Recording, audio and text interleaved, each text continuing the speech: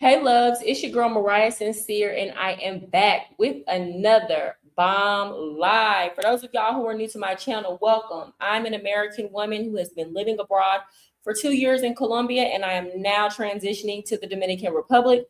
On this channel, we talk all things travel.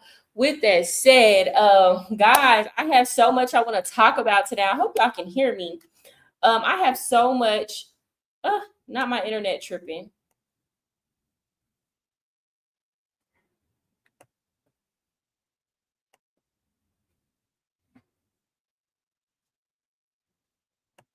Okay, guys, I hope that y'all can hear me. It looks like there's might be something going on with my internet. I have so much I want to talk about today.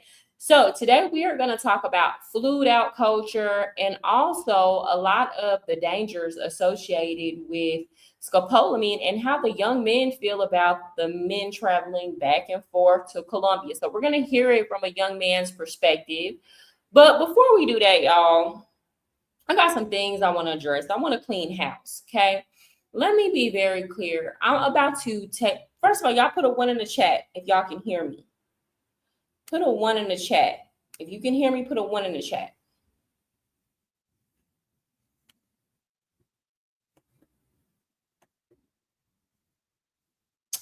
Chosen, are you here? If you can hear me, put a one in the chat. Okay. Thank you, Bismarck. Thank you, Chosen. I have some things that I want to address. I'm about to take my channel in a different direction. Still going to be talking about travel. I'll still address all the controversial topics that y'all want to hear about, as always, right?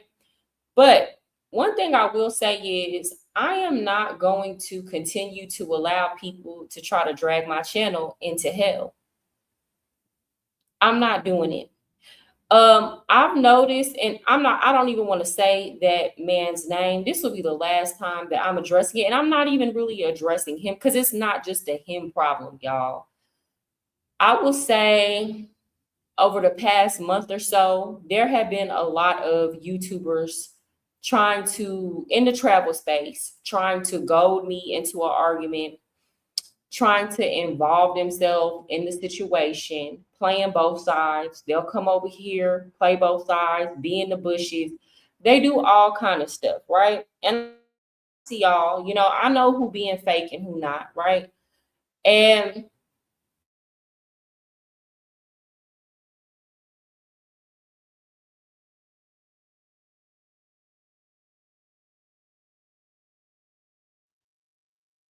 okay, there we go. I see y'all. I see who being fake.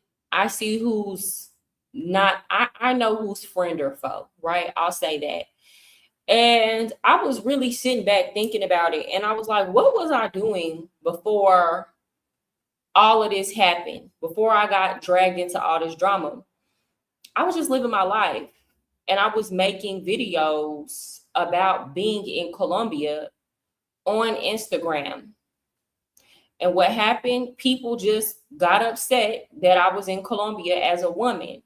So it's like all of this has snowballed from nothing but jealousy, hatred, misogyny. And then I had to realize it's not personal. If it was another attractive woman, they do the same thing to them. Anytime there is a pretty woman on the internet doing her thing, is like she gonna get some haters. And it's not even just a male or a female thing. Yeah, primarily, I'm just gonna be honest, primarily, depending on the situation, it might be men, but it's also gonna be some women in the mix. And like I really got dragged into this whole situation just from trying to defend myself, right? And what I realized is like it's not really serving me. It's not. Not at all, right? It's not gonna, I have a bigger vision and a goal for what I'm trying to do. And when I listen to everybody's gripe with me, everybody has one common denominator, and it's money. Everybody is upset with me over money. Now, why would they be upset with me over money? Well, it's because they're spending a lot of their energy coming over to my channel, watching who's watching me and watching what I'm making. And I think that's a waste of your time. I don't do that.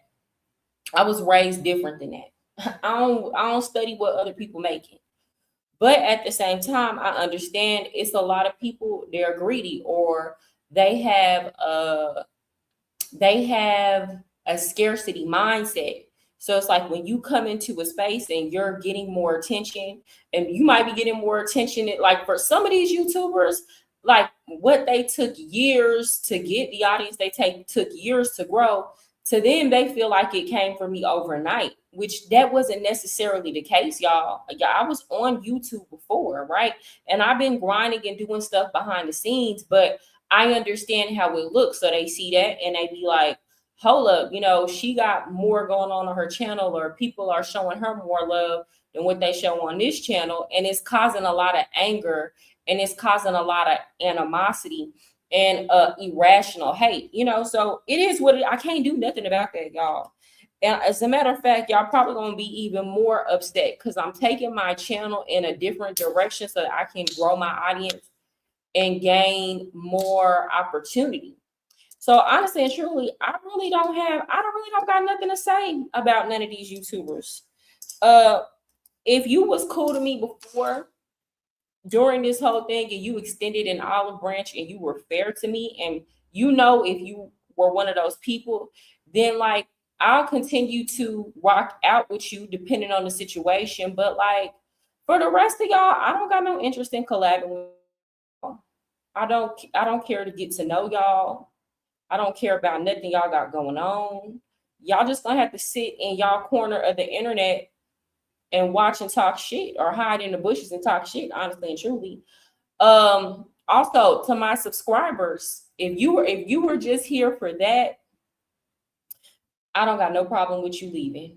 If I was not keeping you here and you were here for just that drama and those interactions, then it's just not in alignment anymore. And I appreciated your time while you was here, but it's not in alignment. I don't want to hear none of these other YouTubers' names, such and such, talking about you. They doing a live, they doing a panel. I don't care. I'm not going over there to look at it. Like, when I really think about it, majority of these people on YouTube, I would never hang out with them in real life. I would never be their friend. I would never be trying to get to know them. So it really doesn't matter. That's why, hold on. Let me show you a comment. What's going on? StreamYard acting up again. I'm trying to click on your comment, Chosen. Okay, that's why I'm not a YouTuber. I'm too sensitive. My feelings get hurt easy. It's not that my feelings get hurt, because it's not about these. Let me tell you something. These people can't hurt my feelings because I know it's coming from a place of jealousy, animosity, and bitterness. And whatever unhealed wounds that they got going on towards other people that don't have nothing to do with me, and they look at me and they package that into me. They see all that in me. Right. And I already know they don't have a healthy mindset, because as soon as you sit up, start talking about other people money, I already know that you have a low vibrational mindset, that you're not operating from a healthy space, if that's what you focused on. Right. So it's like they can't hurt my feelings, but at the same time, I'm the type of person that I get very irritated when people act dumb or say stupid stuff. And I don't have time for foolishness and dishonest actors. And I'm not just directing that towards one person. Honestly and truly, there are multiple people in this space who are dishonest actors. And honestly and truly, it does look bad. I know the audience feed off of the.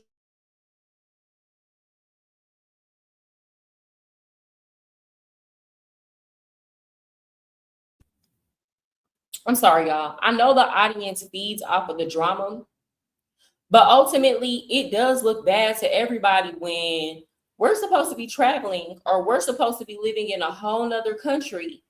And it's like you can't even enjoy it because you're going back and forth with people, or constantly in beef. And that's what I was thinking about. I'm like, these past couple of days since I really made it a point to just like go. I'm sorry, y'all, my internet tripping today. I really made it a point to just go outside and not necessarily get, be on the internet as much as I was. And I was like, well, this is what I would be doing if the internet gonna piss me off. This is what I would normally be doing.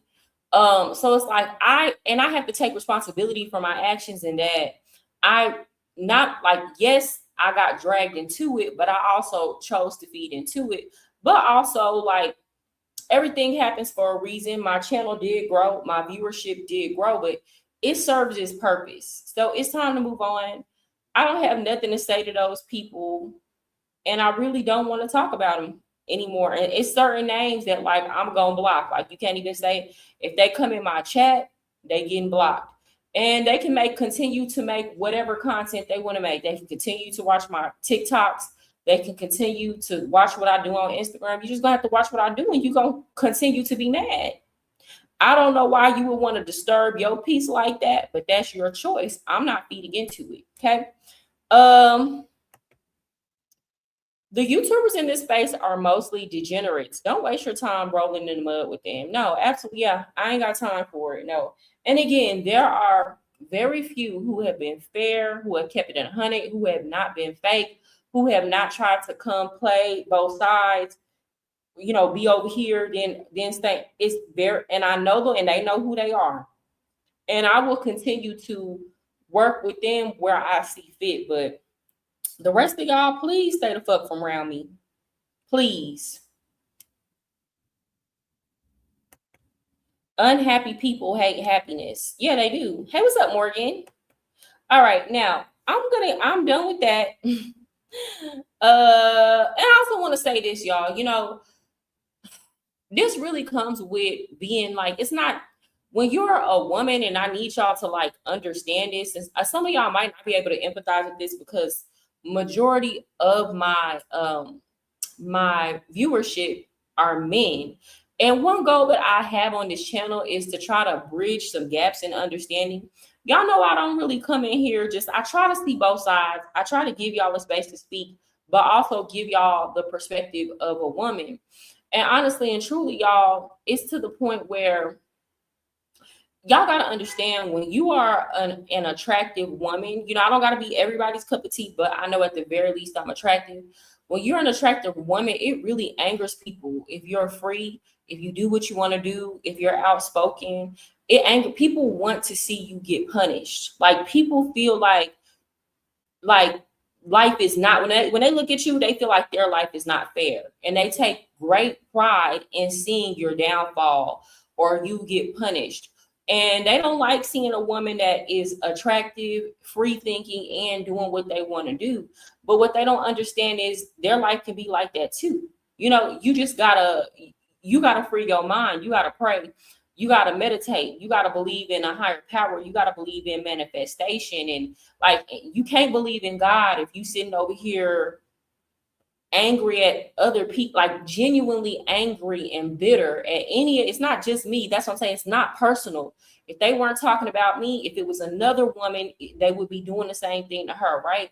And it's like that's devilish. That's really devilish. But again, it's something that I had to deal with my whole life. I dealt with it in high school. I've dealt with it on the job. That's why I don't like working a 9 to 5, being in the office, because I got to deal with not just the men, but the women. And I've dealt with it in the strip club, again, from both sides, men and women. And now it's like, I got on the internet dealing with the same thing, and it is what it is. It's because I went running outside. I've been running outside lately. What up, James? What's up, Wacky World of TV? Who was me jealous, hating, pocket watcher? Men in this space or women in the dancing industry? I'm gonna be so honest, y'all. I gotta be honest. Even when I was dancing, like, I feel like the men in this space are more jealous and pocket watching. Yeah, because here's the thing: in a strip club, women might be jealous or pocket watching, but they're not really as vocal about it.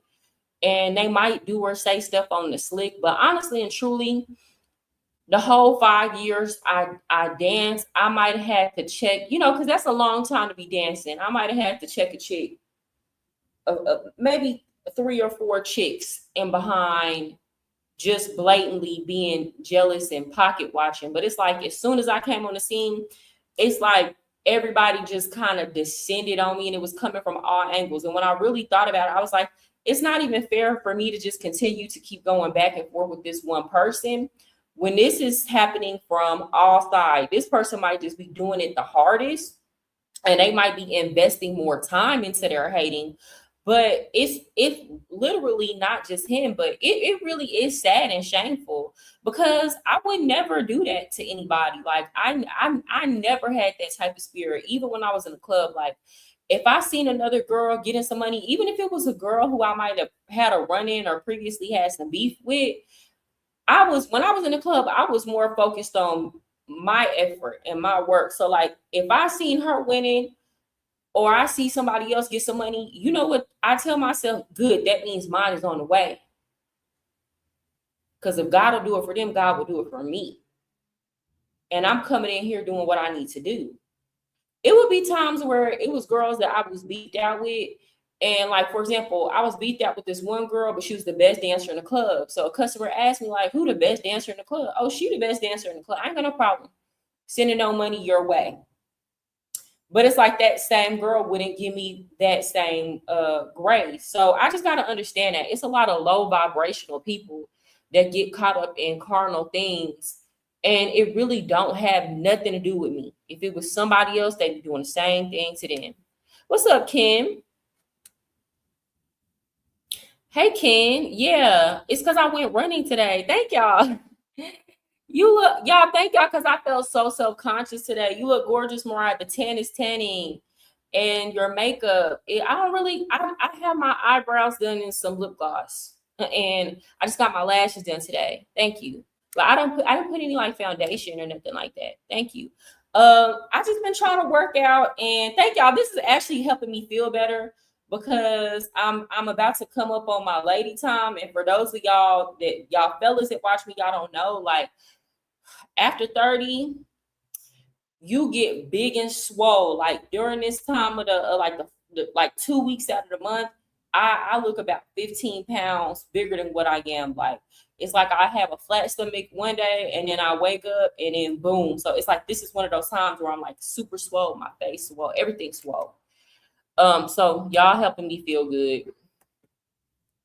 I have never gotten ahead in life standing on people's shoulders. Got ahead by lifting everyone up around me and going for the ride. Yeah. I mean, honestly and truly, it's enough to go around. But that's what I'll say. I know just based on some of the stuff, a lot of them have said that they spend a lot of time trying to watch the numbers, watching who's giving what, this and that. It is what it is, y'all. What I will say is go do something that don't disturb your peace.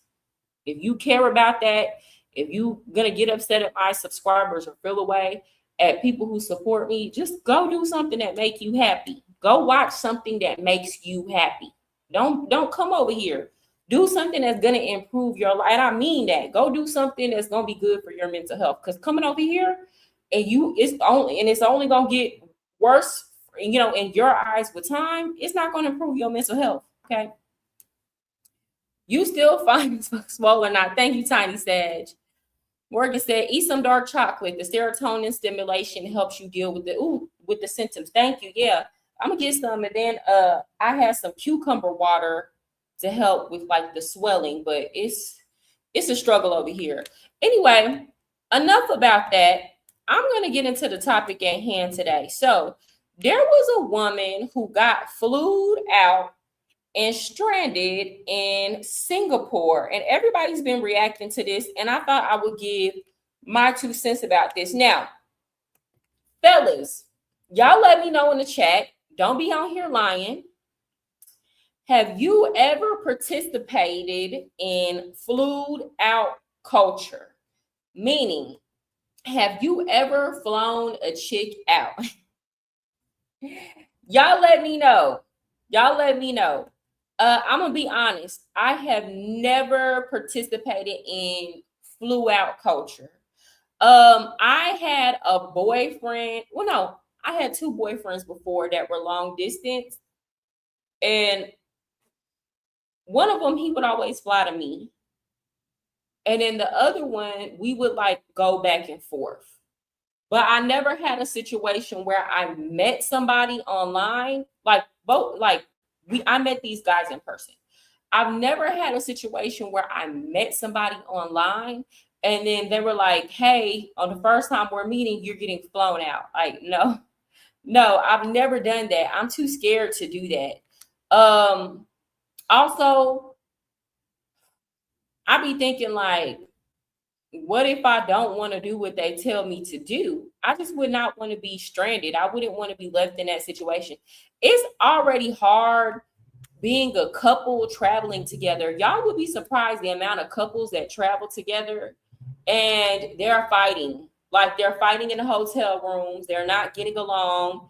It's a problem. You know, I'll be honest. One of my like exes really just kind of turned me off to all that. Because every time we would go on vacation, he would want to fight and argue and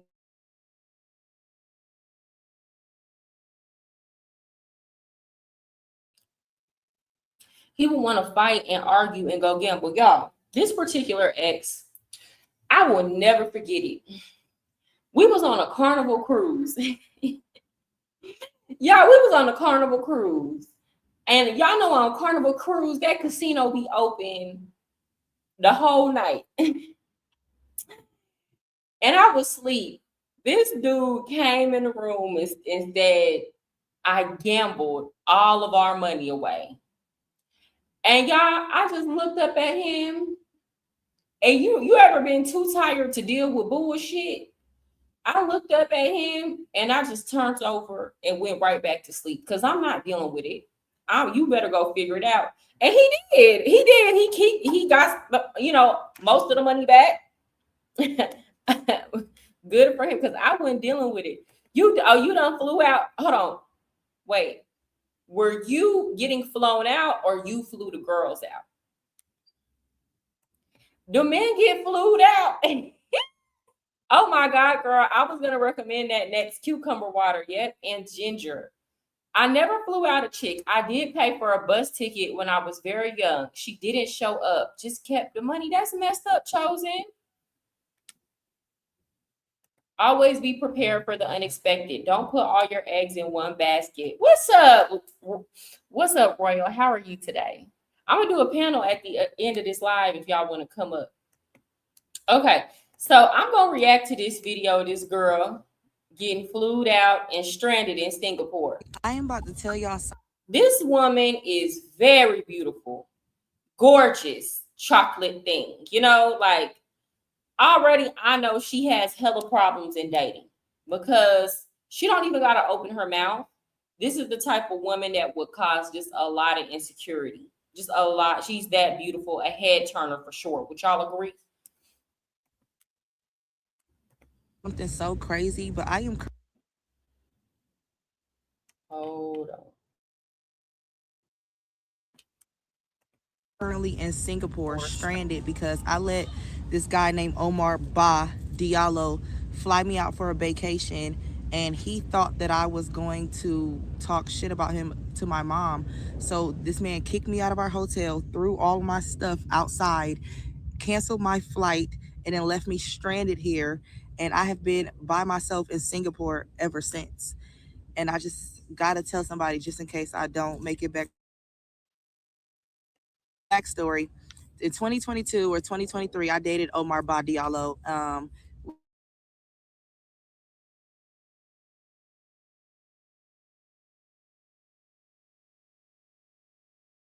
And asked, can he make it up to me for what happened in 2022? I said, I'm only into iconic things. What you got? He said, I want to fly you to Singapore for a vacation. And I said, well, I can't miss work. I like my two jobs. Wrong So move, sis. he sent me $3,500 so that I would feel comfortable with missing work. Okay. Wrong move, sis. Now, this is what I'm going to say. If as a woman, if you just got into it, so this is not a situation where she didn't know this man, because I know we hear these stories all the time. This is not a situation where she didn't know this man And he, she met him online and he flew her out. They had a previous relationship. It didn't work out. He called himself trying to make amends. And on the first link, since they talked, he wanted to fly her out. I'm going to say that's the wrong move. He should have flown to you. He should have flown to you, period, right? And part of this is her fault because she she more focused on, oh, well, I need you to do big things. Okay, I'm going to fly you to Singapore. Girl, you was better off. Like, here's my whole thing. I don't know why women think that a man spending money on you is a sufficient apology for what he did. The only apology that you should accept is change behavior. And the only way that you're going to see that is by slowly getting around this man and seeing what he's about and what changes that he's made over time. You also have to observe how he behaves with other people. So, for example, I'll say this. Let's say you and a man broke up because he had a mean streak. He was mean-spirited.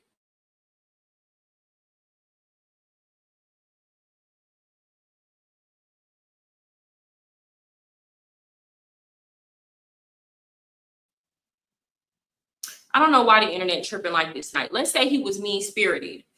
Well, what a lot of women do is when they're trying to make amends with the man, they will look and see, is he going to be nice to her? No. And then he don't got to do it for a long time. If you want to see if that man is really changed, you got to kind of ask him what are some things that he did in the process to deal with that anger and being mean-spirited. But then you also have to watch how he treats other people. It's not just about how he treats you. Because a man can treat you good until he get what he want, and then he own.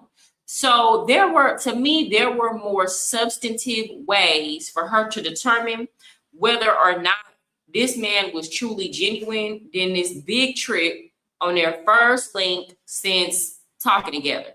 But you live in you learn. I hope she know not to do it no more. Okay, boom, because I make good money. Fast forward. Anyway, I'm on the trip. We are all in love for the first couple of days. Everything is peachy clean. That's my man. Okay. Out of nowhere, the day before, we have a couple of mishaps, but nothing that will lead up to what I'm telling you now. Nothing. What I'm about to tell you is going to make sense. Nothing is going to add up to what I'm telling you. I didn't want to say this and listen to the name. He was a freaking tether. Now I think tether. I know why you're saying it, but. I know why you're saying this, and it doesn't surprise me. It shouldn't have happened, but she should have never trusted him. I'm going to tell you something that happened. I had a homegirl who I had just got over a breakup, and I wouldn't even call the girl a homegirl. We were getting to know each other. She was an acquaintance. And she was like, hey, you want to come hang out with me and my guy friends? And this is when I was younger, and I was still learning. I made it very clear. Again, I just got through a breakup, and I made it very clear to them that I wasn't on that. I wasn't trying to, date the other friend that was there. And these dudes were from, one of them countries, right? So we went back to their apartment, and I think what confused them is that they had money, or they at least portrayed like they had money. So when we get back to the apartment, the crazy thing is the guy that my homegirl liking, or they supposed to, being called themselves dating, he kept trying to mess with me, like in front of her. And I was like, get back. I told you I'm not on that. Y'all, he went absolutely berserk. He went absolutely berserk. He was like, well, fuck you then, in his accent. Fuck you then. Get out of my house. And it's like, bro, I'm trying to and I normally don't feel fear, but I was afraid of him because he was so big and tall. So I'm trying to find my things, right, and grab them and go, because I don't want to be here either. He didn't even want me to get my stuff. He did not want me to get my stuff. So the girl who I was getting to know, she didn't even leave with me. She wasn't even checking on me. I just had to get my stuff, get in my car, and go. And the crazy thing is, I let both of them know beforehand. They both heard me say, hey, I'm not just trying to date. I'm hanging out with her. I had just went through a breakup. And it was I think in their mind, they were like, once we get her back to the apartment, she's gonna go. So when they heard no, like it enraged, and the dude was threatening to pew pew me and everything. Like it was so, I've never seen anybody behave like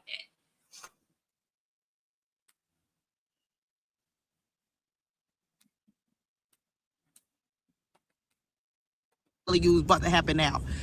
Nothing's gonna correlate.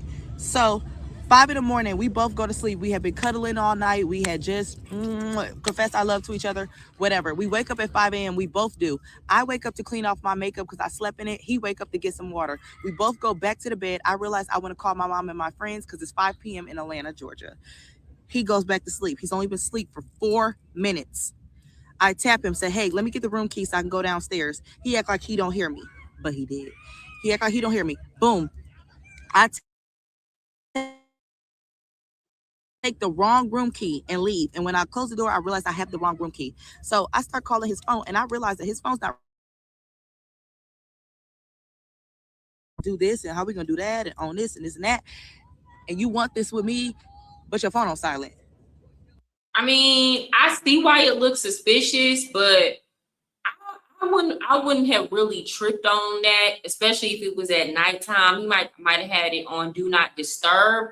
But I mean, the bottom line is this, girl, you was doing too much too soon. Like y'all just started back talking to each other. You gotta ease into all that, girl. You gave it all away way too soon, especially because if y'all had legitimate reasons for falling out. Again, he should have flown to you, and y'all maybe should have went on some dates or talked and kind of eased back into the relationship before you was like confessing your love and doing all that. Because now he feel like he got the license to act a fool.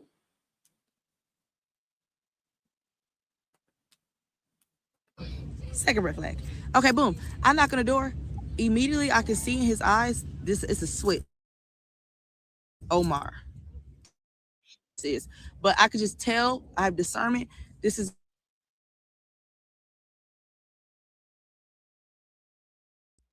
Hold on, y'all.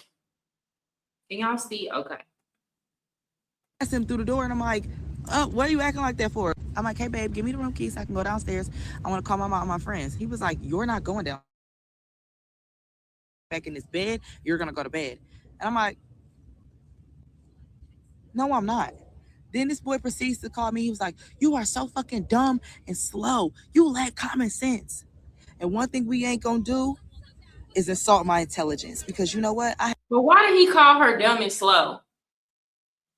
That part, it's like, it's not making sense to me. I feel like something got left out there. So why, like, what did she do that was dumb and slow? I wonder if she said something to him about the text message or about his phone being on silent.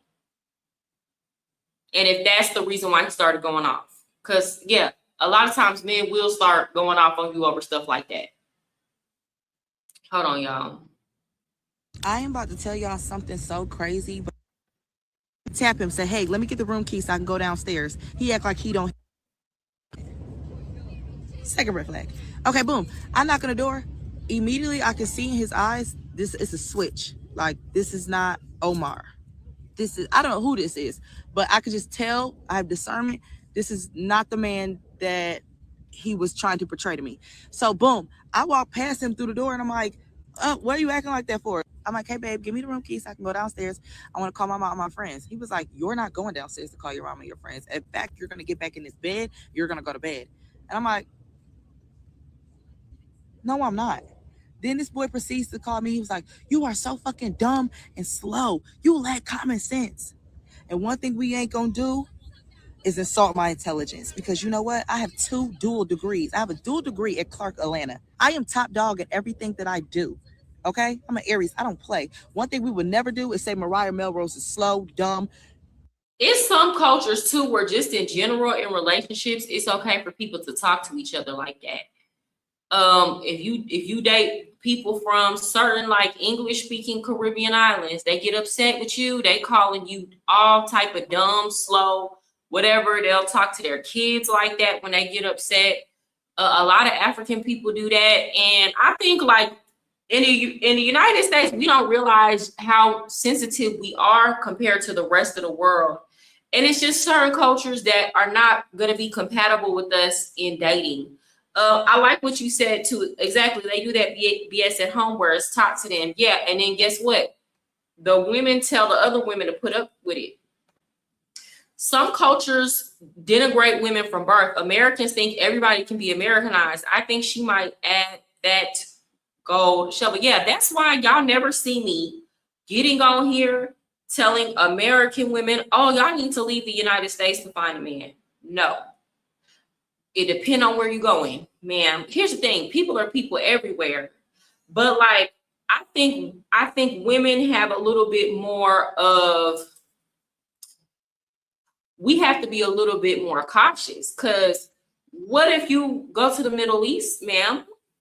Are you going to want to subject yourself to a lot of those rules in those countries? Or are you going to want to give up a lot of your rights? Okay. What if you go, like, there are certain countries where women are still second class citizens, where we're like 100 years ahead of them in terms of women's rights. And people can say what they want to say about the Western world. And when I say the West, I'm including the Caribbean and Latin America.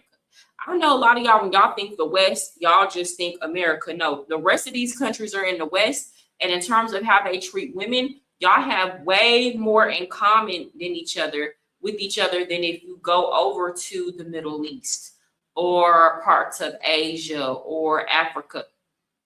I think that if you're an American woman and you're single and you would like to date or you would like to move abroad, first of all, I think American men, I think if it's just dating, if you want to move just for dating and there's nothing else, I think you better off staying in America, honestly and truly.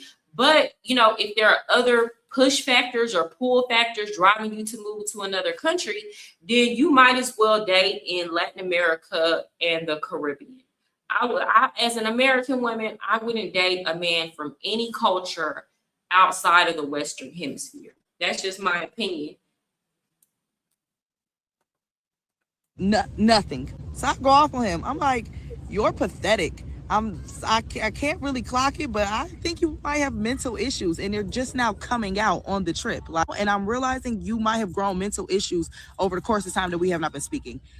It's given pathetic. I'm going to go call my mom. I'm not sure if you think I'm going to go call a man or what is going on, but I'm going downstairs. I'm going to make a phone call. He's like, if you go out this room, you will not make it back in this room. So I'm like, girl, I would have got my stuff and left. I did outside, call my mom or whatever. They like, yeah, if you think he might have mental issues, you think he might be mentally ill, go upstairs, pack your bag, move your flight, and come home. I'm like, okay, cool. I go upstairs. This boy double bolted the doors. I go get concierge. They come upstairs. They like, yeah, man, we can't let you in this room because he double bolted the doors. Not you won't even let the hotel concierge in. Crazy. We have never locked the key. So they put me in a conference room because I have on lingerie and a robe. Because mind you, well, why did you go out the house, the apartment like that, girl? If a man tells me if you go downstairs, you are not getting back in this room, I would have got my stuff. But you know what? She might have left for safety purposes. Let me hold on. She might have left because she thought he was gonna really flip out on her. So she might have left before he took her life or something like that. Who knows? Mm-hmm. So I'm in a conference room. I'm weeping and sobbing because I'm just trying to figure out what would make him think that I deserve this. Nothing that occurred in the past 2-3 days amounts to this. So my heart stops because the lady comes around the corner and she goes, I hate to break it to you, ma'am, but I just tried to talk to him and he said he does not know you and proceeded to throw all your stuff out. Wow. My expensive camera equipment, my Sony B1, my G7X that I just got as a gift from another guy I'm dating, all my new clothes, everything, my passport. That boy was withholding my passport, y'all. So I'm weeping and sobbing in the conference room because I can't even believe that this is happening to me. I'm so distraught that the lady helps me proceed to pack my bag. She helps me book a new hotel with their sister hotel, calls me a cab. My thing is, I'm a good person, so I know that I will bounce back from this because. But my whole thing is, why didn't the hotel do more to help her get her stuff back? I would And never do nobody like this. Yeah, I am gonna let God handle it, but when I. why didn't the hotel do more to help her get her stuff back? And y'all know in Singapore, all of that throwing stuff out and littering, that's illegal. So he shouldn't have been doing that no way. So I mean, I see they tried to help her after the fact, but just because somebody says, I don't know this person, well then if you don't know them, why is there stuff in your room? So I feel like they should have helped her get her things. I don't know if they were scared he was going to cancel, but Singapore got too much money for them to be acting like that. Lame niggas think a plane ticket means ownership. If money means that much to you, you should never spend in the first place, lame ass. Yeah, but here's where she made the mistake. I gotta call it out. My microphone, y'all. I gotta call it out. They have been broken up for a while. And she told him, he was like, what do I gotta do to make it up? And she was like, you gotta do big things. I need business. Like, girl, you were trying to do way too much too soon. Going out of town with a man that you fell out with on y'all first link back together is not smart. Y'all gotta ease back into it. So I think this was a case of doing too much too soon. You know, they might have fell out over something petty, or he might have even stopped talking to her. And instead of her just kind of playing it cool, playing it at a distance, she was just too ready and willing to take him back and to act like nothing happened. And that's never smart as a woman.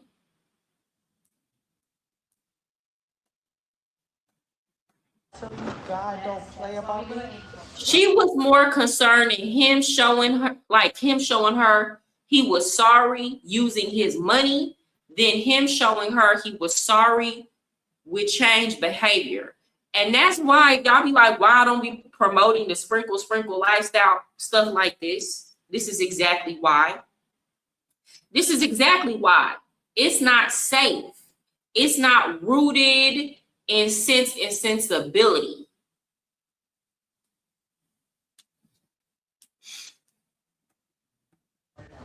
Over me wanting to call my mom. All because I wanted to call my mom? Because yes, girl, he want to have control. First of all, he didn't want to get embarrassed for his behavior. And then he wanted to have control. Those type of men like that want to isolate you and make you feel lonely in a situation. So now you got somebody that you can call. He feel the type of way because A, you put him on blast, and that's hurting his ego. And B, now he feel like he can't just do you any type of way because you got some type of support. And that's why I tell women all the time, it's not always good to be focused on money and what a man can do for you financially. You got to focus on character above all else.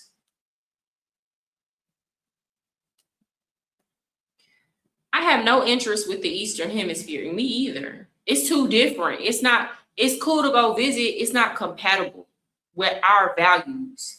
Real talk, he showed signs before the trip. She chose to ignore them. Don't take trips across the street with people showing signs of instability. She wanted it more than him. She was to blame. And it's like, I don't even want to play the blame game because at the end of the day, he the crazy one. You know, like at the end of the day, he the crazy one. Right? But at the same time, I think women have heard a lot of dangerous messages, especially online with this internet thing. We think money is the end all be all, and that's the way that men are going to show you that they're being sincere, right, with their money. But to a man that got it, it's nothing. It's nothing. It's truly nothing. And if y'all, I don't even want to say that because then I'm going to sound wrong. But hey, here's the thing. Some men ain't even spending money that they got honestly. Y'all got to read in between the lines what I'm saying here. It's a lot of these men who are spending money that they did not earn. They're spending money that other people earned that they were able to get their hands on. So they have no real emotional attachment to spending that bread on you. They finna go get some more.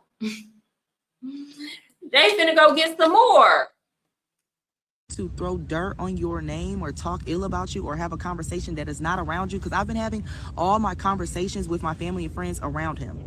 So I'm thinking that he thinks that I'm about to talk about him or I'm about to call a man. Regardless, leaving me like this. I'm in Singapore. It took me 24-hour flight to get here, away from my friends and family. You would desert me in Singapore? So I get to the new hotel. I look at my itinerary. That man canceled my flight. And the reason why I let Omar book my flight is Y'all, because I regardless, don't y'all never might not like her. Y'all might not think she telling the whole story. He fouled for that. He fouled, like that's foul behavior. Regardless of what happened, that's foul. It ain't like she put her hands on a man or nothing like that. That's not coming up in the story or nothing like that. She ain't. It's Singapore. They probably would have took her to jail for that.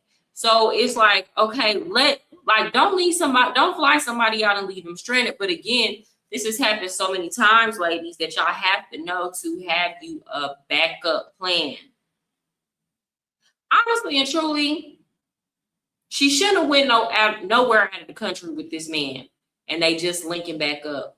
But me personally, I would have been like, oh no, I'm gonna pay for my own flight and I'm gonna pay for my own room. Like we're gonna have to have separate rooms. If it's about rebuilding the connection, sometimes you gotta be willing to just break your own bread for your safety and peace, and so that you can have control over what's going on with you and your life. Hey Jamal. What's up? She spent the $3K he sent her and went there broke. That's why I don't bring sand to the beach. Well, then I'm like, here's my whole thing. Now she says she got all these jobs. Girl, where was your money? Now, it's either that or she just there because she want a vacation there. I don't know, girl.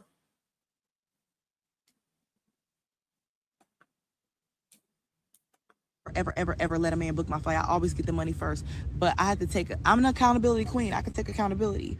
Okay, but girl. The reason why I let him book my flight is because you sent me $3,500, which showed me that you cared, that I cared that I was missing work. My flight was $3K. So you damn near spent $7K for me to get here. In 2022, we were at odds. You let me borrow your car. I wasn't on your insurance or anything. I could have ran your car into the river. I didn't do none of that. You trusted me that I had your car for weeks when I got into a car accident before I got my dream car. But anyway, it's the fact that you had shown me so much trust that you care about my well-being that I would never think that you would do this to me. I could understand that, y'all. Y'all gotta understand too. Let's be fair. I know the fellas want to jump on her. But from what it sounds like, they have history. This is not a random man that she met online. So you got to be fair. She had known him before. They've had history. They've been through some things before. So she was willing to put trust enough in him to book the flight. It's absolutely not the same situation as if she would have met him just randomly online, trusting him, right? And again, this is not a situation where obviously she ain't withhold the box. From what he's telling us, this was not over that, So this is a completely different situation. Do I believe she should have linked up with him that quickly overseas after reconciling? No, that's not the way you do it, girl. You said that you want to show me that you're the man for me. You want to date me. You want to make it up to me. You want to see where things go. You talking to me about kids and family, and you would leave me stranded in another foreign country? But sometimes you gotta think like this, girl. What was you doing after y'all broke up? Okay. I don't know who broke up with who in this situation, but what if it was a situation where she broke up with him or she ended it, or let's say he ended it, and you went on and he saw you dating, you was posting with other men, or he saw you just glowing up or whatever, girl, you gotta think about it. Sometimes a man, he not coming back because he wants you. He coming back because he want to feel like he won. Like he won his get back for whatever he feels like transpired after the breakup. So you got to think about that. Not everybody coming back. Some people will pick you up just to watch you fall. You got to think about that. Paying for your own flight and hotel fare will 100% prevent you from being stranded. No, exactly. Facts. 7K for a RT to Singapore. Yeah, I'm gonna tell y'all this another story that happened with me.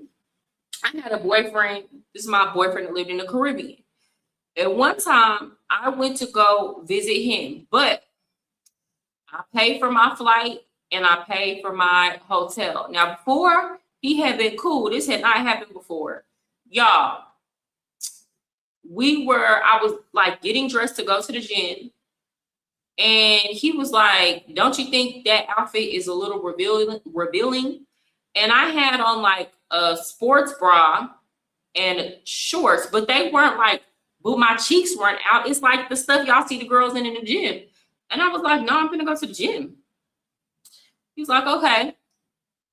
Y'all, because I did not change my outfit, he did not talk to me the entire rest of my trip there. And I didn't go home because I booked my flight, I had booked my Airbnb, and I had other friends I could hang out with. So I was cool. It wasn't a situation where I was like, oh my God, I'm stranded or whatever like that. So then he was like, so we just didn't talk. And then like a couple weeks later is my birthday. And he was like, I want to make it up to you. Like what she said, mind you, I had already had my flight booked there for my birthday. So I was going there anyway. And my homegirls were coming. We had an Airbnb or whatever. So my birthday came and yeah, he did make it up to me. He did spend a lot of money on me that weekend. I didn't ask him to, it was just my birthday. But like, I was never in any danger of being stranded. Like, and then after that, I just didn't trust him. Like, he had to come to Texas. Like, bro, you got to come to Texas. Like, because you be flipping out too. Caribbean dudes is a whole nother. Some of y'all are like, that's another thing. A lot of people are not understanding cultural dynamics. So they're listening to her and they're like, she's not telling the whole story. But honestly and truly, y'all be surprised how much these dudes from these other cultures would just flip the freaking switch. And you be like, sir, it wasn't like, didn't shit happen? All they gotta do is feel like you hurt their pride just a little bit and they flipping the hell out, or they just turn into like Dr. Jekyll and Dr. Hyde. So you just gotta be ready at any moment for somebody to switch up on you.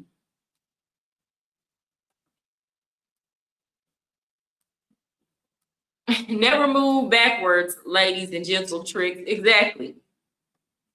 It sounds like they previously dated. She decided to take a free trip and it went left. Singapore is the first stop. She failed. He probably in Thailand now. Happy. What? What up, GMS? Hey, good to see you.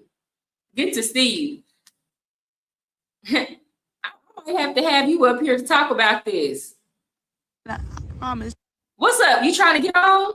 Y'all, like I have never been more brokenhearted than I am right now. Like, I think this is the worst a man has ever done me. And I think yeah, he did you bad, girl. Really like sends me over the edge. He told me some of his deepest, darkest secrets. He basically told me that when he was 9, he lived in West Africa and that his parents smuggled him into the United States. And they girl, why would you tell that? Somebody. I guess she said she don't give a damn because he left her stranded. So she got to get her get back. But girl, if you was I don't know. Do y'all think she wrong for exposing his secrets after he stranded her? I don't know. I was raised a little old school. I still wouldn't get on the internet and tell it. Nah.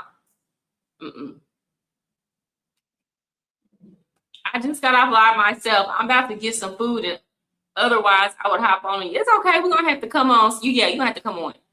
We're gonna have to plan it. That is my homie GMS. Y'all follow him. Y'all make sure y'all follow. He got a real good show.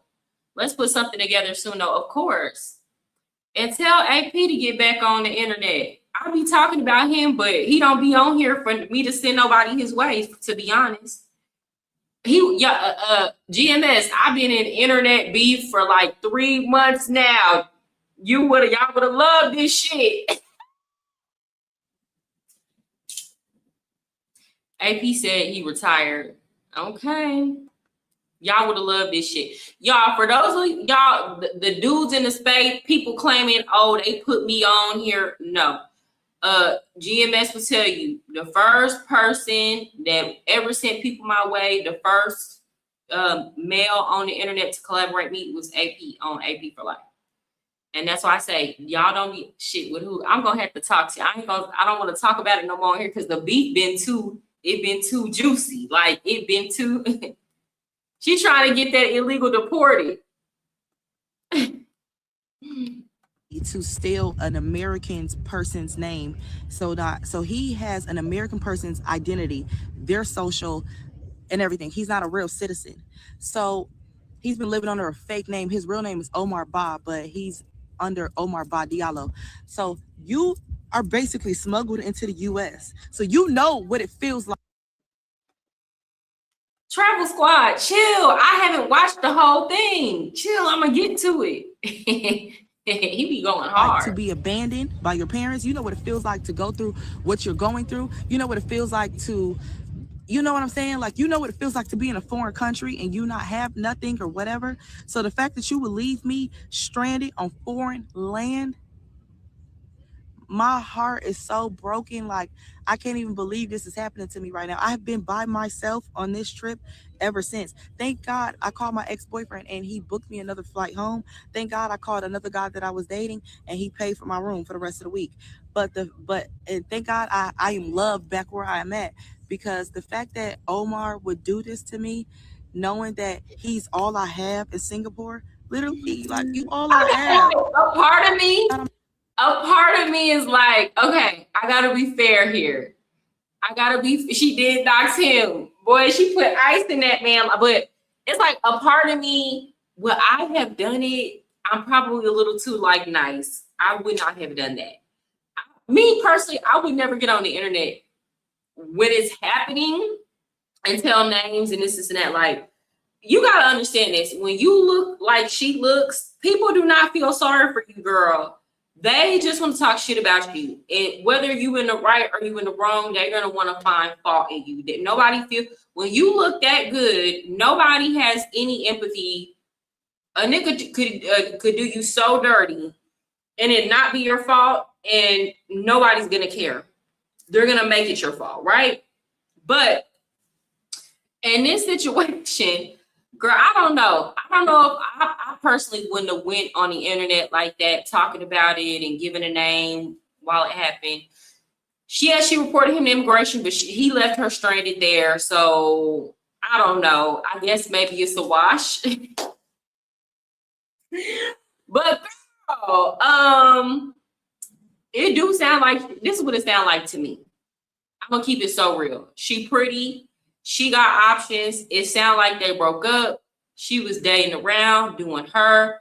He knew about it, and he used this as an opportunity to get his get backs for all the nights that he was mad or irritated, or all the times he had to watch her hugged up with another dude online, or her doing the most, or knowing she was dealing with other people. That's what it sounded like to me. I'm just keeping it real. I'm gonna say this. He was 100% wrong for doing that to her. Like, if you know you're not serious with a woman and you're not really trying to reconcile with her, to me, revenge is pointless. He could have been doing other things, right? But as women, you gotta kind of know this kind of stuff, and that's why I say you gotta go through the game to get the game. You gotta know, and that's why I say she kind of put herself in this predicament as well, even though I'm gonna be real, it's his fault. Y'all, we gotta stop that. Here's the thing, and I talk about this when we talk about Colombia, right? In Colombia, y'all, when them girls be scoping the dudes, y'all hate it. Y'all hate it when the public be like, well, he shouldn't have been with prostitutes. Why? Because y'all be like, yeah, he was out here buying a box, but he didn't deserve to get unalived. Like, even though he knows that's a risk, he didn't deserve for that to happen, which I'd agree. He doesn't deserve for that to happen. And those girls are absolutely at fault, and they're the ones that are wrong, and they need to go to jail, right? And they need to be held accountable. But also, it's a learning lesson for other men too, to know how to move and to learn not to be in those predicaments. So I'm not gonna fault the men for getting scoped. The fault is on the person that did wrong, right? That was out here with nefarious intentions. But also, you gotta learn from the situation, because you can't control when people want to move foul. You can't control how they move. All you can do is protect yourself. She had backup ninjas. She good. Dude is a clown, though. Yeah, I mean, she good. She got backup. She pretty. Here's the thing. This is another reason why people don't feel sorry for her. She pretty. She finna be on to the next dude, flying her out. Next time, hopefully, she'll move smarter. She'll bounce back. He didn't leave her stranded. Remember, he gave her $3.5K before the trip. He did leave her stranded. She didn't know she was gonna have to use that for a flight back home. He did. Travel Squad. He did her wrong. I don't know what she used that $3K for, but whatever it was, he already booked that flight, so she didn't anticipate she was gonna have to use that. Maybe she used that money to buy stuff while she was on the trip. So y'all can't do that. Y'all gotta be fair. I mean, it's both of their fault, but I'm not gonna say that. He's the foul person. He wrong for that shit. Point blank, period. He wrong for that, right? At the same time, it is a learning lesson. Like, you should not be doing too much too soon with a dude you broke up with months before and not have a backup plan. She should forget the backup plan. She shouldn't have went. You don't break up with a dude and then on our first time linking back up together, y'all are on a vacation overseas. I wouldn't do that. Jamal said she's not at fault at all except for snitching at the end. Now he about to catch that Trump Express back to Somalia. No facts. Okay, so let's see what the internet had to say about the situation. Let's see what the internet had to say. Because y'all know the internet gonna talk. I'm gonna show both men and women's opinion, okay? And then we're gonna talk about just fluid out culture in general. Now, again, I'm gonna ask the fellas again, y'all be flying women out? No, I thought I saved those. You know whose channel I'm gonna go to? I'm gonna go to Austin's channel because I saw he did a review on it. I'm gonna go to Austin's channel and I'm gonna go to Anton's channel.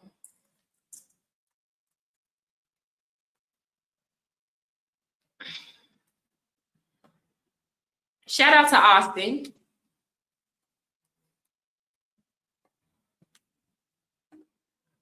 Let's see what he said.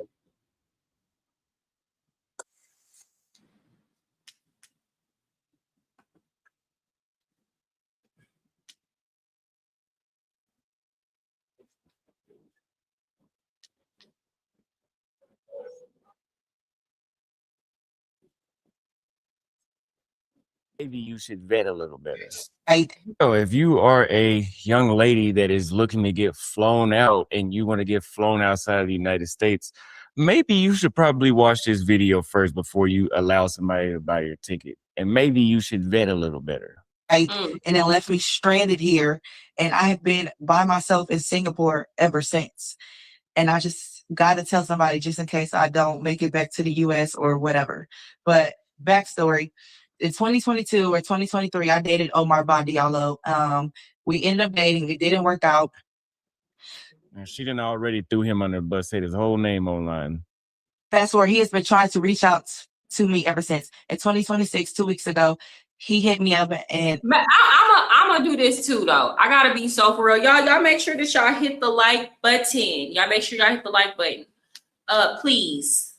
And hit the subscribe button too. I'm gonna play devil's advocate. I think he was just a bad person. And sometimes, like, these certain energies attract each other, right? But I also think maybe he knew she disloyal too. Because, like, if I really like the man and I love the man, I'm the type of person, like, even if he did be dirty or greasy, I'm going to go, like, process all that. I'm not finna just run to the internet and be giving out your whole government name. But she's trying to get him deported. So it's like maybe he already knew she not really a loyal one anyway. But at the same time, he's a bad person. Asked, can he make it up to me for what happened in 2022? I said, I'm only into iconic things. What you got? He said, I'm going to fly you to Singapore for a vacation. And I said, well, I can't miss work. I like my 2 jobs. So he sent me $3,500 so that I would feel comfortable with missing work. And I'm not going to say that it's nothing wrong with him doing that, but this is exactly how all the men are priced out of dating in America. So if you want to date, she's an attractive woman. She looks like she's in her 30s. If you wanted to date an attractive woman in her 30s, she has already had the experience of somebody saying, hey, not only do I want to fly you to Singapore, which is on the literal other side of the world, which means it's going to cost at least $2,000 round trip for a coach ticket. And knowing these women nowadays, that's not even good enough for them. So it's going to cost $2,000. Like, I'm not trying to be funny, but then these women really be associating that with love. And it's like, girl, this is a Nigerian man. They do this. I'm sorry. I shouldn't have said that. But it's true. Like, girl, that's what they do. When I used to work in the club, they would be the main ones coming in there, throwing and spending other people's money that they scammed. And they would have a girlfriend or 2 in every single club. And the girls would be so impressed. And I'm like, girl, you impressed and he ain't even spending money that he went to a job for, girl. But anyway. Round trip. And I'm going to, you know what, you don't want to take off work. I'm going to give $3,500 to you so you could make up for the missed work, which is fair. But the thing is, the average American guy is making like $4,000 a month. So they would be literally impossible for you to even imagine, unless if you coming out your savings account. And if you're making $4,000 a month, it's probably going to take you literally about a whole year just to save $3,500, considering the cost of living in what state you're in. And so the average guy that's making $4,000, $5,000, and $6,000 a month cannot even compete with this. So you already out here. And what's even worse is she's going to say that this dude she's talking about is West African, which makes a lot of sense. Okay. Yeah, because I make the money. Fast forward. Anyway, I'm on the trip. We're all in love for the first couple of days. Everything is peachy clean. That's my man. Okay. Out of nowhere, the day before. Girl, you're Nigerian. That's your man and a lot of women's men. Like, will you really think about it? People trying to give him a pass for his phone being put on silent, but we know better. We know better.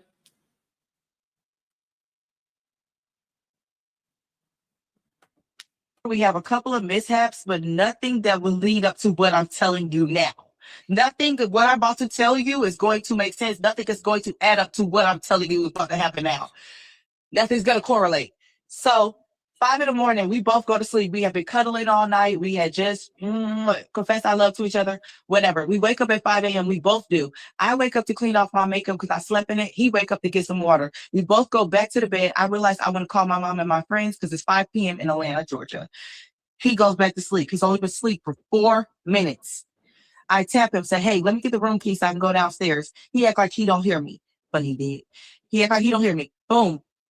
I take the wrong room key and leave. And when I close the door, I realize I had the wrong room key. So I start calling his phone and I realize that his phone's not ringing. It's on silent. How are we on a vacation and night before you just talking about marriage and kids and how we going to do this and how we going to do that and on this and this and that. And you want this with me, but your phone on silent. Second red flag. Okay, boom. I knock on the door. Immediately I can see in his eyes, this is a switch. Like, this is not Omar. This is, I don't know who this is, but I can just tell. Let me play devil's advocate. Now that I'm listening to it again, maybe he was like, why are you leaving the room to go talk? It's possible that he was like, why are you leaving the room to go talk? Why you gotta go down? Like, why you gotta take your phone and go downstairs and talk? Who you talking to? I don't know if he said that to her, but it's possible that he thought she was trying to be shady too.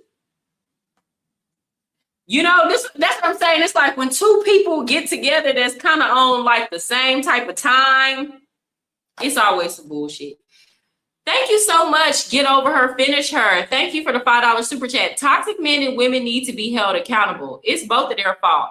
He's spending large amounts of money. That's not his wife, and she traveling with no money. Okay, I mean, fair point.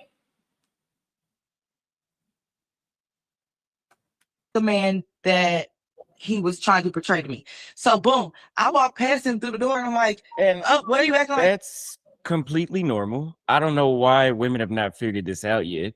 Most of these dudes that have a lot, not all, but most of these dudes that have a lot of money to just throw at you like that, a lot of them have put their head down in the sand and generated a lot of income because they have some other mental issue, or they've always been weird, or something else has always been going wrong. So I don't know. You just got to take that into account. I say this Obviously, all the time, guys, and this is why I love bringing up my perspective from working in strip club, because it's very, very relevant.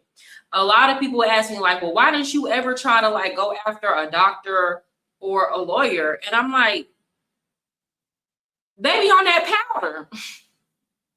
And me, I can't do them hardcore. I don't be doing no Snow White, them Tootsie. Some of y'all be going to Columbia going hard, right? I can't do it. And not just, a lot of them be on that powder. A lot of them got weird kinks and stuff like that, you know. And the girls that I would work with would tell me, like, one girl told me she was dating this lawyer that she met in the club. And she was telling me that he liked to get, you know, it's PEGGED. Can I say it? He liked to get hit from the back. It'd be a whole lot of weird stuff. That's another thing. That's another part I don't talk about. So when y'all be telling the ladies, oh, the ladies are going after the wrong men, the ladies like the thugs and the hood dudes, which a lot of hood dudes be into some weird stuff too.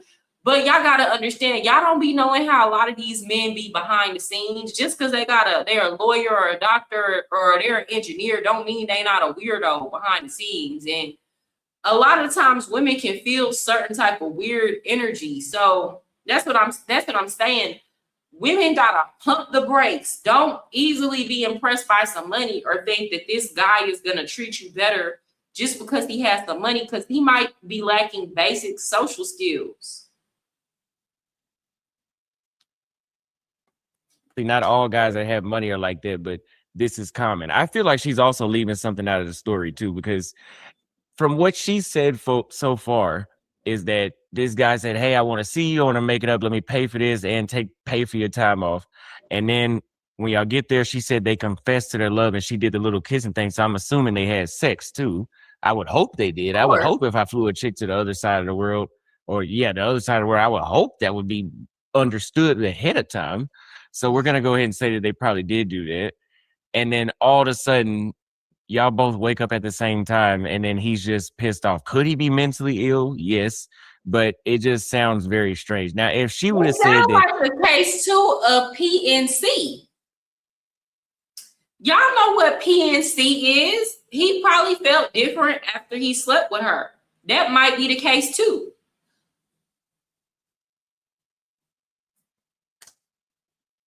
We don't really know at the end of the day because we weren't there. But he might have felt different after he got it so fast after they, was just on break. Oh, he was trying to smash and I didn't want to. And then he just magically flipped the switch. That would sound about right, because especially if you done invested $7,000 or so into flying a chick over that you were interested in and she ain't trying to smash, like, yes, I would flip the switch too. I mean, that's just natural, especially when you're talking about that kind of money involved. Did that for? I'm like, hey babe, give me the room keys so I can go downstairs. I want to call my mom and my friends. He was like, we're not going downstairs to call your mom and your friends. And that was possible. What if she was withholding a cookie? But I feel like if that was a part of the story, she would have said that, because then it makes her look like even more of the victim. I feel like if she didn't sleep with him, she would say I wouldn't sleep with him and he started acting different. So I think she slept with him. Fact, you're gonna get back in this bed, you're gonna go to bed. And I'm like, no, I'm not. Then this boy proceeds to call me. He was like, you are. She calling a grown ass man a boy that just flew her all the way around the world. See what I'm talking about? You got to be able to pay attention to these small details. This boy. Okay. So fucking dumb and slow. You lack common sense. And one thing we ain't gonna do is assault my intelligence, because you know what? I have 2 dual degrees. I have a dual degree at Clark Atlanta. I am top dog in everything that I do. Okay. Okay. And again, she sounds intelligent. I can tell by the way how she speaks English. She's not stupid. But for the record, I know plenty of idiots with 3 degrees and doctorate degrees. So degrees Ladies, make why a lot of times, I don't know if I got ladies listening to me because most of my audience is male. But like, this is why a lot of times the men, like, y'all be listing out all these degrees, and then all they thinking about in the back of their head is how much game they done ran on you with your degree. So don't do that. It's not, it actually, you're not making a case for yourself. And here's the thing, accolade, kudos to you for putting in the work, get your degrees, girl. It's just in this case, this particular scenario, it's not helping you. You a professional in whatever that degree was in. If you got a degree in nursing, that doesn't mean you know geopolitics. That doesn't mean you know culinary arts. You know nursing. You are smart at nursing. I just have to say that because a lot of people. Okay, I'm an Aries. I don't play. One thing we would never do is say Mariah Melrose is slow, dumb, nothing. So I grow up on him. I'm like, some people look smart, but they don't have no common sense. Some people be real, but I meet a lot of people like that. Very highly educated. And then when it comes to the basic facts and the basic things of life, y'all, they ain't all there. They can't put it together. I can't really clock it, but I think you might have mental issues, and they're just now coming out on the trip. And I'm realizing you might have grown mental issues over the course of time that we have not been speaking. It's getting pathetic. I'm going to go call my mom. I'm not sure if you think I'm going to go call a man or what is going on, but I'm going downstairs. I'm going to make. I mean, it's giving pathetic, but you just talked about him being a guy that just gave you 7,000 or so, at least $5,000 to go to the other side. About $7,000 when we include the hotel, probably. That is an overachiever. If you have $7,000 to just drop at the spare at a moment, unless if you're like robbing people, I don't know if I would associate that with somebody being pathetic. Now, maybe his behavior is pathetic, but I wouldn't characterize him as a pathetic person just solely off of that. Phone call. He's like, if you go out this room, you will not make it back in this room. So I'm like, Romeo, you wouldn't go be with Oprah today? A woman's accolades does nothing when it comes to attracting a man. Perfect example, Oprah Winfrey. Like, granted, you right in the sense that like ain't nobody sitting up lusting over Oprah Winfrey. That don't mean she ain't attracted no man, okay? And she been standing for a minute. But most men today, if Oprah Winfrey gave them the opportunity to come be her man for her money that she got based on her accomplishments, they would go running. Do you hear me?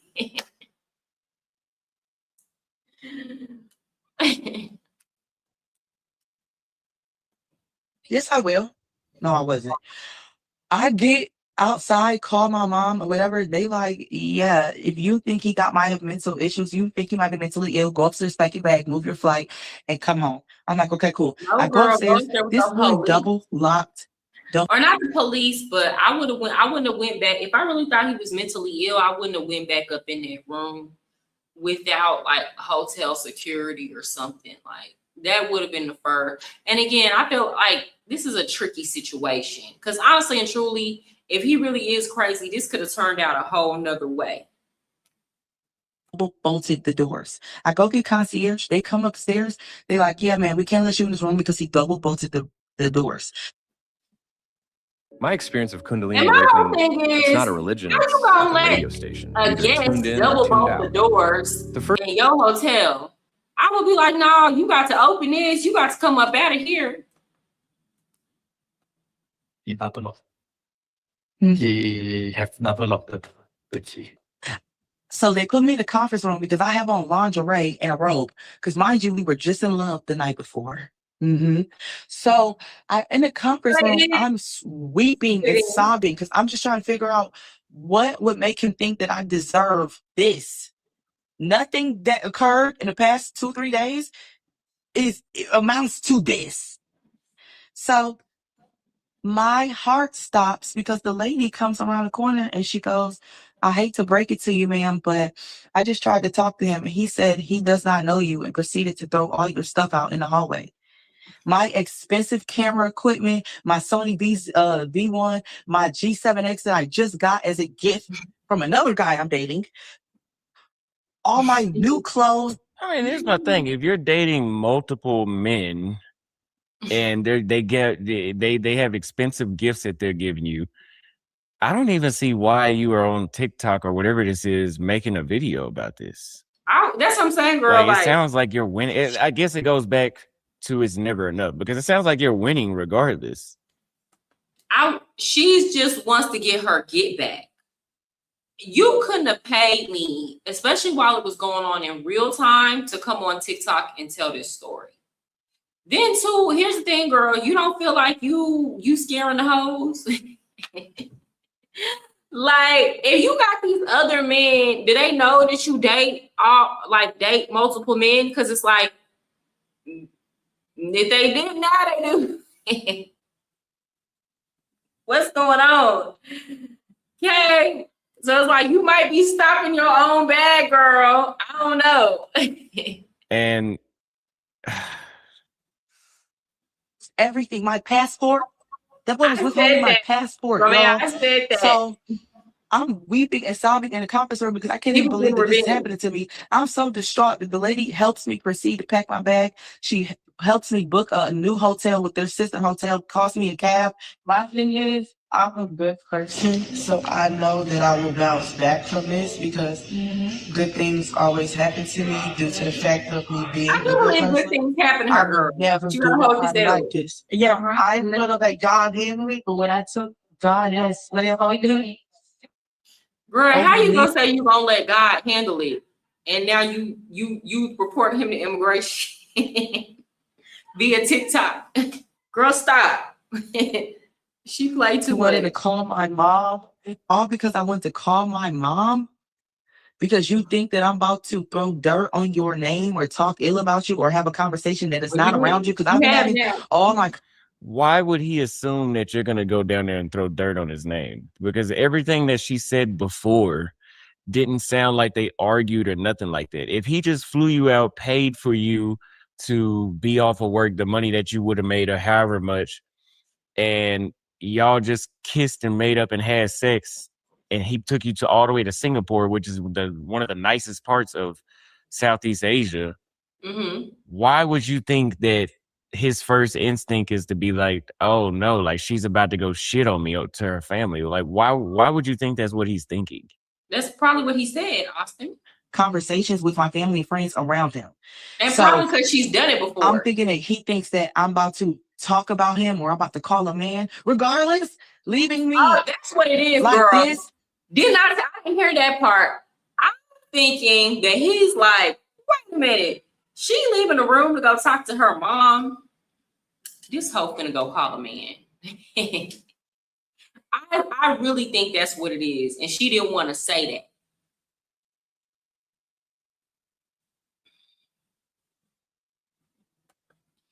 She the perfect example of why guys don't marry the quote unquote baddies. Yeah, I think the real story here is that he got upset because he thought that she was leaving the room out of his earshot to go call a man. Which I don't necessarily, just based on some things she's saying, I would not rule that out. I wouldn't rule it out. I'm in Singapore. It took me 24-hour flight to get here, away from my friends and family. You would desert me in Singapore? So I get to the new hotel. I look at my itinerary. That man canceled my flight. Damn. And the reason why I let Omar book my flight is because I don't never, ever, ever, ever, ever let a man book my flight. I always get the money first. But I have to take it. I'm an accountability queen. I can take accountability. But the reason why I let him book my flight is because you sent me $3,500, which showed me that you cared, that I cared that I was missing work. You My flight was $3K. So you damn near spent $7K for me to get here. In 2022, we were at odds. You let me borrow your car. I wasn't on your insurance or anything. I could have ran your car into the river. I didn't do nothing. Yeah, she putting all their personal business on the internet. She got that is a red flag. She's beautiful. And I've dated, you guys have seen on my YouTube channel. I've had women that have come on the channel 3, 4 years ago. We had like a short-term relationship for like a month. It wasn't really even dating, it was just seeing each other. And then we have a fallout and they want to get online and spill like everything that's personal, like behind the scenes stuff that I wouldn't even say. Ladies, when y'all that do shit stuff is a like red that, flag. When y'all do stuff like that, you thinking you get it. First of all, I'm gonna say this. It's not doing what you think it's doing. It's always gonna make you look worse. It is, because people are gonna be looking at you like, and it's not even just the men. Even your female friends will be like, okay, if we fall out, is she gonna go tell all my business? And I know a lot of y'all feel like you getting some type of justice, or you might be warning women about this man. But like, you gotta think about it. Y'all was once close. Even if they did something messed up, now when y'all fall out, you going and spilling all the beans, right? It's just not a good look to people. Regardless of, you got to learn how to control your emotions in certain situations. And then two, let's keep it a buck, ladies. Like, sometimes y'all be wanting to get back with the dude. A lot of times, even if they want to get back with you, you done told all their business. So that's why I say, with stuff like that, I wouldn't do it. And then you gotta think about, like, give yourself time to cool down. Don't go spilling all the beans online just because you got emotional.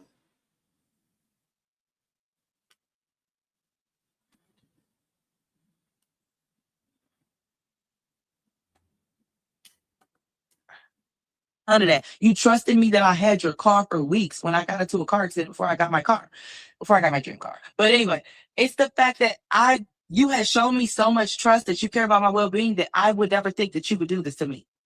You're the one who brought me here because you said that you want to show me that you're the man for me. You want to date me. You want to make it up to me. You want to see where things go. You talking to me about kids and family, and you would leave me stranded in another foreign country? Yeah, but that's why I said I think it's something that's being left out. Because if he just wanted to smash and dash, he wouldn't have flew you to Singapore for that. He would have just stayed in the States with you. So something that she did must have had him, because I mean, again, it sounded like he spazzed out. Like I'm telling you what I think if you thought she was going downstairs to talk to another man to be trifling. Because that don't even sound right. Why are you going downstairs in the middle of the night? Why are you going downstairs to talk to your mom and them in the middle of the night?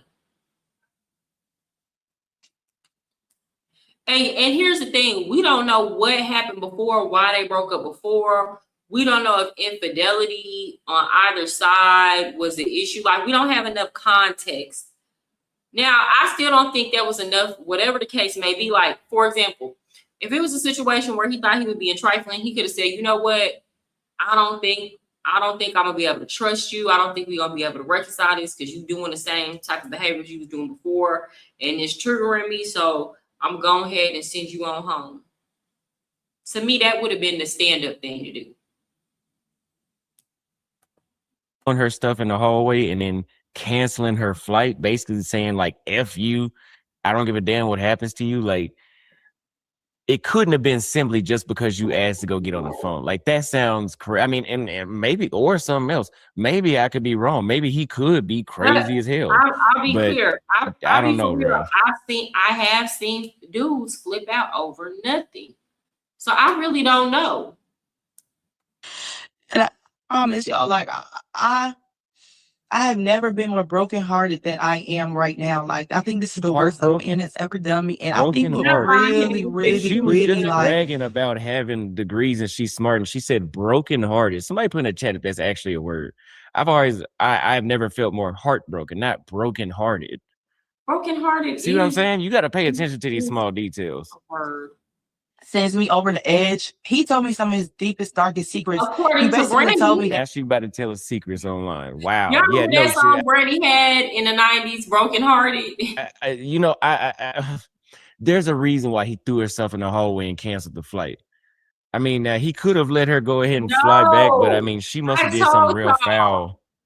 When that, I told y'all again, I told a story. If you just now tuning into the live, this man is from a certain country. I'm not gonna say what, but I remember I had just got done breaking up. I was going through a breakup, and my homegirl wanted me to hang out with this dude she was talking to and another guy. And I made it very, very clear I was not on that. Like, I wasn't trying to date either one of them. I'm just coming to hang out with y'all, right? When I tell you, once the dude she was with, it wasn't even his friend that was single and available. Once the dude she was with saw that I did not want him and that I was not going, he acted a plumb fucking fool.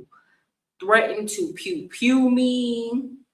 It's like, get your shit and get out. And it's like, I'm trying to like get to the table and like get my stuff because I don't want to be here either because you acting crazy and I'm scared. And you didn't threaten to like pew me because I don't want to mess with you, right?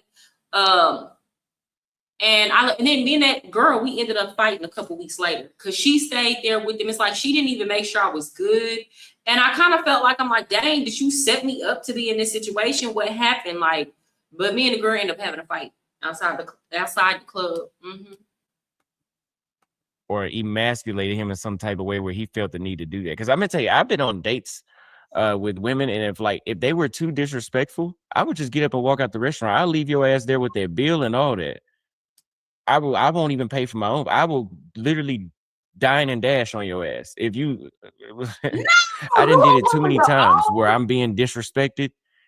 Listen, I'm not gonna pay to be disrespected. I think that's probably what he was feeling like. I will not be. I wish I would take somebody to Paris Steakhouse for them to sit there and ask me questions that's emasculating me. Yes, I will leave you with a $250 bill and I walk right past. But like, what questions would a woman have to ask for you to be like, I'm leaving her here? Okay, I can think of a couple questions. I don't ask them now, but like, for example, it's 2026 and shit done got weird. And you can't tell these days. So would y'all leave a girl with the bill if she asked you, do you like men? Because that's shit I'll do. Like, because it's so weird out here. You don't know. Men be painting their fingernails. They be wearing little dangly earrings. It be dudes that look all the way masculine and they got a whole boyfriend or a husband at home. Is that out of order? Is that out of bounds for a girl to ask you, do you like men? Because then if it come to find out you do, then when she say something about it, you gonna tell her you didn't say nothing because she never asked.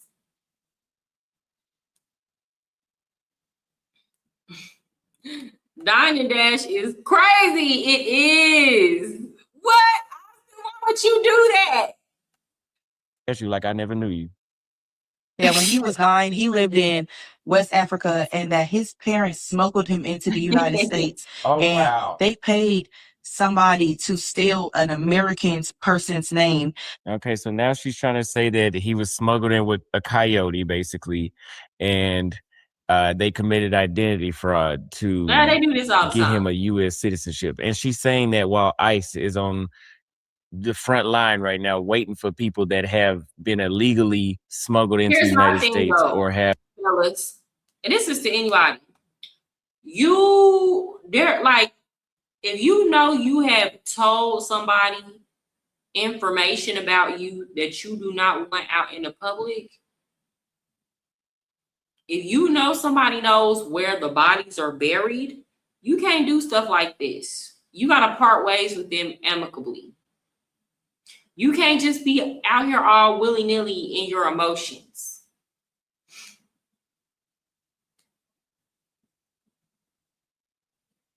Not he gotta make, no, not she make him feel like a baddie. I don't believe that. I want to know, like, I would be interested to know what exactly he means by disrespect. Because that's another thing, fellas. A lot of times the women, like, stuff that we might just see as like poking fun or playing, men will get like serious about. So for example, y'all remember back in the day, girls used to be like, boy, you know, you need to stop. You know, if the man was flirting, and then here going, don't be calling me no boy. And it's like, hey, I didn't mean it like that. You know what I'm saying? Like, some men are very more sensitive than other men. So any little thing that you say is an attack on their manhood or their masculinity. It's some men that is more like laid back, they be chilling, you be laughing, and it's some men that you gotta walk on eggshells with what you say. So as women, we never know.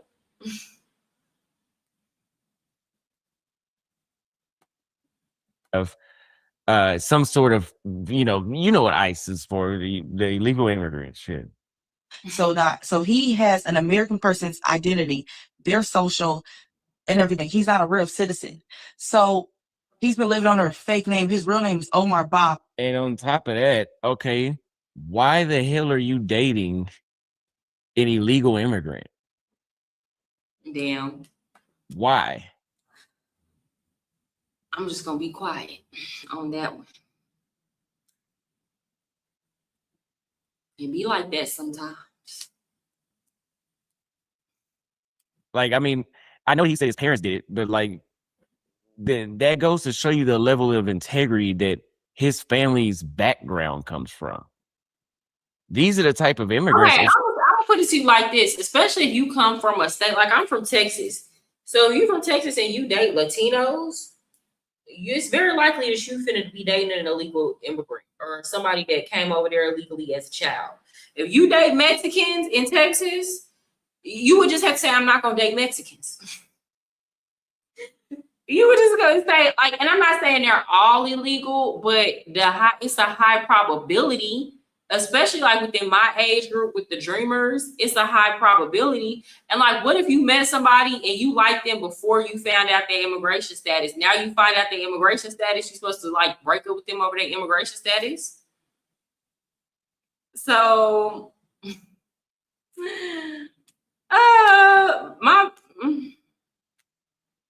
it is.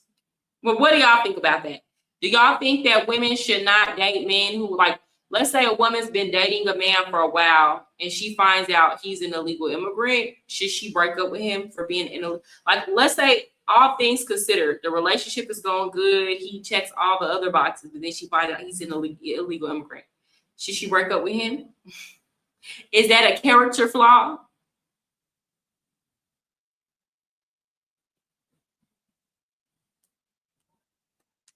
She's telling the truth. These are the type of immigrants that the right complains about. And now you're shocked that they left you stranded. Come on, you can't make this up, man. But he's under Omar Ba Diallo. So you are basically smuggled into the U.S. So you know what it feels like to be abandoned by your parents. You know what it feels like to go through what you're going through. You know what it feels like to, you know what I'm saying? Like, you know what it feels like to be in a foreign country and you not have nothing or whatever. So the fact that you will leave me stranded on foreign land, girl, women need to my quit doing heart that. is so. Girl, do you know it's men out here that got abandoned by their fathers and they do the same thing to their child? Y'all gotta stop doing that. I know it sound good. I know in a perfect world, people would not do stuff to people that was done to them, but it's not a perfect world. Most of the time, people repeat behaviors that were done to them. And that just is what it is.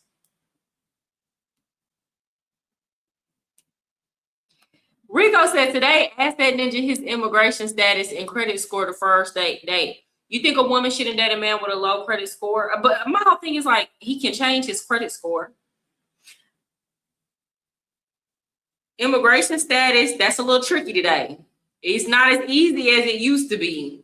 Back in the gap, you could just go get married.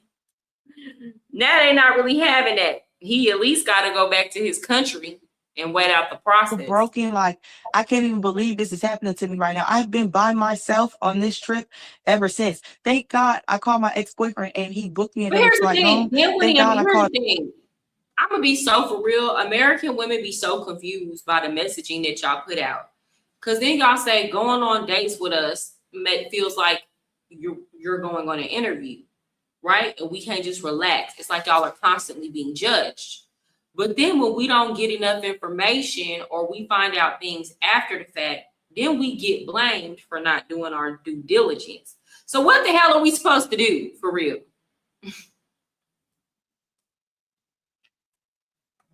Another guy that I was dating, and he paid for my room for the rest. Okay, so you won. So maybe what happened was this dude wanted to get back with you. You waited till he paid for. She finessed him. She waited until he paid for the 2 weeks that she was supposed to be off work. She got her flight to Singapore, okay, with other gifts from other men that she already said. She probably let him smash one time, or maybe not at all. That's probably why he was throwing stuff in the hallway. And then she got locked out. He canceled her stuff.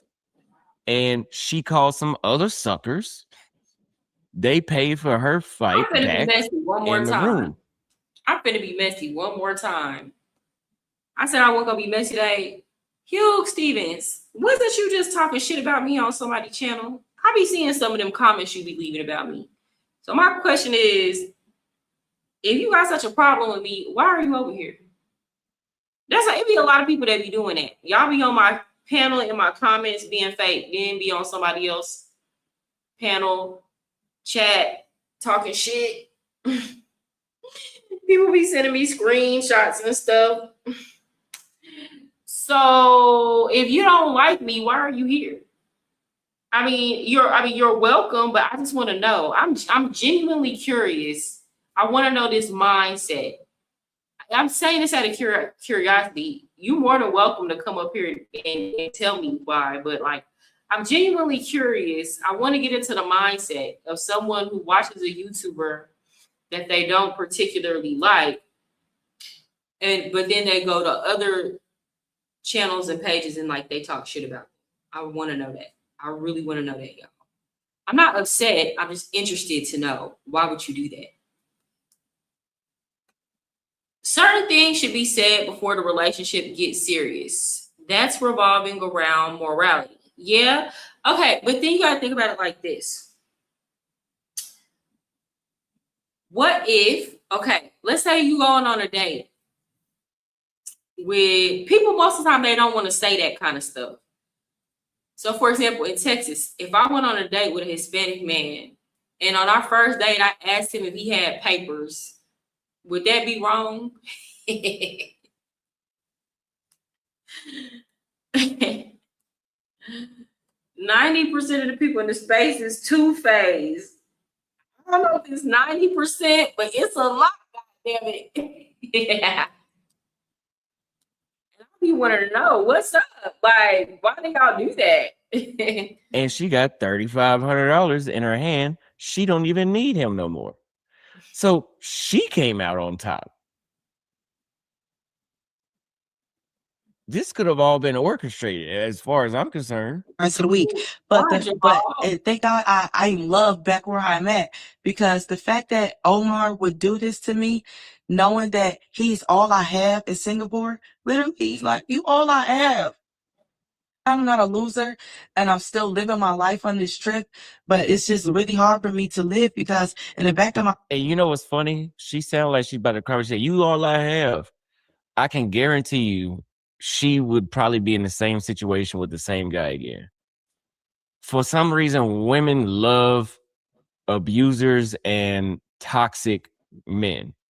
The saying always goes that woman beaters always have a woman to beat, and usually they beat the same woman for years. It's like it gets them wet whenever they get disrespected. Remember what I told you when I was in It's not that the women get wet when they get disrespected. It's not that at all.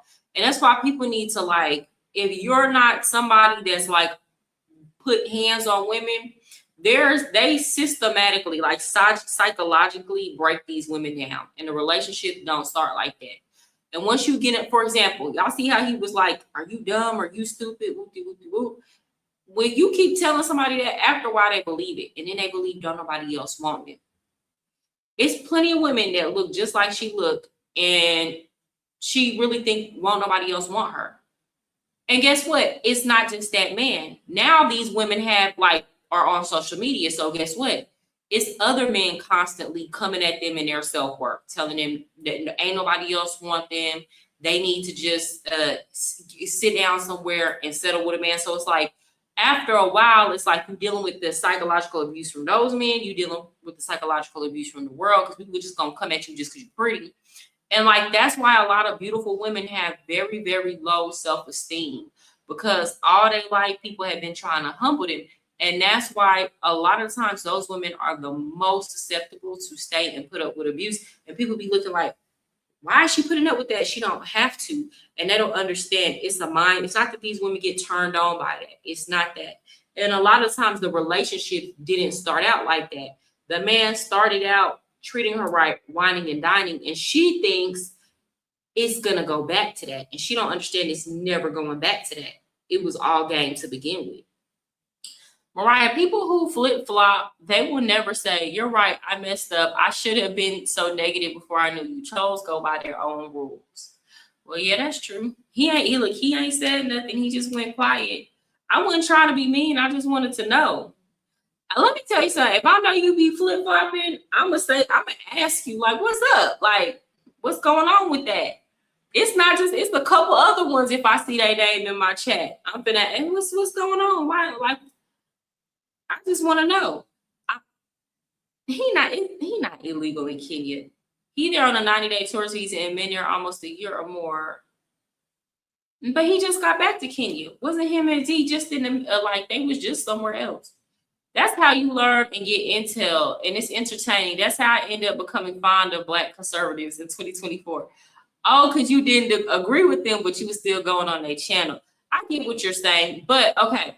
It's the difference when you going on somebody's channel that you disagree with to kind of learn and be a part of the conversation versus like you going on their channel and you don't like them and you leaving right from their channel and going and talking mad shit. Like, that's completely. And one thing about you, Jamal, when you disagree, because we've disagreed before, you will say, I disagree. Like, you're very upfront about, I disagree, and this is why I disagree. It's not ever like you hiding that you're disagreeing. And disagreeing is not the same as talking shit about somebody. It's two different things. I appreciate your candor and thoughts. Don't take my comments personally. I really enjoy your dedication and hard work, but don't agree with some of your perspectives. Thanks for your feedback. Okay. Well, that was honest. I mean, it's cool. You can be over here. I just wanted to know,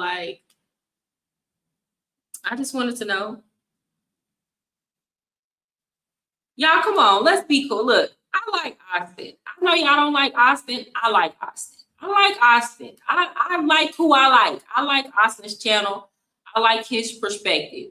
I don't know what he did to get a lot of y'all upset in the space. I really don't know what happened between y'all, but in my opinion, Austin is cool people. He's friends with my friend Kari.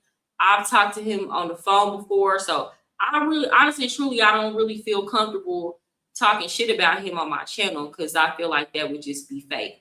I like Austin. I've been watching him for years, and it's like we not that much of a. You get what I'm trying to say? Like, if Austin really wanted to saw something I said on my channel, or he thought that I was egging something on, and he really wanted to call me and say something about that, he could do that today. So like, I don't even want to engage in all that surrounding him. I don't know what business he got going on over there. Nothing. I'm just reacting to the content. America, that it felt like you had to be an asshole to women to get their attention. Hey, how you doing? You look good today. Nah, that's soft. That ain't gonna work. You got to be throwing their clothes in the hallway. That's basically what I'm getting from that. I can't stand this shit. My mind, I'm just still struggling with the fact that this guy really deserted me in this foreign country. I am 24-hour flight-wise away from home. That's wrong. And I just need to put the story out here just in case I don't make it back to the U.S. early. And why would you not make it back to the U.S. if he's already telling the staff that he doesn't know you? So pretty much he has the get the hell away from me energy. He's telling the staff that he doesn't know you. You already got some dude to pay for your flight back and another dude to pay for your room. You got $3,500 in your pocket. You only took 2 weeks off of vacation, which $3,500 should ask. Why would you not be able to make it back home? We saw you on video. You got your bags back. You got your passport. He didn't steal your passport. He still doesn't have a passport. Anyway, let me know what you guys thought about that in the first pinned comment. Again,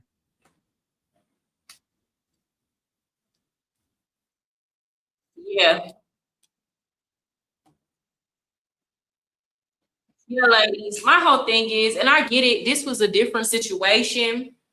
I get it. I absolutely get it because she had a previous relationship with him. She had a previous relationship with him. So it wasn't like she met him on the internet, right? But at the same time, I just wouldn't have done it. And we're just now reconciling. And we haven't even been on a date since the reconciliation. And part of it was her fault because he was like, how can I make it up to you? And she was like, I do iconic things. Like she wanted him to use his money to prove he was changed. And it's like, girl, that ain't how a man proved that he changed. Money, that come and go. Consistent changed behavior that you can observe over time, you know, that's a better indicator, girl. Now, I'm gonna go to this young man's channel that I was watching. Give me one moment.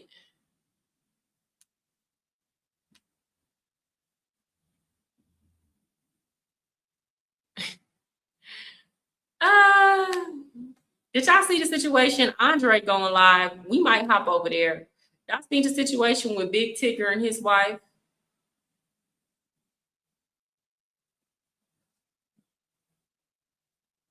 Okay. I believe this young man is reacting to O'Shea Jackson. Or O'Shea, is that his name? O'Shea Jackson. Y'all know who I'm talking about. O'Shea. Y'all know who O'Shea is, okay? Now, this young man's channel is called Astral Dior Plus. This is a Gen Z man, and I thought it would be interesting to kind of share his perspective. To me, it doesn't seem like he's ever been to Colombia before. I don't know if he's traveled overseas, and if he has, how often he's traveled overseas. Hold on, is this Nana? Is this the dude that's beefing with Austin? Hold on, who is Nana? Why y'all keep saying Nana? Is this the African dude that's beefing with Austin? Who is that? Who is Nana K World? Is this the African dude that's beefing with Austin? So, are you still here?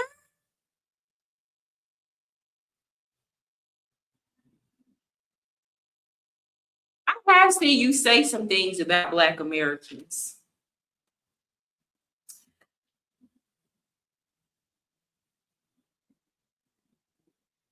Is that you? Is that really his page, y'all? If that's you, just say it's you. And I have seen that you are like kind of, you and Austin have kind of had y'all back and forth.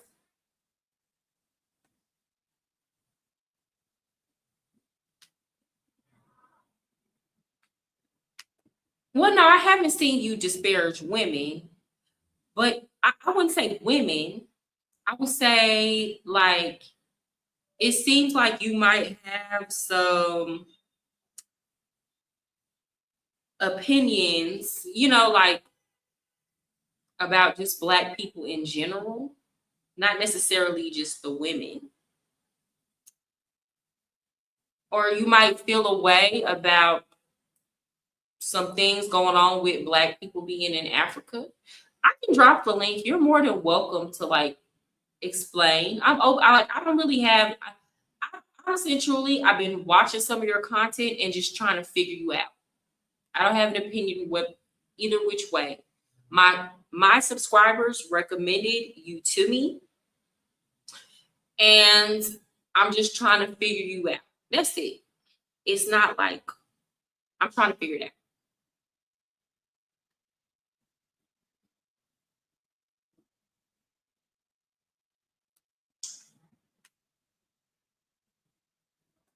Oh, well, then he can't have a problem. Well, I'm not in Texas right now. That's my neck of the woods. Well, he can't have a problem with Black people being in Africa.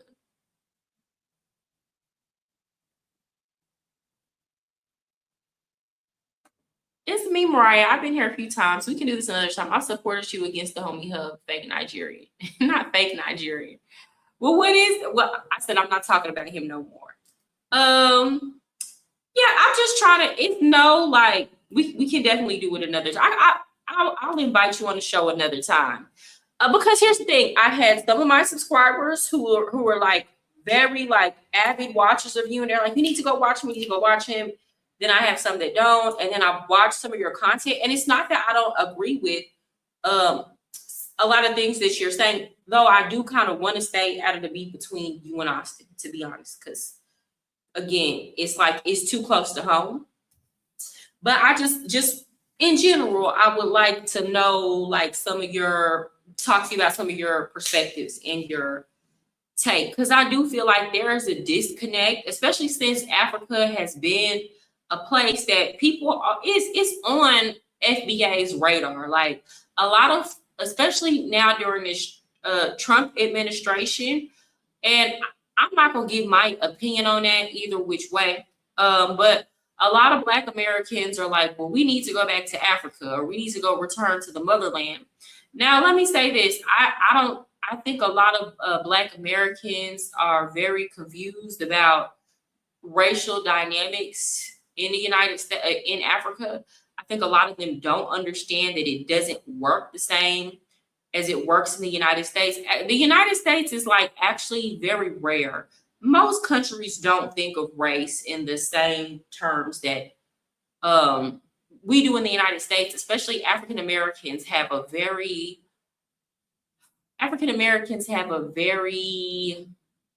niche, I'll say that, perspective on race that, simply put, the majority of the world just does not share with us.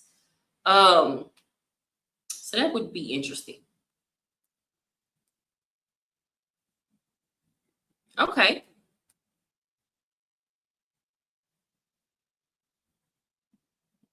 Did he say he don't like Black people? I haven't heard him say he don't like Black people. Criticizing and saying they don't like somebody are two different things. And that's what I say. I would just like to have him up here one day and we can talk about it.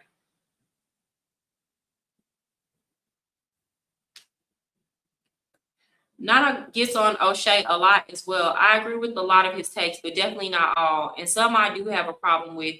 And I too am holding my powder. What you mean you holding your powder? What you mean?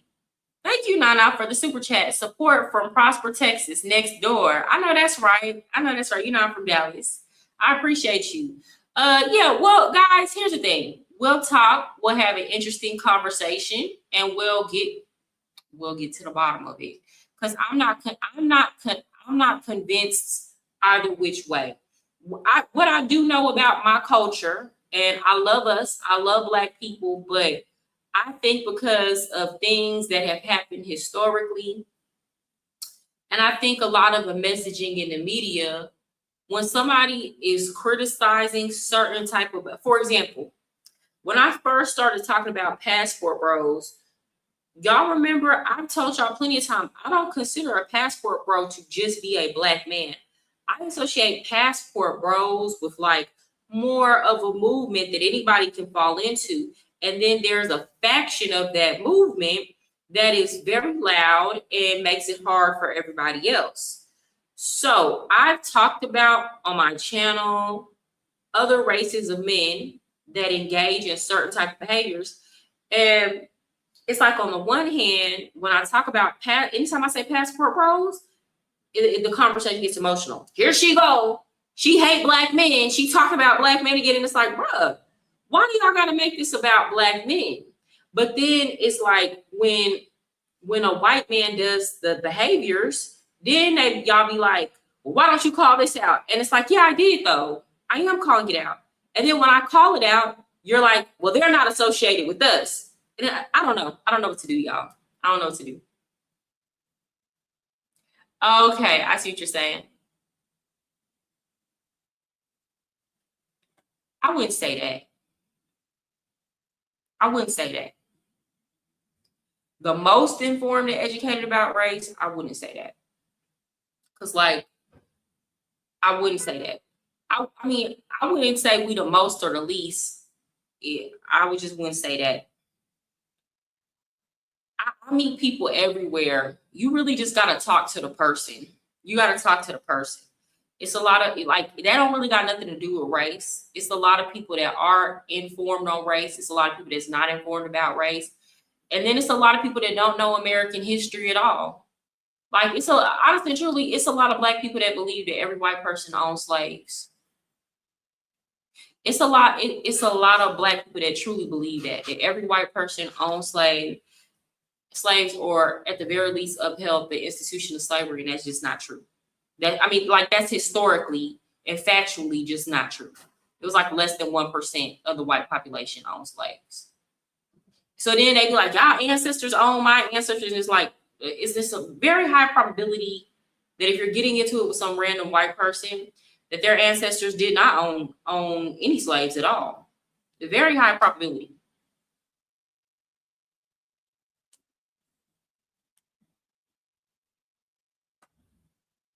Okay, so we gonna review Astro Dior's page when clapping cheeks in Colombia goes terribly wrong. I wanted to review this because I thought this was a very informative video about safety, but it was just also interesting hearing like a Gen Z male's perspective that hasn't traveled overseas on the Passport Bro. So we'll talk, and after this, I'm gonna do a panel. Designers to actually listen to my feedback. Can you make the header bigger? Every could to get them out of the house. And so you're finally locked in on an edit. Then you realize you don't even have the footage, you're out of credits, and you're... I know it's not like that every time. You know, sometimes you'll see these videos of these Passport Bros go to these countries, and then they'll be with somebody you like.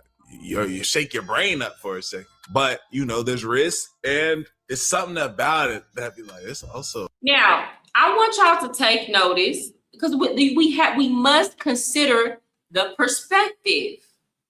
We must consider who this is coming from. He's a young man. He looks like he might be in his 20s, and he's handsome. Y'all also got to understand the Gen Z girls, they passing it out like Skittles, apparently. A lot of them ain't trying to be in no relationships, but these men do have access to, if you're an attractive young man, they do have access to sex. So he might not necessarily see women the same way a man that is in his late 30s or 40 and up going back and forth to Colombia might see it, because he's living a completely different life right now. What's up, Travel Space AI? Hey, what's up? Good to see you. Hey, Money Mariah, I've been watching from the bushes. Since we on the subject, I just sent you Nana's greatest hits in your DM. Feel free to play it. Since I invited him on my show, I'm gonna watch it and then I'll play it. Like, I don't know if it's good or bad. And I would feel bad if it's bad and I've been talking to him in the chat and I invited him on my show and it paints him in a bad light. I would rather do that. I'm gonna watch it, but if I did that, I would rather do it when he has the opportunity to explain what he was talking about. You understand? So I'm not gonna play it on this live. Y'all know I try to be fair. I try to do people right. And defending yourself or explaining what you said on a live is way different than trying to explain what you meant in a chat. And he said he don't have time right now to get on here. Oh, this is, I don't know, a little lame too. Cause you know you getting for this, bro. This ain't no true love. Anyway, let's get to the video. Let's do it.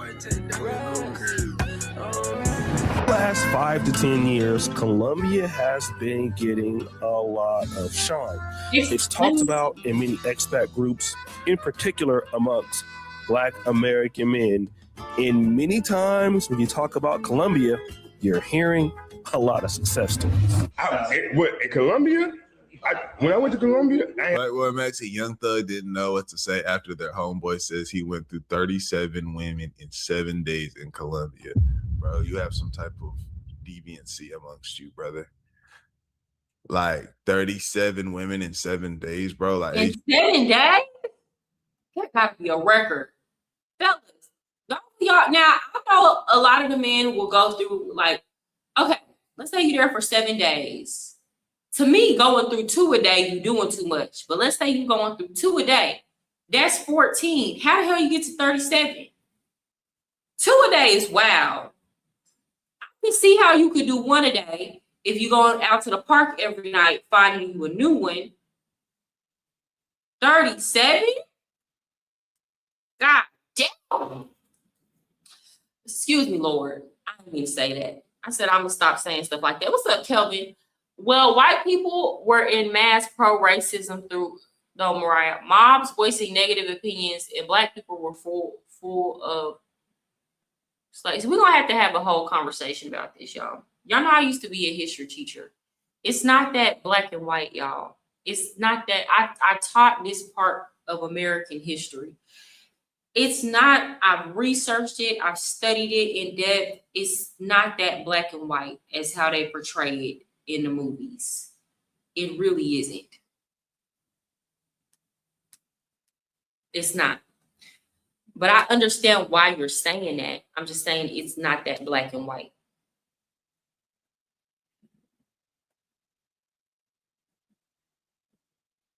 Yeah, that's crazy. That's why they was bringing in big boxes of condoms. you like, it's not no flex to me. You what? That's what I want to know. Men who be bragging to other men about how many women they slept with. Because why do y'all do that? Why do y'all do that? I want to know. Thank you. Yes, y'all get the likes up, please. I'm going to be up here late with y'all. Y'all get the likes up, share the live. Thank y'all for the support. Hit the subscribe button. Not raw is law. Hey, Travel with Will 40. Not raw is law. Okay. What's up with you, bro?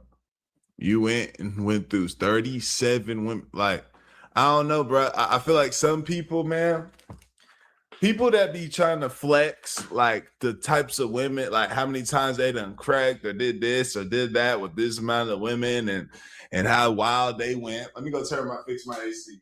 How wild they went. That just don't. That just doesn't. That just make me look at you like, bro, why are you flexing that to me? Yeah. Why are you flexing? Bro, I was in Columbia. I went 37 women, bro, in 7 days. Oh, okay. For sure. Had no baby. Then I had to wrap it up. But I did like 37 in like 37 and 7 days. Yeah. I ain't over that. And with beautiful women that vary in culture and looks, Colombia is hard to beat. It's right close to America. It's cheap to fly there. Your money goes a lot further. And of course, as we've heard, the clapping is crazy. And it's gotten so bad that a lot of black men are actually being rejected from Colombia, especially if they're carrying condoms in their suitcase and things like that. And what the Colombian authorities are trying to say is they don't want sex tourism in the country. But stop the cap. Part of that might be true. A lot of that can't be true. Number one, prostitution is legal in most of these South American countries, in particular Colombia. But there is another dark secret that they are trying to hide. This is the type of faceless animated videos that help. No, I don't think Colombia doesn't want the sex. Okay, I think they don't want the promotion of it. Because at the end of the day, yeah, it might not be. Honestly, I'm not sure. I don't think there's a real way to know the real numbers about just how much money this sex tourism circulates through their economy, right? And of course, we know that's not their most profitable industry. We know they have other far more profitable industries, right? So like if they did away with the sex tourism today, I don't think the country would just be down bad. You understand? Like I honestly and truly don't. Colombia will be fine. I think what you will see is like again, a lot of this sex work uplifts a lot of single mothers out of poverty. It uplifts a lot of families out of poverty. And what happens is that's kind of a way to subsidize the government as well, to where they're not having to spend as much money on, put as much strain or spend as much money on social programs to take care of these families. It lifts a huge weight and burden off of the government. I just think they don't want it to be publicized. They don't want these creators monetizing it. They don't want their women to be promoted in that light. They want people to come and they want people to do it quietly and just go back home and act like nothing ever happened, which people used to do back in the day. I don't think it's that they don't want Black men there. I think what it is that the Black men are the loudest about the sex work, so it's turning them off. You know what I'm trying to say?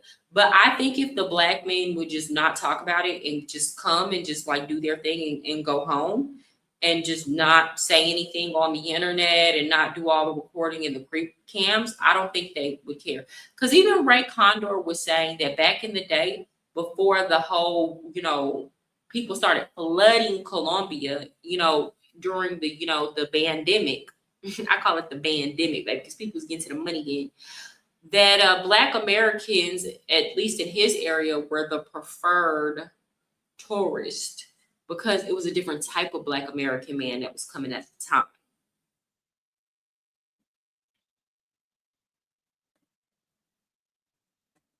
Correct. Colombia, DR, and Brazil all have laws against promoting sex tourism. While it's legal, they don't want it promoted.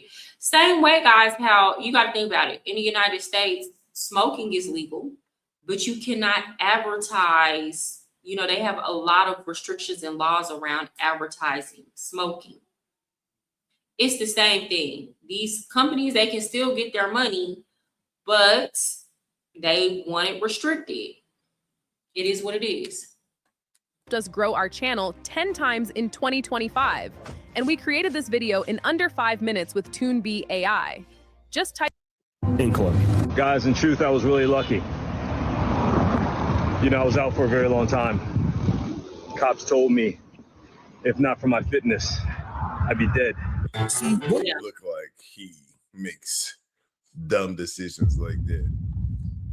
He worked because of my fitness. I'd be gone because I went to Colombia trying to mess around with a few women. Like, bro, tighten up. One of the things that Colombia is unfortunately known for is their history of selling cocaine, but also now this whole industry of robbing tourists. And this is a really, really big deal.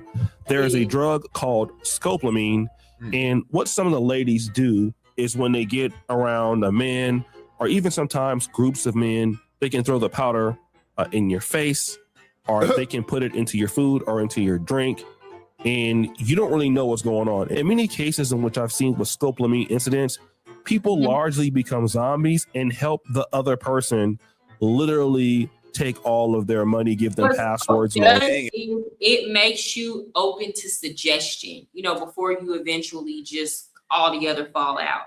But like, for example, if somebody's asking you for your the password to your cell phone or your PIN for the ATM, you're like so out of it, you're open to suggestion, you're going to give it to them.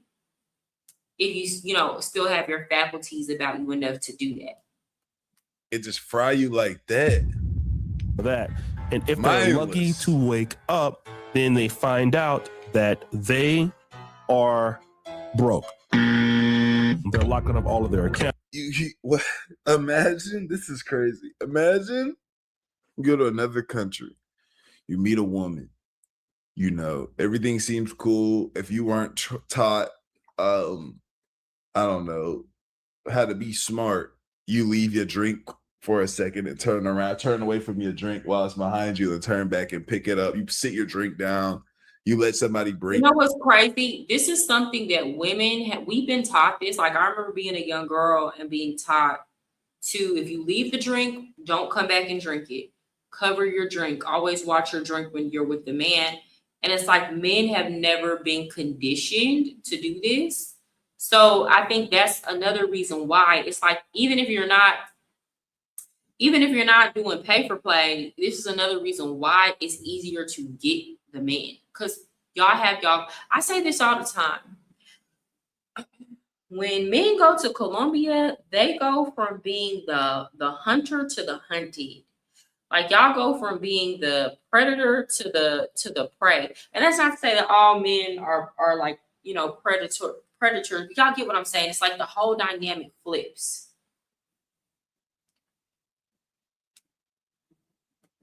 You a drink, just that girl holding 2 drinks, and you try to grab the other one, and she hurry up try to put the other one in front, but you don't catch that. You drink it. You go to a room. You probably even get to have the relationship you came to have. No, they're not. Once you have it. A lot of these girls that are scoping these dudes too, y'all gotta understand, these men aren't even getting to get to the box. A lot of them have no intention at all of letting you hit. A lot of them are working with gangs and other organizations, and they have like men, really masterminding the thing. Like, no. I'm sure there are some cases where the men actually get to hit, especially if it's a situation where the girl is playing like the long game in a situation. But if it's just a hit and run kind of thing, 9 times out of 10, he ain't hitting. Pun ejaculation, you fall asleep. Boom. You wake up, you feeling sick, headache, pounding. You check your phone. I don't think no. Chase been trying to contact you. I don't think it's funny that the men are dying, nor do I think they deserve to die. I was just I'm not laughing at that. Okay, it's not. I'm not one of those people who feel like they deserve to die or they deserve to get scoped. Okay, don't take. If y'all been listening to what I'm saying, don't take it the wrong way.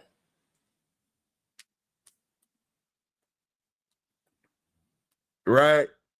You try to DoorDash or Uber Eats some headache medicine, transaction decline. You're like, what? You go, Marcia. Look at your Chase account, zeros in all of your accounts.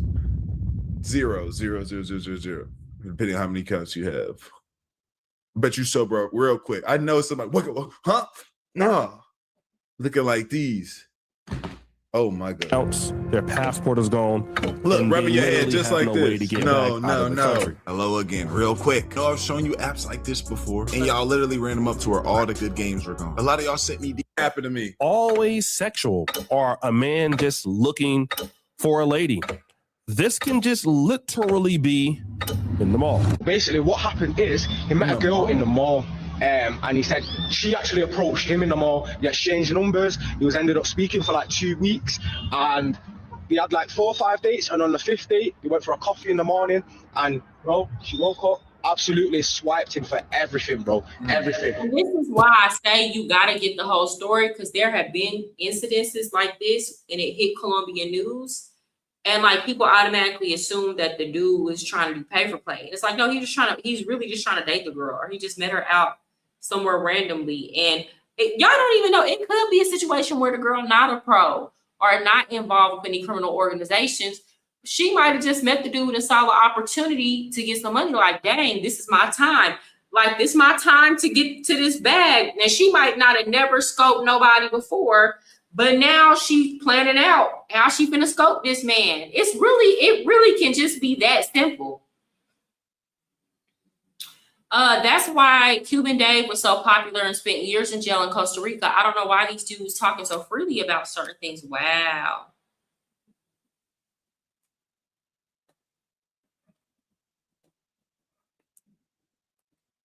Girl was trying to live with me, kicked her out, and eventually led her over again. And she tried to frame me for rape in Colombia. I keep telling y'all, in behind hurt feelings, they take it to another level over there, baby. In behind hurt feelings and being overly emotional, they take it to another level. That vengeance thing over there. Imagine you're in the mall and just some beautiful lady walks up to you and approaches you. Now, of course, you think that, hey, why wouldn't she want me? I mean, I am a Black American or whoever I am. This makes sense. I mean, this is how real men are treated in Colombia. And of course, this incident didn't just happen on the first night. She waited for the first night, second, third, fourth, probably let him clap. And then on the fifth date, when she got him comfortable, then everything happened. Played the long game. I got him. Damn. But if you can survive one of these incidents, one of the beautiful things is, or the most important thing is, you leave with your life. Money can come and go, but you can build it back up over time, even if it is a huge setback, as long as you have your life. But what if American Jean Rudy Dagobert was found deceased in an Airbnb after being with 4 women that he met in party? He said 4? See, you starting to get greedy. Getting greedy, bro. If you have 5,000 followers on any platform, you should have a 6-figure business. What? These come out here trying to live out this fantasy for fed Colombian women with the accent. You know, looking good, everything hitting. Yeah, this gonna be me. 4 women in the hotel. Yeah, I'm excited. Trying to live out this fantasy. Can you even handle all 4 of them? What's going on? Some men need to just keep it a buck with themselves. Like, could he have handled all 4 of them anyway? Hell, most men barely got enough stamina for 1. Let's keep it all the way 1,000. Okay? And now yo, I got whacked. You what? Your life. But what if American Jean Rudy Dagobert was found deceased in an Airbnb after being with 4 women that he met in Parquilleras? Jean Rudy Dagobert, a 34-year-old U.S. citizen, was found deceased inside an apartment rented through Airbnb in the Estadio neighborhood of Medellin. I want to give a shout out to the YouTube channel DC Born Rob. Check out his full video called U.S. American Tourist Found Deceased in Medellin Airbnb. And this story revolves around a young man by the name of Jean Rudy Dagobert. Now, here's something to understand. Mr. Dagobert was not there by himself. His brother was there with him and an accomplice. I believe they came from Florida. So they flew down and they met these 4 women in a place called Parquilleras in Poblado, in Medellin. I've heard a lot about this place. A lot of brothers go out there. It's more of an upscale area. Okay. Now, if you go to a foreign country, I don't care if you go to Medellin, I don't care if you go to Brazil, if you come to Kampala, if you're first time traveler to any country, always stay in the most expensive, exclusive area. All right? Always do that. Now, the most expensive and exclusive areas also tend to have rules. They may not let you have visitors and things like that, or they may allow the visitors to check in. And in Colombia, I believe this is the case because of what's been going on with the scopolamine addictions and all of that. Crazy. I know there's times whenever like there's a Black American dude, they see the play, Black American dude pull up, and then they'll see like a woman, they'll have come get the woman from the lobby or something, or they come back from a night out and they got a woman with them, and they're like, hey, they got to come check in, and they just looking like, they're probably giving them the eyes like, yo, bro, careful. Please be careful. Because they could be trying to do it to you, bro. I believe that a lot. I wonder how many, like one in how many women are trying to get you in these situations. Are in places, won't even let people come in or groups of ladies come in. So these guys probably understood that. And so what they did is they rented a house here in Estadio. So if you see, this is an apartment here. It's a mid-style home. And they got this in Airbnb. They can bring anybody they want at the same time. Now, you got 3 Black men coming into the place. They probably felt pretty like, bro, we all right, bro. We is not about to keep going. So they like their odds. Yeah. I mean, what can 4 women do with 3 Black men? Yeah. So they go in there and let's go. It's a great then one of the brothers wakes up in the middle of the night and he notices something is wrong. He sees the women looking suspicious. He sees they got their bags. And when he confronts them, they just take off running. Two hit the door, two hit the balcony. And if you can look at this place again, you can see that if they jump from the balcony, it's not a far drop. Oh, they ain't playing. So they're not going to literally break their ankle or anything. They can just kind of keep running and continue going. And then that's when Dagobert's brother and the friend chase after the girls. They can only get one of them. But at the same time, Dagobert is in the house dead. They fast as hell. That's they so fast sad. as hell. Imagine, they can only get imagine what? like your Oh, brother I guess in they the was. house. I guess they was messed up the night before. Okay. Like, Now they found the lady with, the jewelry on and all of that other No, stuff. I don't Then have again, nobody this is a watch no scopolamine case just went bad. Let's talk about some of the issues for guys going overseas. Number one, when you go to Airbnb, you have zero physical security. Right. All right. I know brothers want to clap, and you think that you can protect yourself in a foreign country because all of y'all together. Yeah. This is one of the worst ways to go outside. Yeah. You have to, again, understand what I'm saying. Stay where the best places are. If you can't afford to stay in the best place, literally don't go. I don't even care if it's your second or third time going. Don't How go. do you get the women though? Because women are going to look at the fact that you have your own spot. And if you have your own spot, your own house, they know they can get it in. Because this is a cartel. If they were staying somewhere at a more exclusive place, they wouldn't have even come back to the place. They would have probably tried to get these guys to come back to a different place where it could have been all bad. Second thing, I know a brother that is now living in Thailand, but he lived in Colombia. A brother by the name of Zuriah. Check him out on TikTok. He's also here on YouTube. He lives in Thailand now. He was a victim of scopolamine. If it wasn't for his Goodness gracious, bro. fitness level, he would have died, just like the first guy I put up there. Now, he's been so helpful to guys who have had this sort of situation. He put his own self out there, telling us. You can't trust niggas with bald mohawks with braids that come straight down the middle. You can't trust niggas like that. They gonna have you making mistakes like going to Colombia getting drugged. Story of how he lost $1,000 when, two chicks was at his house and they put it in the food and all of this. And here is what you should do if you ever get in this situation. Guys, the video is about to end, so I put the link in the chat if anybody wants to come up and give their opinion on what we talked about tonight. Your whole body's going to sink. You're going to feel like it's a downer. You're going to get really, really tired. Your eyes are going to literally just drop. That is a symbol that you should literally get out of there. Tell the person that you're with to get out. Put them out. Because that means you're going to go down in a couple of minutes. You need to fight yourself to stay up, to get to some help. You'll feel drowsy.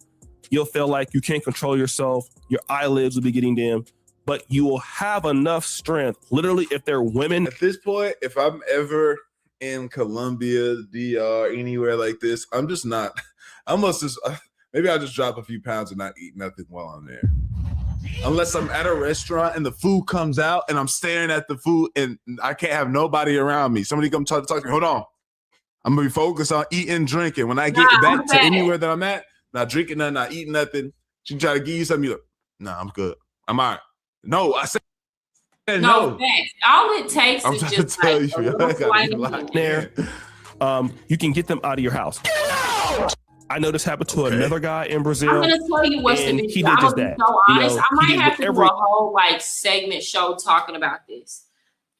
I'm gonna tell you what's the big deal about Colombia. Mariah, what's the big deal about Colombia? I've been a few times. Other countries feel far more comfortable. Facts. Dominican Republic is far more comfortable. It feels far more safe. In Colombia, I say this all the time, depending on where you go in Colombia, you can literally feel that hunger. And it don't feel good. Like it's an energy. It's a dark energy. And it's not everywhere, but like it can feel scary. Now, what's the hype? I'll tell you the hype. I'm here and I did not understand till I came. I'm here in Santo Domingo, Dominican Republic, and like the same issues that y'all complain about with American women, They're here on this island. Like, so for example, majority of the women here in South Flamingo, I don't know about other parts. I can't speak to other parts. Maybe that's why y'all choose to go to Sosua and Punta Cana. But like, for example, here in Santo Domingo, majority of the women are overweight. Majority of the women are overweight. That's not all of them. It's very beautiful women here. But like, when I say overweight, I mean like severely overweight. Not just that, they don't necessarily put themselves together the way Colombian women do before they leave out the house. Like, women over here in Santo Domingo will straight up go outside with a doobie on their head. Like, with to me, that's the equivalent of like, you know, when we wear a bonnet outside. And Dominican women are not as like flirty. Old crusty ass Uncle Rico, you finna show your dingaling. No. No? Okay. Okay. Okay. Thank you. I'm traumatized, y'all. Ever since that man came on my live and he showed his thing. So a lot of I'll say this, beautiful women who are both like beautiful and in shape, and on top of that are outside just looking good and put together, are far more abundant in Colombia. Like, it's not even close. So that's the hype. I understand it. The majority of the women is fine in Santo Domingo.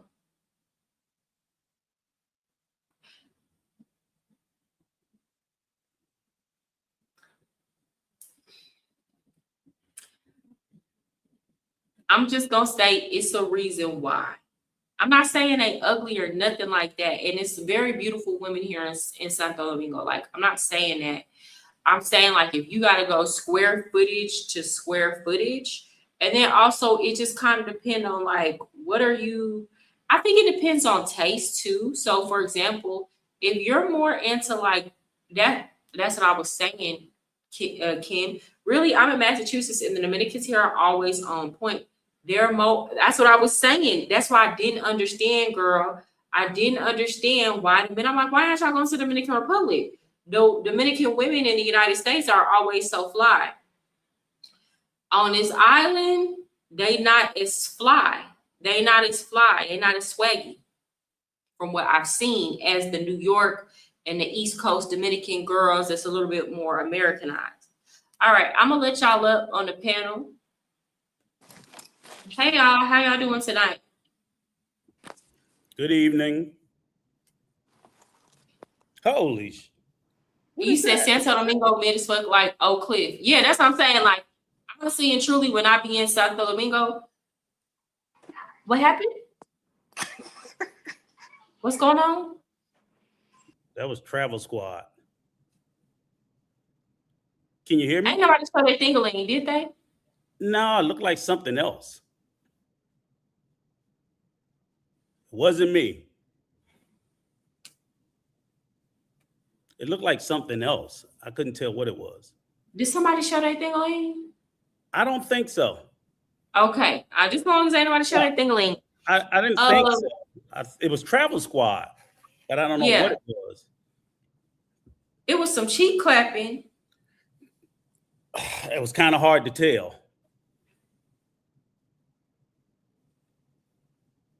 This ain't Travel Squad. Is this the real Travel Squad?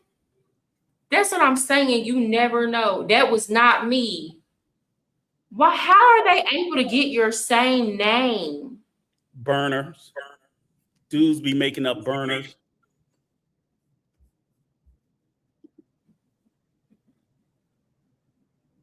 Oh, I'm sorry if it wasn't you, Travel Squad, but I think that was what the name was that was on it. That's why I said it. I ain't trying to throw no smut on your name unless I know it's you. He didn't say anything either. So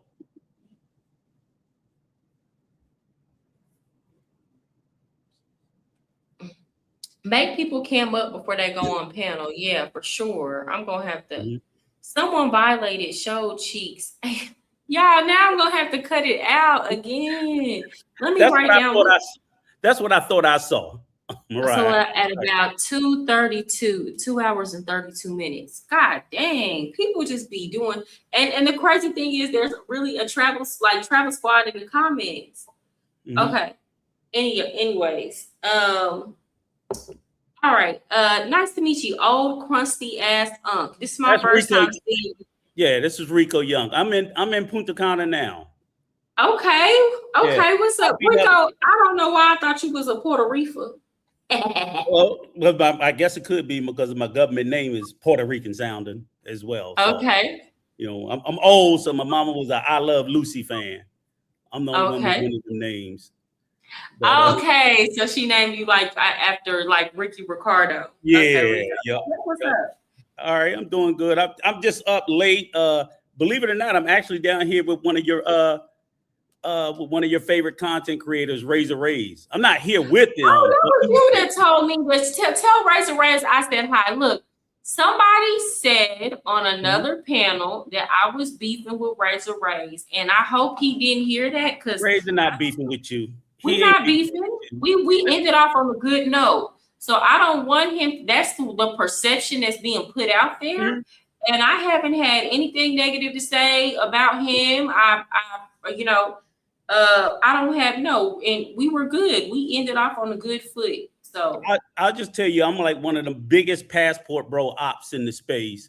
I was started out with this dude, Peso Man, and I'm like, everything you and Robert are saying, we said 6-7 years ago, and we would call him out about all this behavior, and they would call us haters, I'm old, everything under the sun. So that's why when I hear them going after you for being a woman and him for being white, I said, well, y'all had two black men that was telling y'all this stuff about 10 years ago, and you wouldn't listen.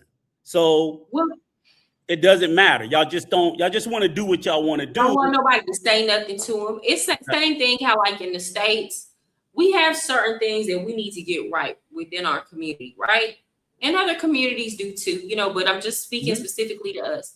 So like when other races of people point out certain behaviors, then it's y'all need to stay out of our business and let us handle it within our own community. Cool. Respect. But then when people within our community say the same stuff, then it's you being an Uncle Tom. So how do we fix the behavior then? How do we fix the problem if nobody can say anything? And I just wanted to point out to you specifically, when I made that comment around about Black people being the most educated around race, I only meant that because in the US, we discuss race and we discuss it in detail and in depth. And I'm in the DR, I got a home here, my wife's Salvador. Other countries, they tend to ignore race. They tend to like you said, they don't discuss it the way we do. They like to say it doesn't exist. And then what I think is, I watch in these other countries, they overlook systemic oppression and discrimination because they just don't want to talk about it. It'll be some of the darkest people being mistreated the most, and they'll fight you the hardest. And it's like, brother, I'm trying to help you, but they don't want to hear it. Yeah.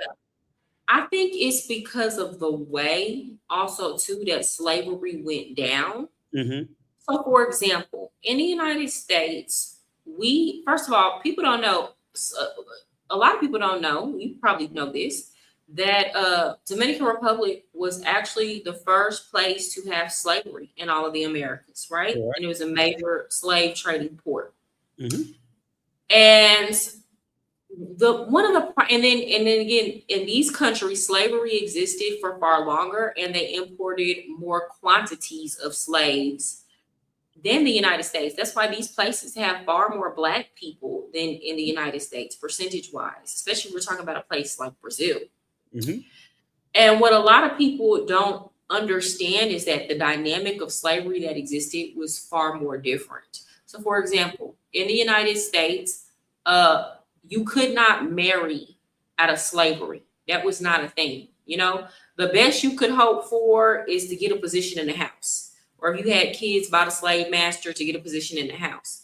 And then also they went by the condition of your mother, whether or not you're going to be free. And most biracial children were born to Black women, the slave women. It wasn't really happening in the reverse, right? Absolutely.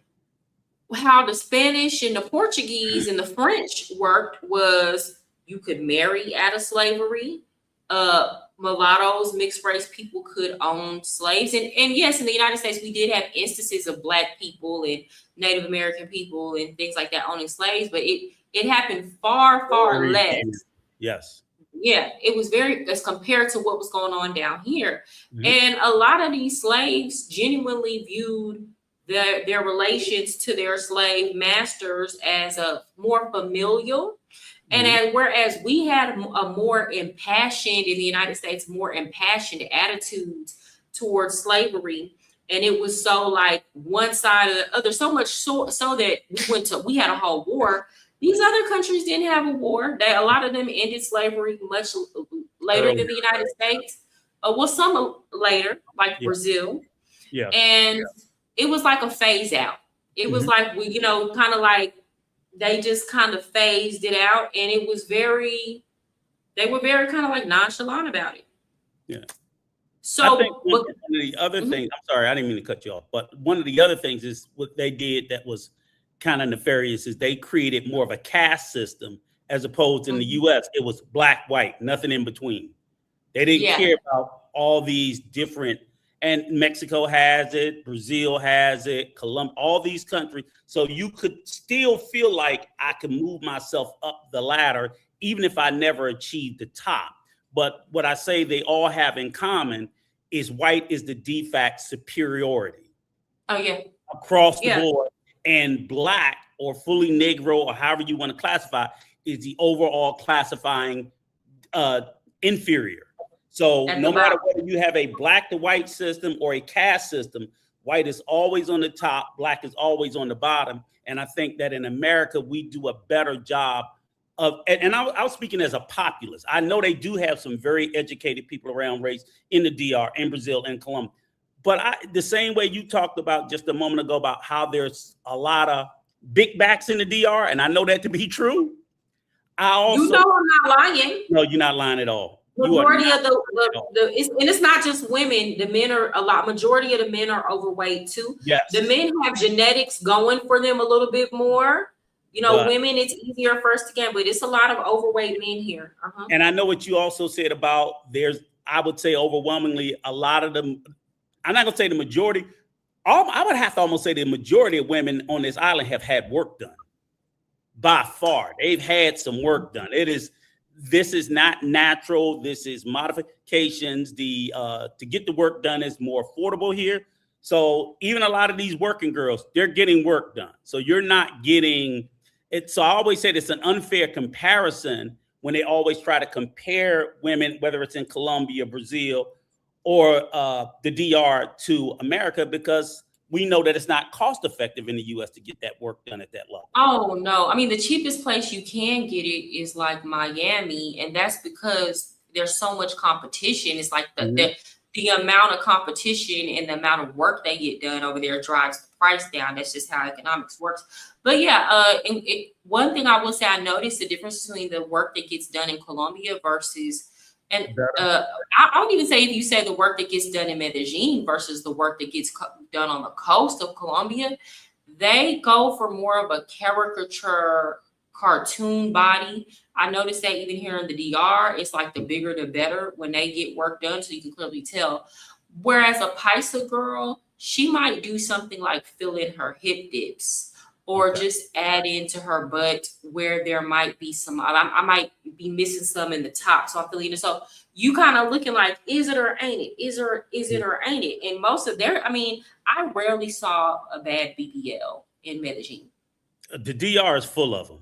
The DR is full of them. You see over exaggerations all the way across the island, all over. Santo Domingo, Santiago, Punta Cana, San Pedro, everywhere. It's like, and the way I always say it is I don't know why they always make the comparison between black women and Dominicans. I'm like, because I always say every woman on the island want to be Cardi B.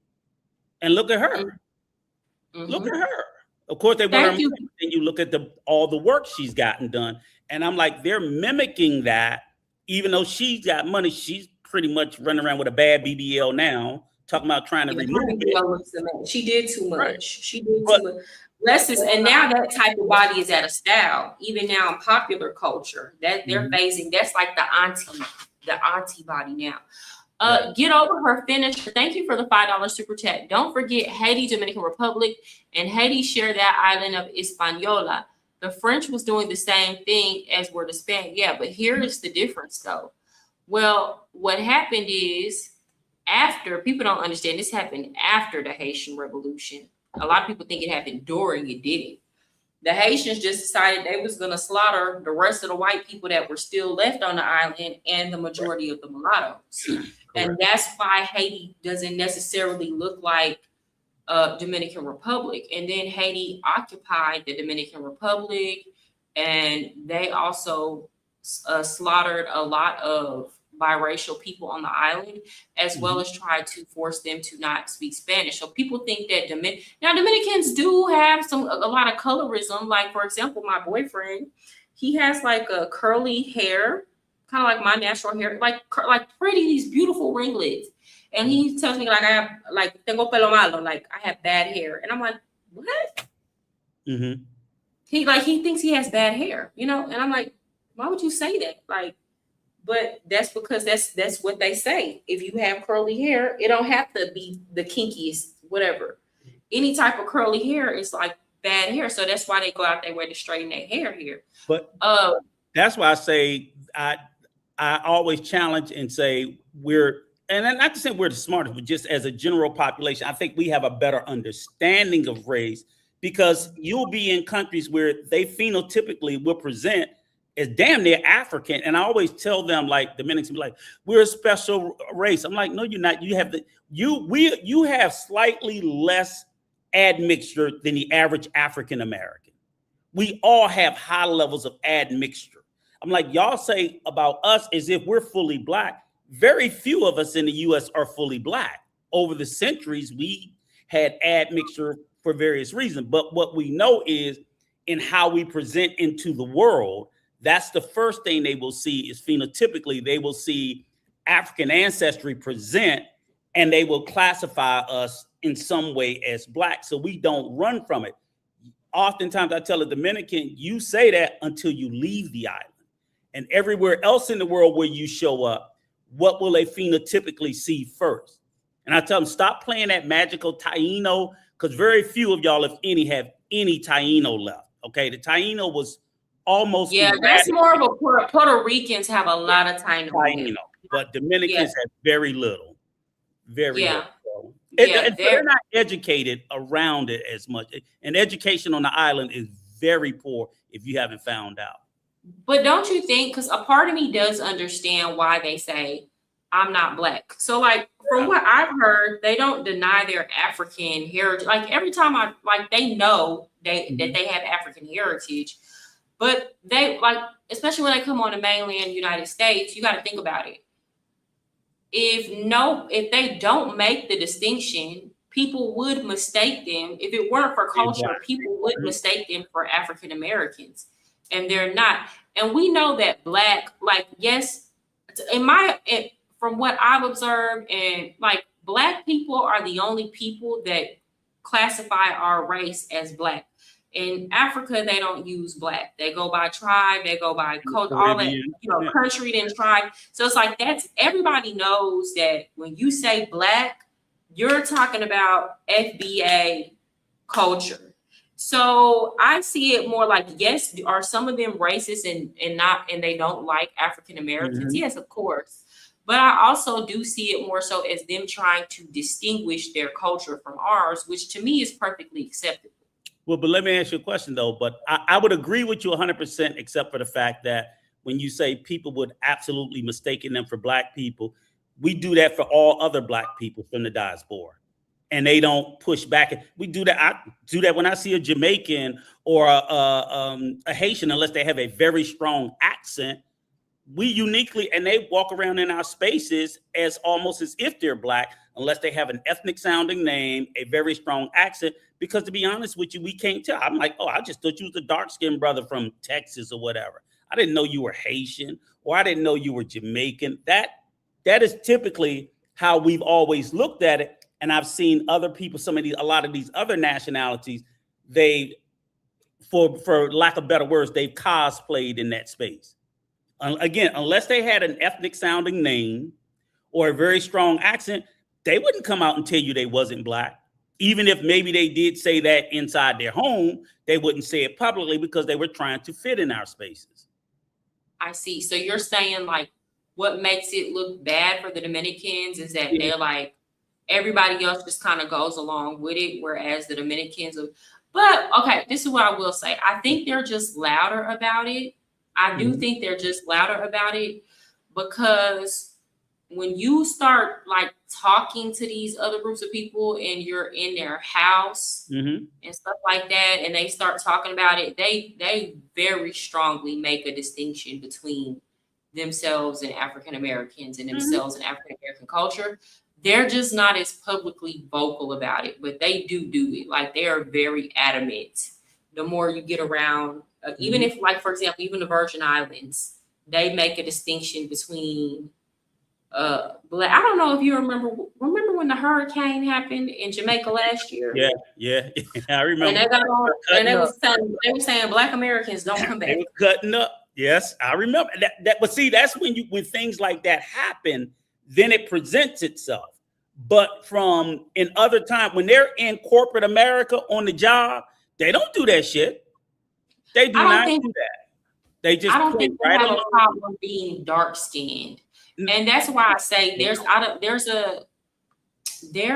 is a colorism element. I went to the Blue Mall yesterday. Kind of dropped the video on that, and I'm like, I looked around and I said, everybody serving the food and working here looks like me or darker, and everybody being served is look white, very white. It's all over the DR, and that's not by accident.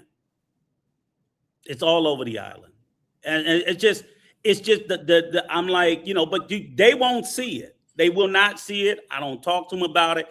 But I think that's a product of education. And yes, somebody said blanqueamiento, which is what Trujillo put in years ago.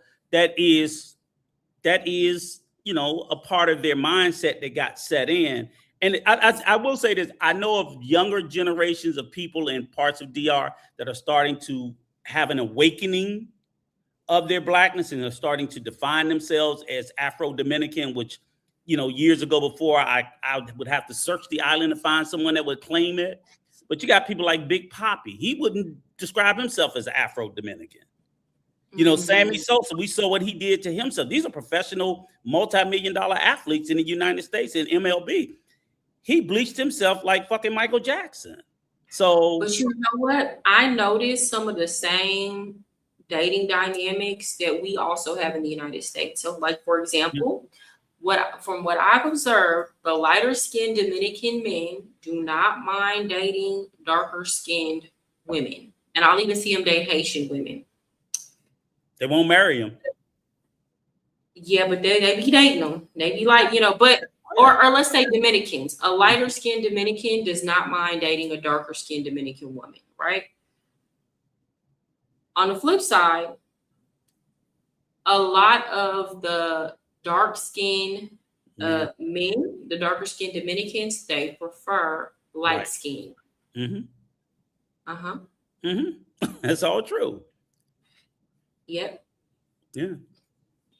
So I don't have a problem with it. I've come to accept, I'm like, this is my retirement home. I'm gonna live here. But I just don't want to, I'm not gonna walk around and like, for full disclosure, my wife's a Salvadorian, so I'm trying to get another home over there. But I'm like, there's no sense in me coming here walking around with blinders.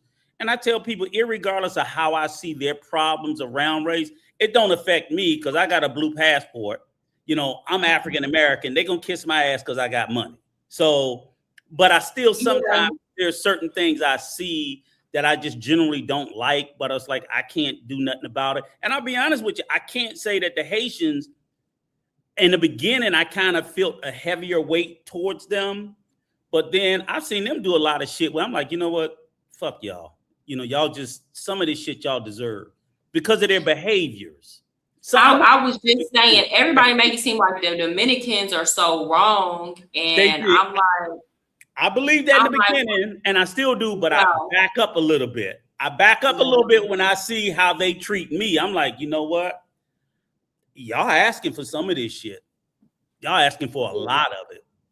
I don't think it's that people are fair. I think obviously when it's a situation where, I'm gonna just be honest, like today in 2026, where it's a situation where you have a lighter skinned person going up, or a lighter skinned population going up a darker skinned population, people are automatically going to assume that the darker skinned people are the victims. And that's honestly and truly how it is.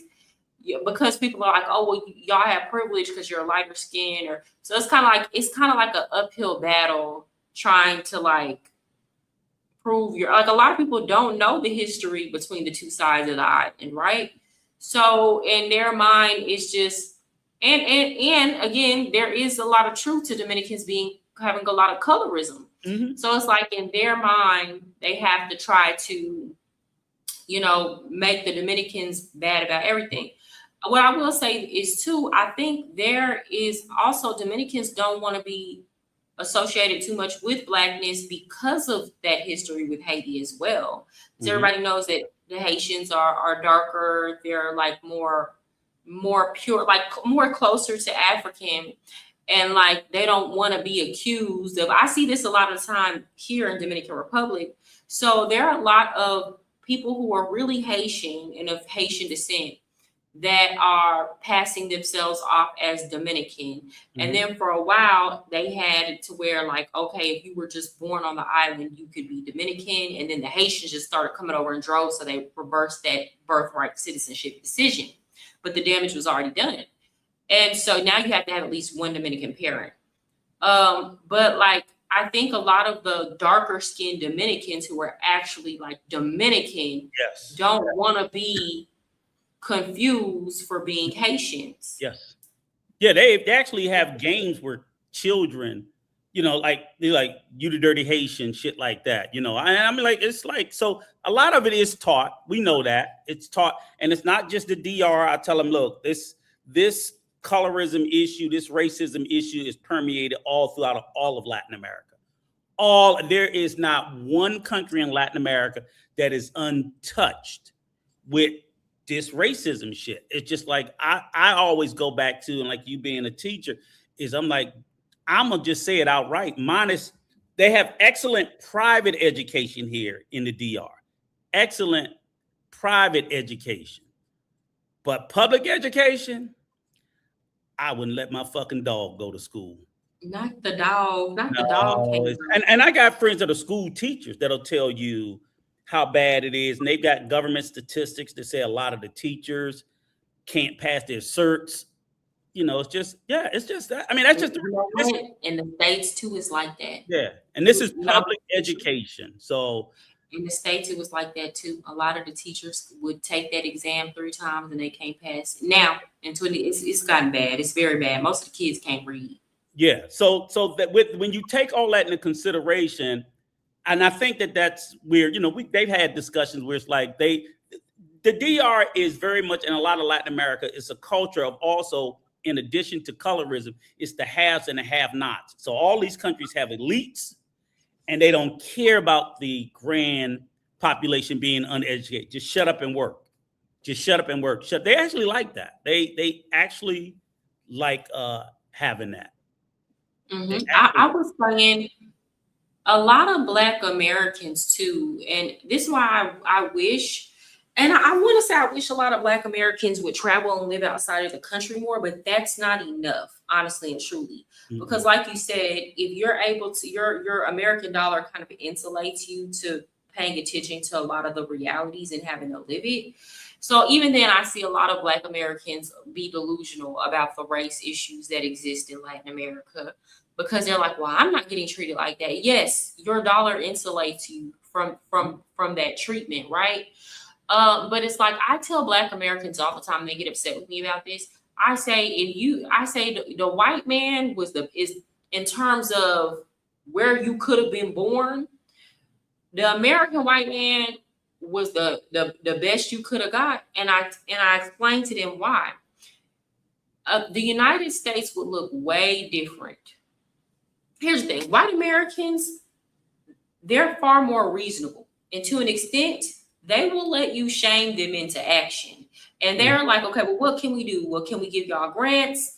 And for a long time, we had affirmative action, and they'll donate to like community programs and community outreach centers, and they'll have scholarships just for being Black. You will never be able to use racism or slavery as a reason to shame Latinos into doing anything for their African populations. No, they're not doing it.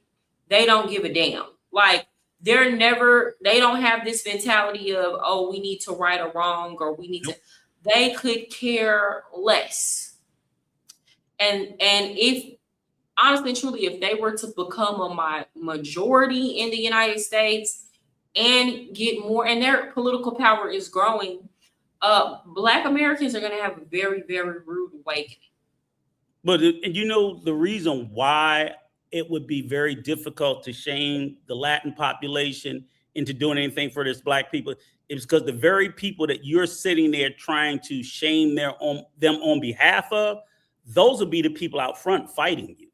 So then it's like, it's a losing battle for me to tell the lighter class or the white class of the DR they need to treat the Black class better, when there'll be the Afro Dominicans or the Afro Colombians or the Afro Brazilians that'll very much be so fighting you. So the best you can do is try to educate that class of people to fight for themselves.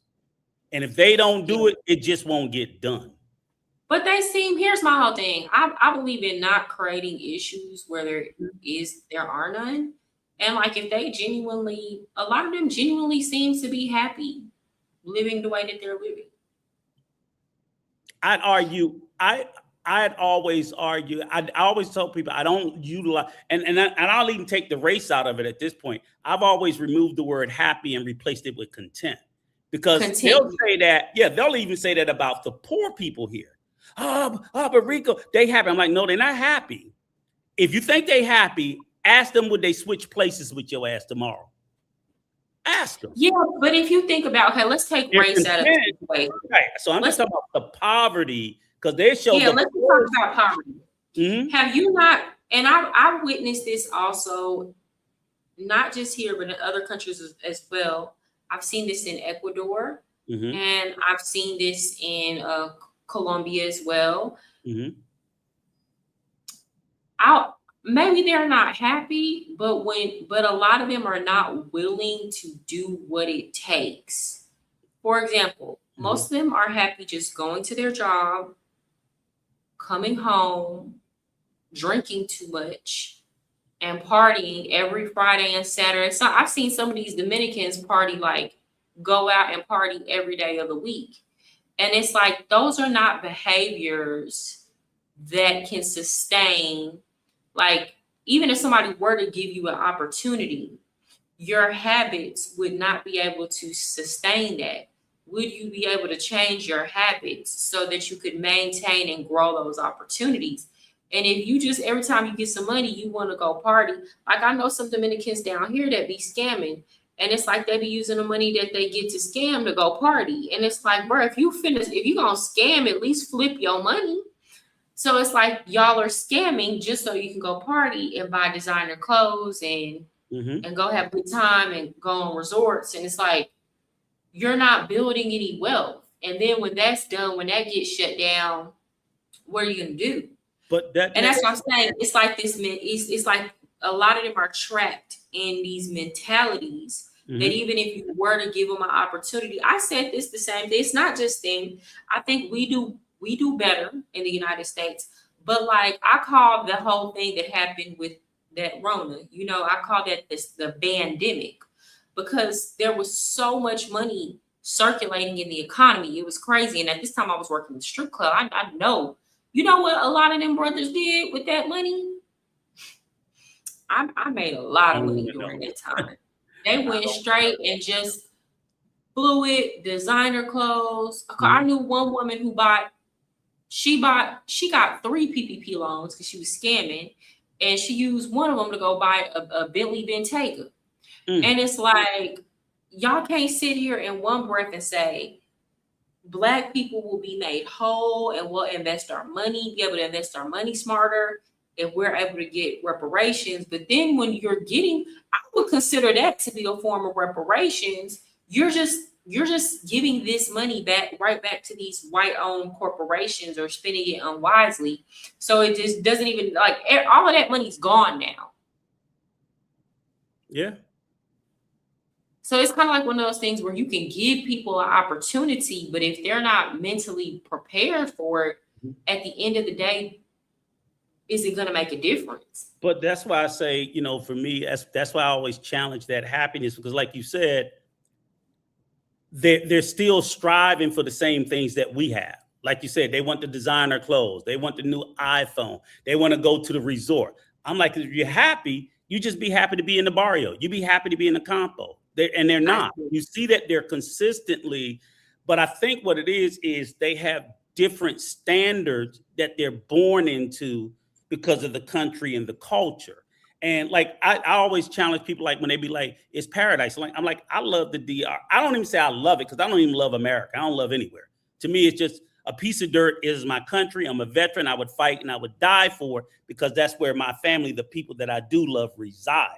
But I don't love America. We can talk about all the problems and critiques and shit with America, you know, especially as an FBA person living in that country. I could go on all night about how fucked up America is. And I'm never going to not forget that. But I'm certainly not coming to the DR and I'm calling it paradise because it isn't by a long stretch. Yeah. I've been all over this island. Beautiful places, beautiful beaches. But if I could afford to really live the way I want to live in the U.S. in retirement, which I will be in the next couple of years, I would stay in the U.S. I like all 4 seasons. However, the U.S. is wildly fucking expensive. It's crazy expensive. So it is far more affordable, and I can leverage, the same reason these so-called passport bros, I can leverage my money to live a much fuller, better life for the rest of my life in the DR, El Salvador, Colombia, Brazil, even parts of Asia. Good night, Ken. Thank you for coming through. You know, you're going to struggle trying to go into retirement in the U.S. So I tell people, go to the U.S., make your money, get your retirement, and then look for somewhere else in the world that you can live so that, you go out to the end of your days not. I see old people back in the States, and some of them, because they're on fixed income, and if they don't have a family, these old people be out there, eating, begging at food banks and shit like that. And I said I would never have me or my wife in that position. So we made the decision several years ago. She was from another country. I said, hey, let's hold on real quick. Mm-hmm. Travel Squad, I'm sorry. I had to block your name because that dude came in here under your name and he was being nasty. I'll let you on the panel, but just show me your face before, in the back before I let you on, okay? I'm sorry. Go ahead. Yeah, so that's the only reason I tell everybody, like, the DR is not a bad country. It has its problems like all other countries, but it certainly ain't no fucking magical place. So people sitting there trying to make it seem like, oh, you come to Walt Disney World. I'm like, nah, bro. So people try to say, like, people say, oh, you don't need this, you don't need that. I've been working my butt off, me and my wife, to have everything we need before we get here. So when we come here, we don't need nothing but suitcases. I got cars, homes, everything. Because I'm like, I refuse to leave the United States. And I see Negroes come here and they want to live in a compo. I'm not living in no fucking compo. Why would I, if I didn't live if I moved out of the projects in the US, why would you come here and live down? You should be living on the same standard or slightly elevated. So if I had to come here and I had to slum, why would I do it? I'm like, if you want to slum, you can go to Mississippi or Southern Alabama. There are poor places in the United States, if that's all you want to do. So when I hear people saying things like that, I'm just like, nah, that don't make sense. But I also understand some dudes. I'm like, okay, so you're going to come over here and you're going to spend all your money on tricking. So maybe you ain't got nothing left but to live in a $200 a month or $100, and I'm not knocking nobody's budget, but I just don't get where you come to any country and live down less than the way you live back home. That's crazy. Okay, I can understand your perspective. Oh, I had a question to ask you because I'm in the process of looking for an apartment. Did you have to have a cosigner when you got your apartment? I bought a house. Oh, you bought a house? Yeah. I didn't. I mean, I hear people are saying that, but then they say if you are willing to pay 6 months or a year up, oftentimes they'll drop it. They'll drop that if you're willing to pay 6 months to a year up in advance, because you ain't gonna get your fucking money back if you have any complaints. But then the knock on paying it all out is if you have any maintenance issues month to month, they're less likely to be real responsive to you because they already got your fucking money. And in those cases, you do need what they call a guarantor, a Dominican citizen with a cedula that basically is saying like he's going to co-sign for you. But I'm like, if I don't pay, he ain't gonna pay it. So that's just the way. It's somebody that can take to court if you renege on paying your rent, because they have some pretty, even if you rent here, they got some pretty messed up leasing laws here in the DR where people have been squatting in people's shit for long periods of time, not paying rent. So it's kind of hard. I know. Hey, brother, on that note right there, hey, thank you, Mariah, for letting me on the show. I got a lot of people that troll me. I've been around YouTube for a long time. Hold on, real quick. Let me say Go thank ahead. you to I'm the sorry. chat. No, it's okay. Thank you, JK Perkins 4582 for the super chat.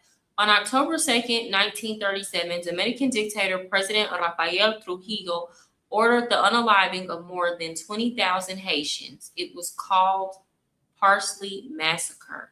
Thank you for the education. And I think part of that was because I heard about that during this time, the Dominican Republic actually wanted to become a part of the United States. And the United States would not admit them because they did not want, we already had Puerto Rico, and they did not want another, like, you know, kind of Black protectorate up under them at that time. But that's part of the reason why, like, a lot of these streets here are named after like American presidents, and then they were trying to appeal to the United States. Mm-hmm. Now, to be clear, the United States said no. Ordered them to do that. They just decided to do that, you know. Okay, but go ahead. Hey, Uncle Rico, I was going to ask you a question, bro. I think that I send you and salute to you, brother, and you're a veteran too, just like I am. Mm-hmm. So I just want to. I remember you from Pacers Man channel. Correct. Am I correct? Correct. All right. So would you advise other brothers right now? Just be honest in your own words right now. And I own multiple properties in the United States. I don't know if you heard of me. If not, I heard of you. All right. So would you advise somebody to sit up there and buy a property in Dominican Republic and go away for 2 or 3 years and then think they're going to come back to that property? Let's be honest. It depends. Okay. I know of a couple of brothers who have built properties like out in the Campo, and I don't advise that because they don't have security and their property's been broken in multiple times and things stolen out from fixtures, furniture, everything under the sun. Yes, sir. Security. Now, I bought a house 5 years ago, and I still don't live here full time in Punta Cana in a gated community, and they ain't so much as took a blade of grass because I'm paying HOA like a motherfucker. So if I don't have nothing else, I got great security. Yeah, everything. No, else. I own property in Mexico too. I own property in Mexico. I'm just asking you, for like some brothers that think that they're about to go and buy property out in the Campo or buy property away from the city. Bro, you're not going to do it. Somebody else is going to be living there once you get there. I want people to understand that real quick. And the property laws are different. I just want people to understand that. It's a lot of people. I mean, we watched people over the years in the last 5 years. They bought property and then look where they're at right now. They own nothing. I agree with everything. And I'm glad that you still own yours. Yeah, I agree with that. I think it's foolish. It's crazy.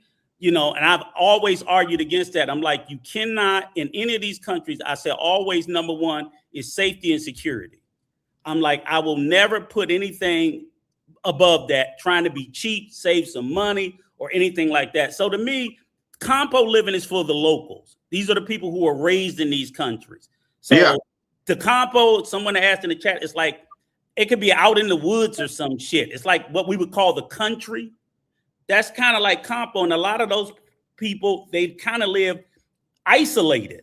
And if you're going to live in isolation, you have no protection. It's just that simple. And your shit gets stolen. People Yeah, have, I wouldn't do that.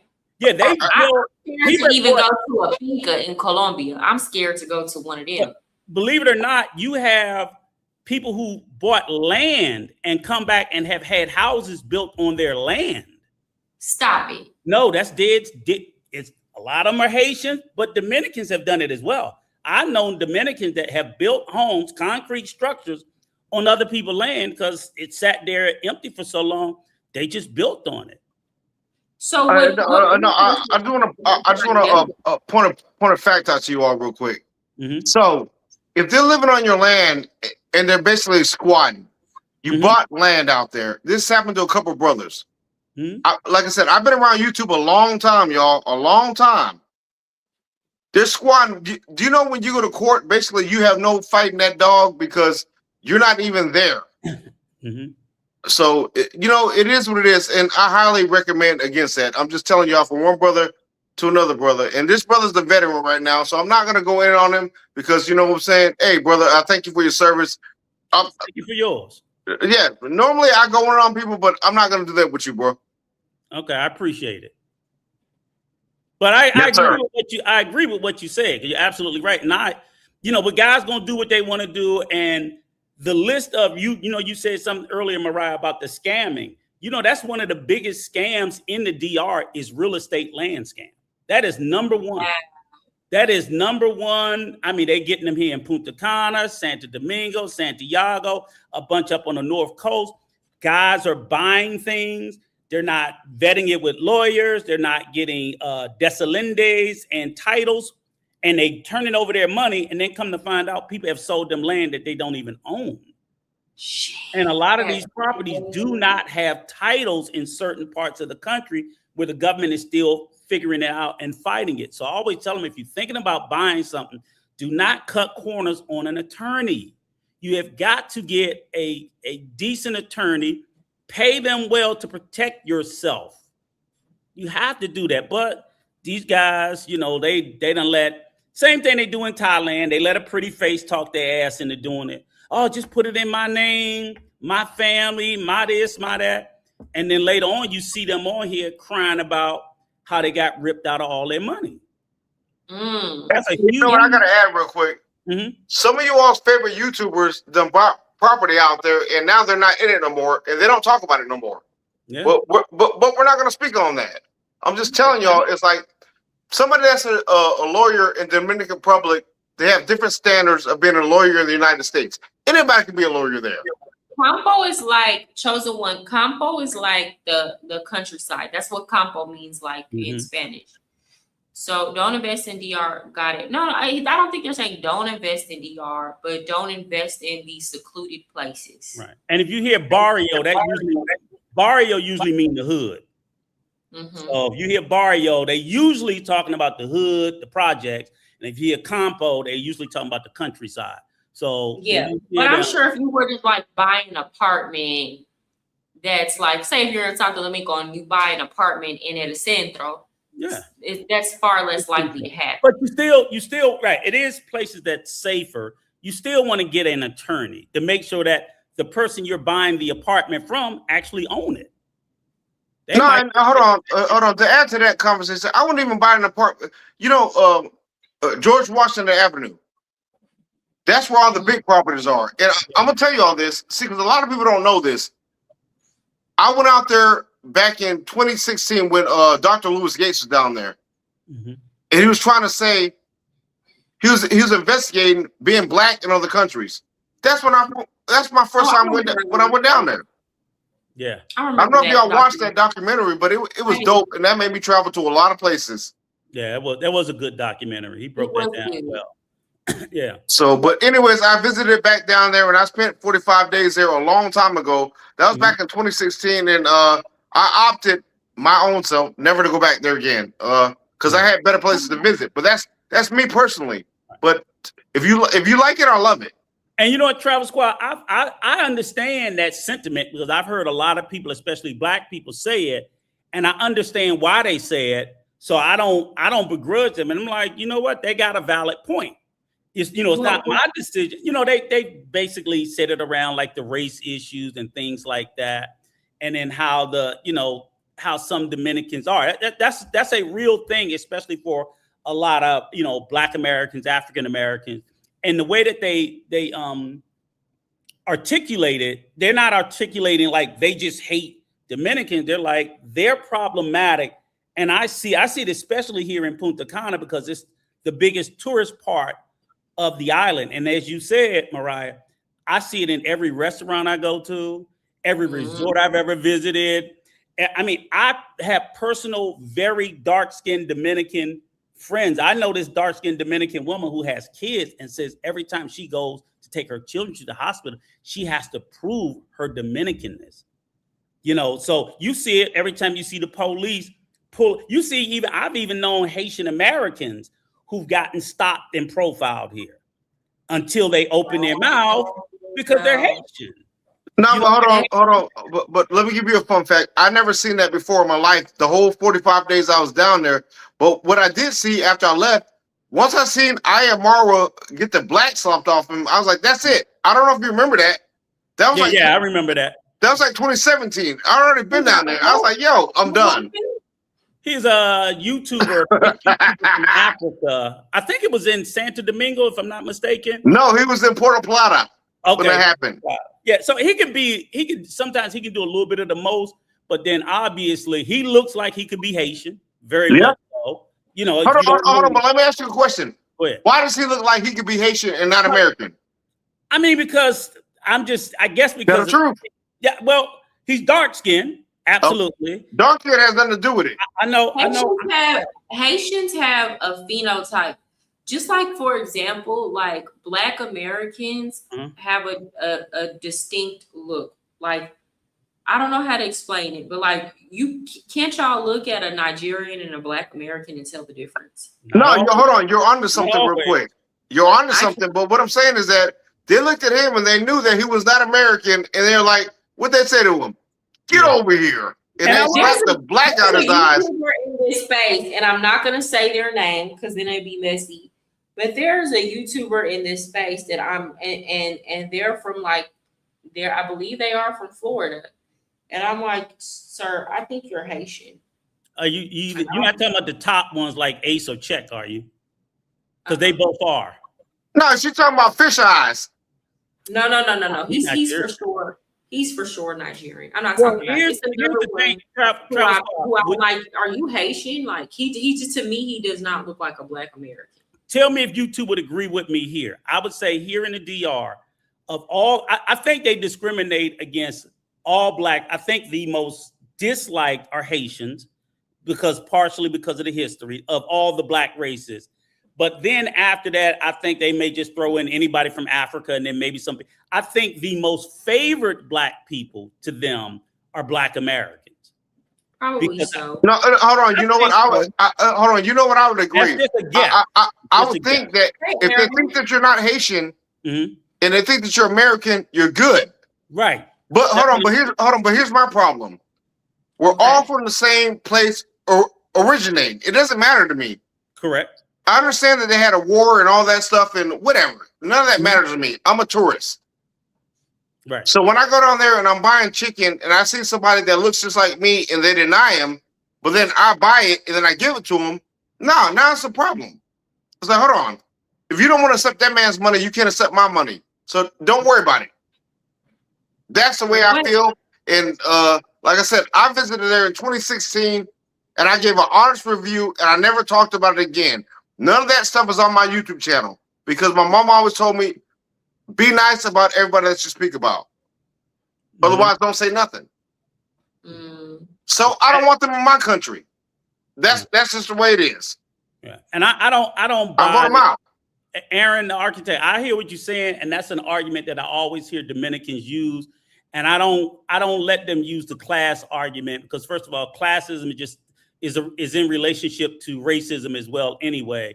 And it's an easy enough way for them to dismiss it. You know what I'm saying? And because again, if the argument is about class, one of the biggest lawyers I think here, I know, I'm trying to think of his name. He's got a law firm and he's very dark skinned.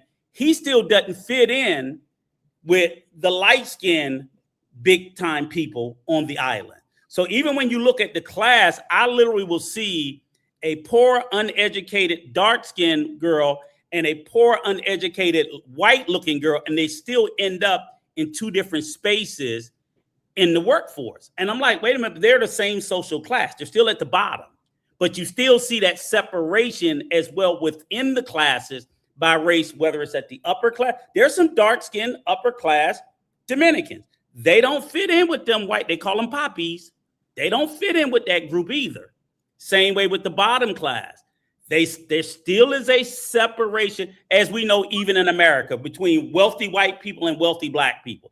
There still is a separation. Jay-Z don't get in all the rooms that Mark Zuckerberg and Elon Musk get in. And he a goddamn billionaire too. Exactly. Hey, Mariah, I'm going to tell you, you got an intelligent brother on the panel right now. I'm glad that he joined the panel, and I'm glad that he, you know what I'm saying? He understands a lot about what's going on, but I need to tell y'all, a lot of this is going on in the lower Antilles and the upper Antilles too. So when you travel down to Aruba, you're going to see the same thing. You're going to see, you might not see a black person in the front screen, but you're going to see them serving food. Cooking, cleaning. All right, so now we're talking. Yeah, doing all the yard work. Yeah, and all the stuff we don't do no more. I bet there's, you know what, and I have to bring this up. I bet they are so confused when they come to the United States for the first time, and they see that there are black people who are like living good, doctors, lawyers, teachers, engineers, like. That has to be mind blowing. Oh, now I'm coming in. Like say if you have a Dominican, they told me here in Santo Domingo that I was white, and that blew my mind. But it's like, let's say, you have somebody like me that's in Santo Domingo, and like my whole life I was raised to believe that I'm white. Mm-hmm. And I was raised, and you go to Texas. And then I go to Texas, and like my boss is black and dark skinned. And I have to listen to what they say. You better, yeah.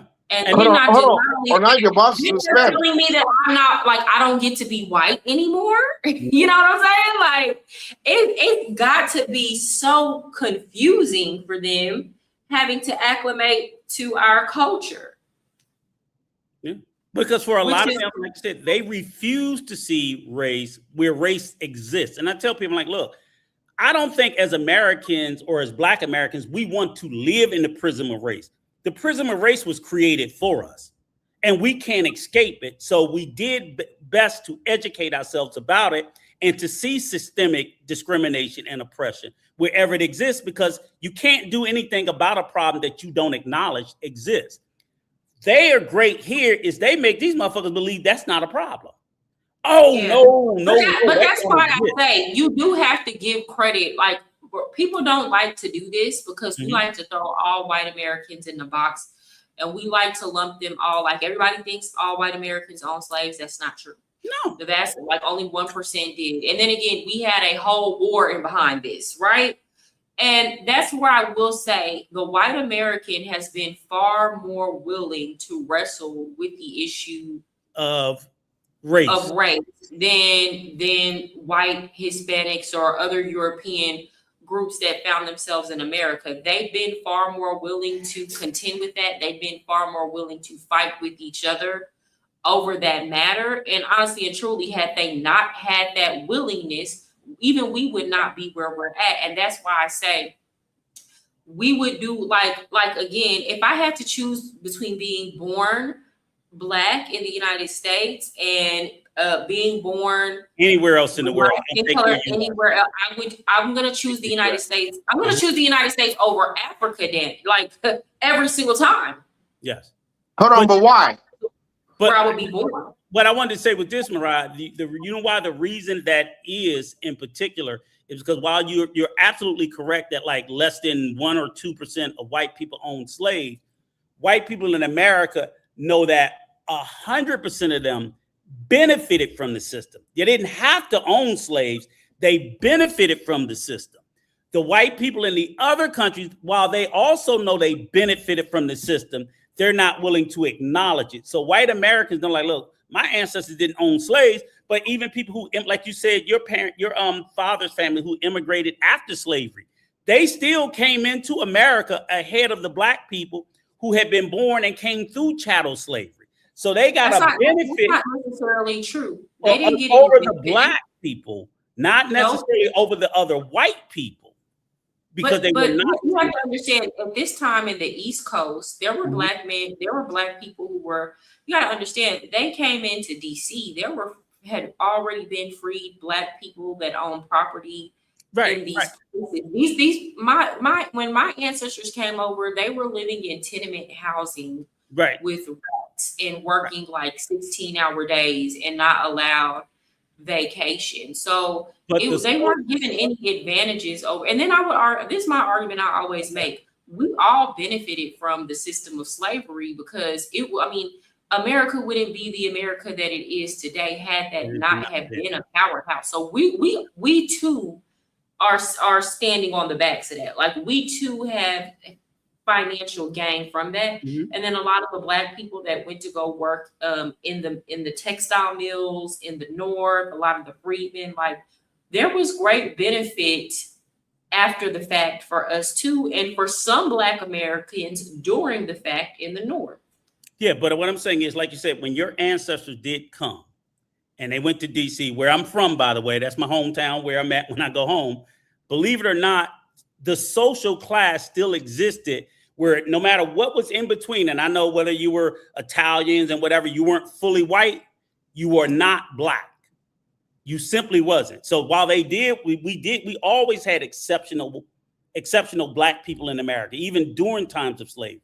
They were exceptional. The normative still reported that the white Englishmen who first stole America from the natives was always at the top.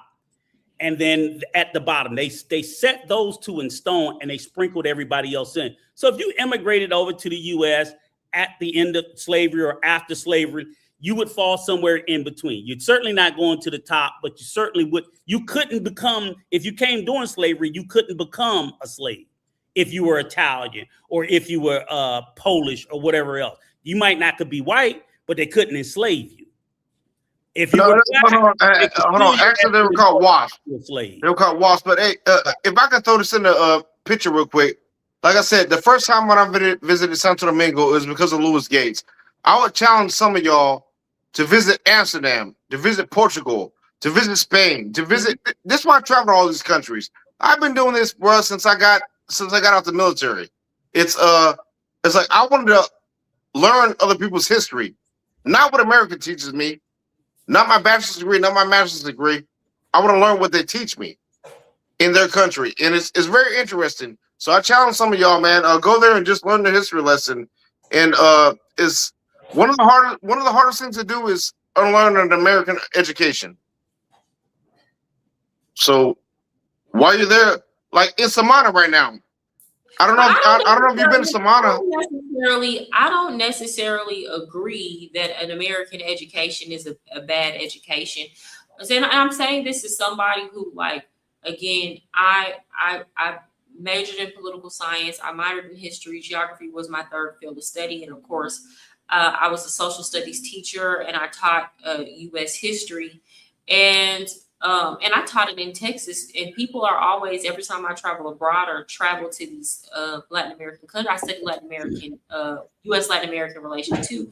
They're always very surprised on the knowledge I have about their country. I think what the problem is, you know what people say, and I said this about my students, when they leave high school, first of all, you can only, if your history lessons are only limited to high school education, there's so much that happened and you can't squeeze that into your 2 years of U.S. history. So we have to pick and choose the most important part, right? So that's a thing. And then also people will be like, my teacher didn't teach me that. And I'd be like, yes, she did. You just didn't listen to that lady. You were not paying attention. You weren't interested in it when you were in high school. So you weren't paying attention. But I personally, I don't think it gets in terms of history, the United States does the best that it can do.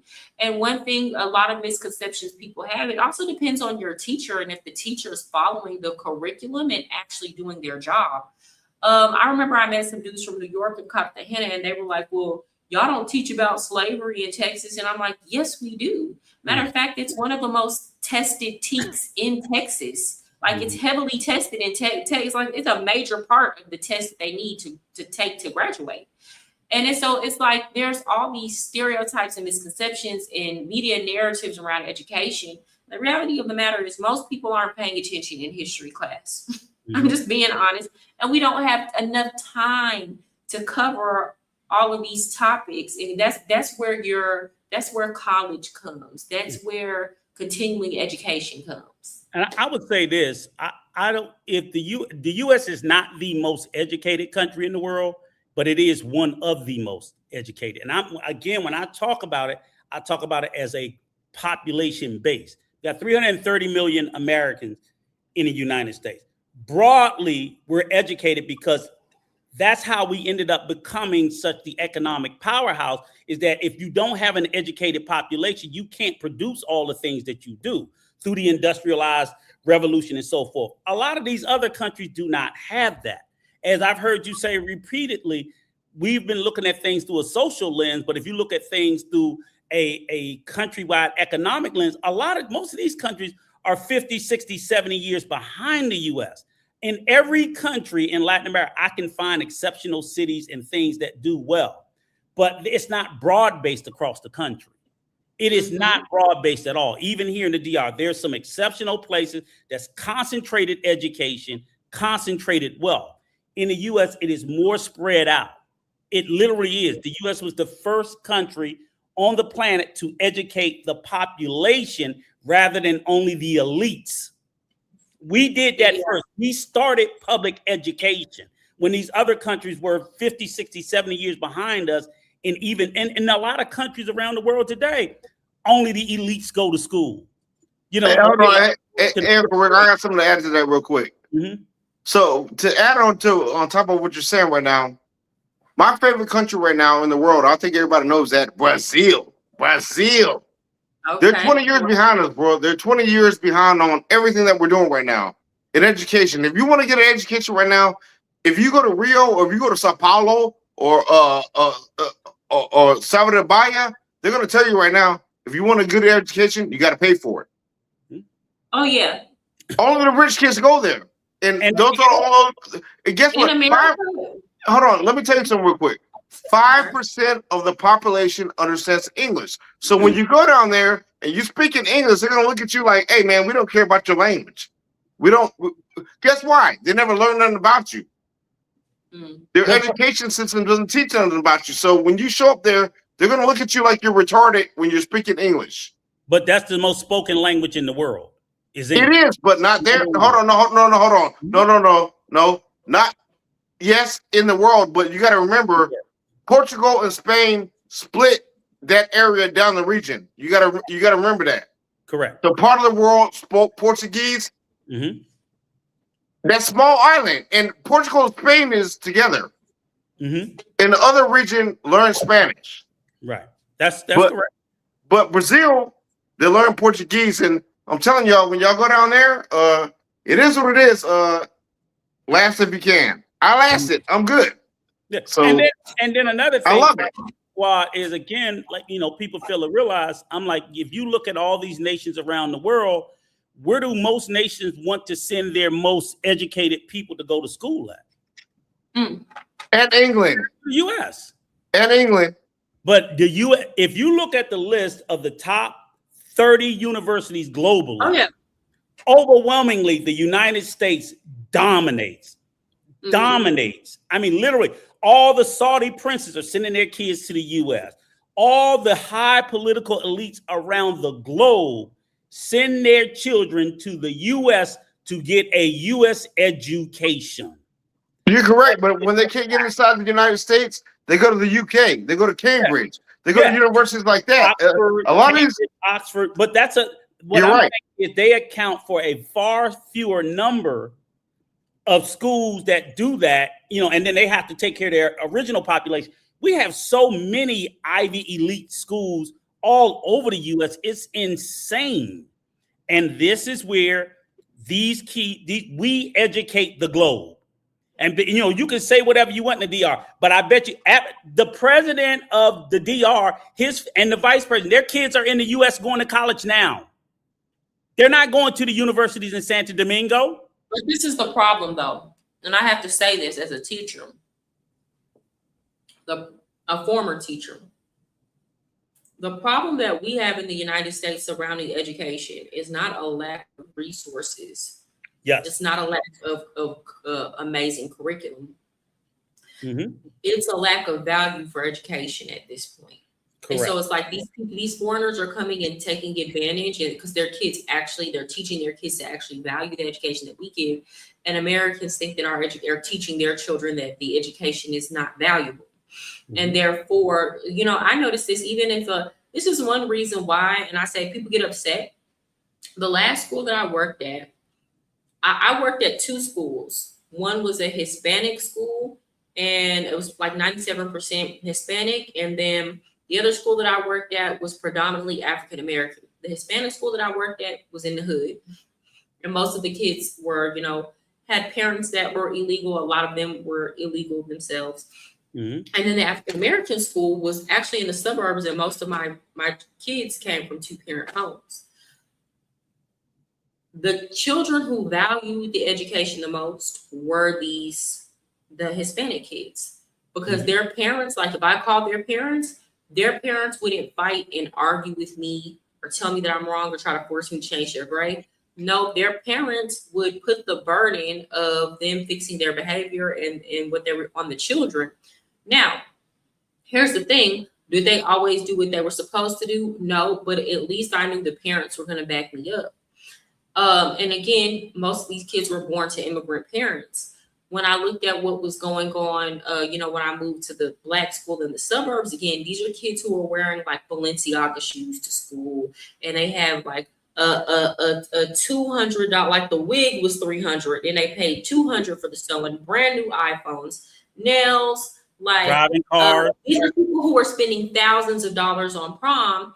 But when they're falling behind in school, their parents will not pay for a tutor. And then if you call them in like, hey, they're not turning in their work, their parents want to cuss you out. Their parents want to try to fight you. The parents want to have a meeting with the principal and make you seem like the problem. If you call them and say, hey, your kid doesn't show up to class, now you're picking on my kid. And, don't let it be somebody that's a non-Black teacher, because now the issue isn't your kid, that the teacher is a racist. Mm-hmm. So it's like, when Aaron says that most of the adults can't read on reading on a seventh grade level, the issue is far worse.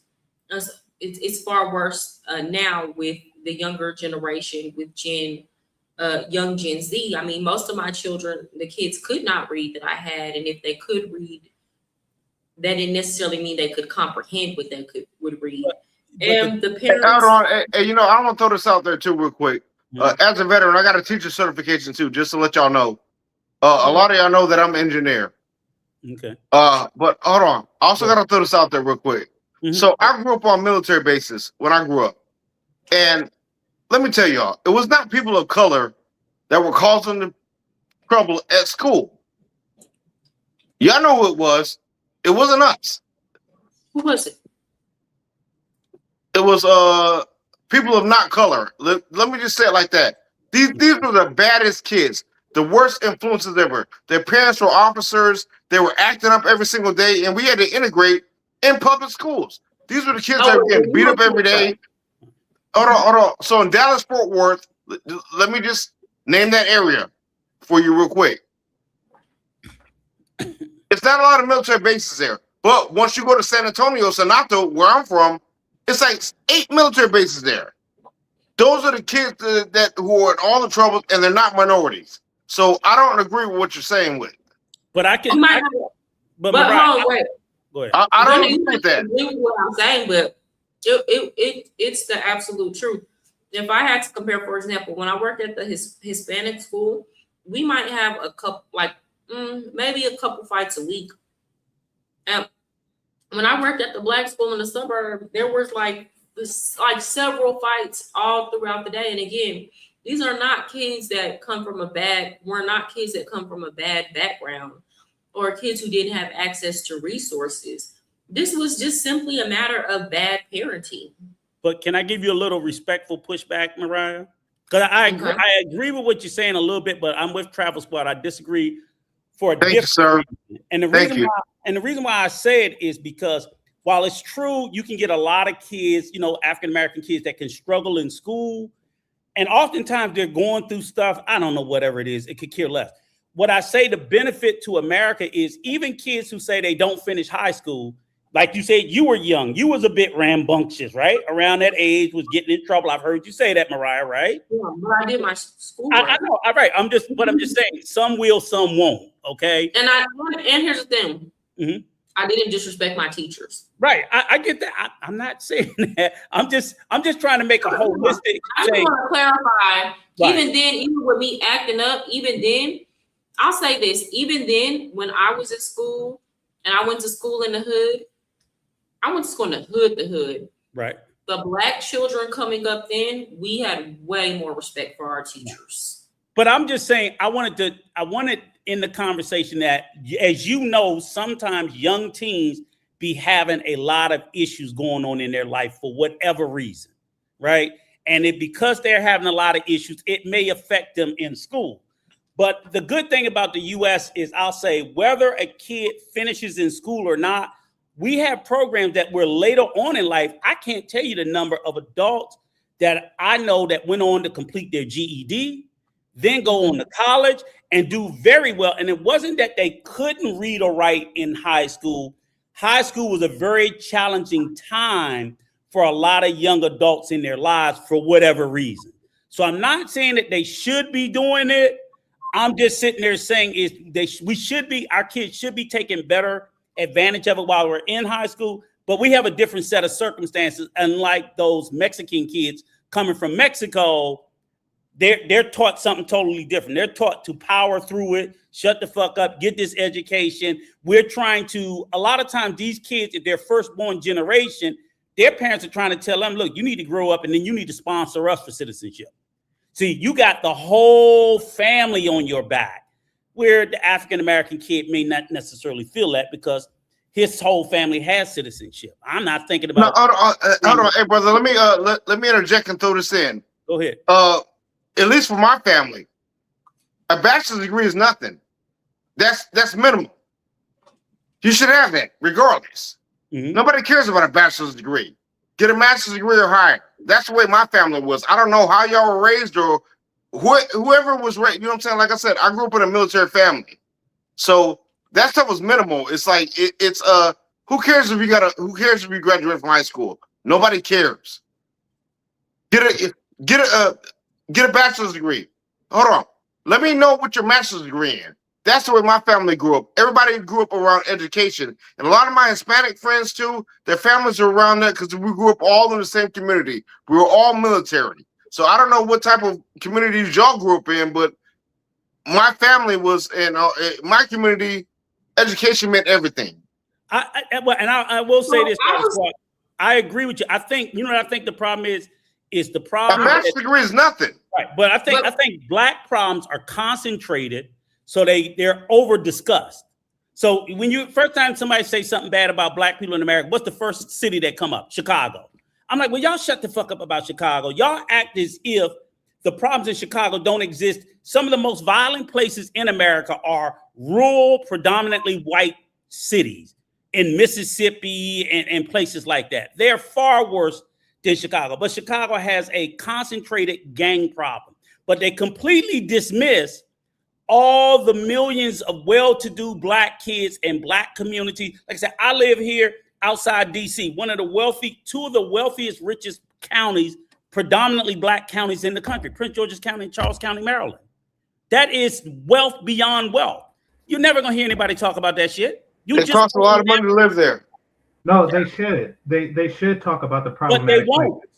No. What I'm saying is they should talk about the problematic places. Why would you talk about? Okay, when you go to the doctor and you're missing an arm or something like that, do you show him your good arm? Like, no, you show him where the stub where your arm used to be and tell him to fix it. Like, it doesn't make sense to discuss a community that doesn't have a problem. So why are we not discussing West Virginia and Western Kentucky with all the meth heads and all the? Because it's not our problem.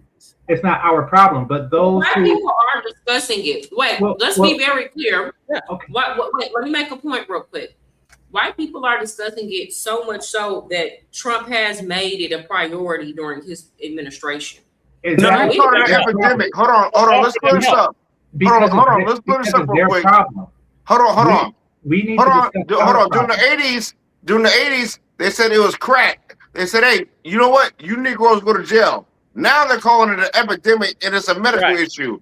Right. That's what's crazy about it. Well, it's a problem that requires resolution. Well, white people are going to jail for selling meth, and they're going to jail for a long time. Not at the numbers we were going to jail at. Not during the 80s and not during the 90s, and I'm not going to sit there and play that game. I'm saying even now, not at the rates because they don't get policed the same way that we got policed. Remember, the projects were heavily policed. West Virginia, Western Kentucky, Tennessee, they got little small police towns with 4 or 5 officers. They're not knocking off meth dens every day like they would knocking off crack dens. So that's what I'm saying is I'm not saying we didn't have a problem, and I'm not saying it wasn't addressed. In one community, it was over addressed, and it's like, okay, it's fine. But this exists in the white community, and they treat it with mental health and a bunch of other bullshit. And it doesn't matter. What we have to do as Black people, and some of us who are Black parents, we need to say, what do we do about the nigger problem that we have in our community? Please refuse from using that term while I'm on the line with you. Thank you. No. Let's not say the N word. All right, fine. You could say, you know what they say now? YNs. Right. But why do we have to discuss it ad nauseum? That's what I want. There isn't a solution. What solution are we getting? Good question. If you talk repeatedly about a problem, that's not a solution. That's just acknowledging the problem that we all come to a solution. You talk with a solution in mind. The reason why this is about to be good. You got 2 debaters online. This is about to be good. Thank you. The reason why we never come to a solution is because every time we discuss the problem, somebody points the finger to Whitey. What we need to do is we need to say, as Black people, what can we do to solve the YN problem? So you dismiss that white people have anything to do with the problem? I'm saying that discussing that or bringing up that aspect doesn't help with the solution. So why are you dismissing if you're saying we're discussing it to come to a solution? If somebody in the discussion brings up part of the problem, you want to dismiss it. If we don't discuss the problem in totality, as you use the doctor analogy, if he sits there and just treats the symptom and not the root cause of it, then he can't say, well, I'm going to treat the symptom and I'm going to ignore the root cause because the root cause is whitey. Okay. Let's go. Yeah. The cheerleading doesn't help. Okay. So let's go back to that analogy. The symptom is you don't have no damn arm. Now, the root cause could be that your arm was chopped off, but guess what? That's not the doctor's problem. He needs to put the arm back on. To be clear, sometimes you just need to fix the. It's not chopped off. It's cancer that caused you to lose your arm. Now that's not the doctor's problem, because the arm's already gone. Okay. I'll tell you what. Let's ignore the cause of the whole arm cancer. Let me finish. Let me finish. You're telling me now, if you show up with a missing arm and it wasn't chopped off, but it fell off for necropathy and it's cancerous, the doctor, well, shit, the arm's gone. Well, the hell with it. The symptom is the loss of the limb, but the cause of it is some sort of disease within you that the doctor can't visibly see. So he shouldn't try to see what was the root cause that led to that. He should ignore it and just talk about people with one limb. Hey, brothers, you can pause real quick. Hey, Mariah, I want you to understand real quick. I understand you just moved down to the Dominican Republic right now, But what these brothers are talking about, it has a lot to do with DR. They're just not talking about it. But you brothers proceed. I understand what you all are doing. You all are doing it. You all are doing it in encrypted messages. Follow his logic. Yeah, Okay. no, you all are doing it in encrypted messages. But DR has a lot of the what y'all have to talk about. I'm about to be quiet. He's Okay. I'll put it like Whitey, but that I'll but put it- I'll you're put it like saying this. that Whitey's not a part of the problem. Jesus. Go ahead. All right. If you have an opportunity to cure a problem without the root cause, then you cure the problem and then discuss the root cause. How about that? How about we fix our YN problem and then we talk about the white problem? But what if you can't fix the problem without? Then it's because you're stupid. Okay. No, that's not true. That is not okay. I'll put it like this. I'll put it like this. Hold on, wait, game changer. Wait, game changer. I'm gonna help you out here. So I'm gonna take it down like on a micro level because I think we talk about these ideas and they're really big. Let me break it down to my students, right? Who again, these were children who had money to eat, they were clothed, and they lived in a 2-parent household, two-story houses, multiple cars. That's how I grew up. Yeah, that's how they were growing up, right? So, in a situation like that, you can't, and they chose to do this anyway, you can't blame racism for why your child is failing in school. And you can't say, let's go back to the systemic racism. No. What you can do is make sure that your child comes home and does their homework. What you can do in this situation is make sure that you're properly communicating with your teacher and that there are consequences enforced for not doing homework. And things are taken away when they are not going to school and they're choosing to skip school. You can't allow your child to run amok, and then if they end up in jail or if they end up failing out of college or not even being able to go, say that the white man held them down when you had all this time that you were supposed to be rearing your child to value education and work hard, and they had ample opportunity because y'all are not poor. Matter of fact, you just spent $10,000 on prom. And it's like those type of situations. Like, I'm a huge believer in do what you can with what you have. And of course, the YN situation in the inner city is a little bit is more complicated because then that's when you do have to kind of throw in those factors of like poverty and things like that. But it's like even in situations where, and this was all across Texas in the suburban schools, even in situations where it appears, or not even appears, where these children have ample opportunity and equal access to opportunity as children of other groups, their parents are still choosing to not teach them to value and respect authority and education, but while simultaneously blaming white people. I remember in our school district, the superintendent, who was a black man at the time, he would talk about how we need more funding for education and things of that nature. And meanwhile, he took funding from the pandemic and bought a mansion. And did he go to prison? No, he just ended up in another school district, but this was all over the news. But this is the same type of man that would blame the white man for what's going on in these black communities while stealing from these children. And I think that's what Game Changer is trying to say. There are many things that go on in our communities that it's not a matter of what white people are doing. It's a matter of what we choose to do. And it's like, you have to address that first before people are even willing to take you seriously about what you consider to be wrong or what you perceive to be wrong about their behaviors. Hold on, let me say this real quick. I grew up in a lot of different military communities. I never grew up in a community which you explained right now. And like I said, you're from Dallas or whatever. I'm from Sonato, 210.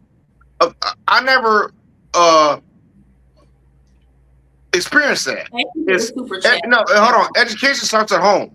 Education starts at home. So all these different countries I've been to, when my child, when I was deployed as a child, My parents were overseas and this and that. Education starts at home. So I don't understand what y'all talking about, but that's just me. You want Well, to I add game do. She said it best.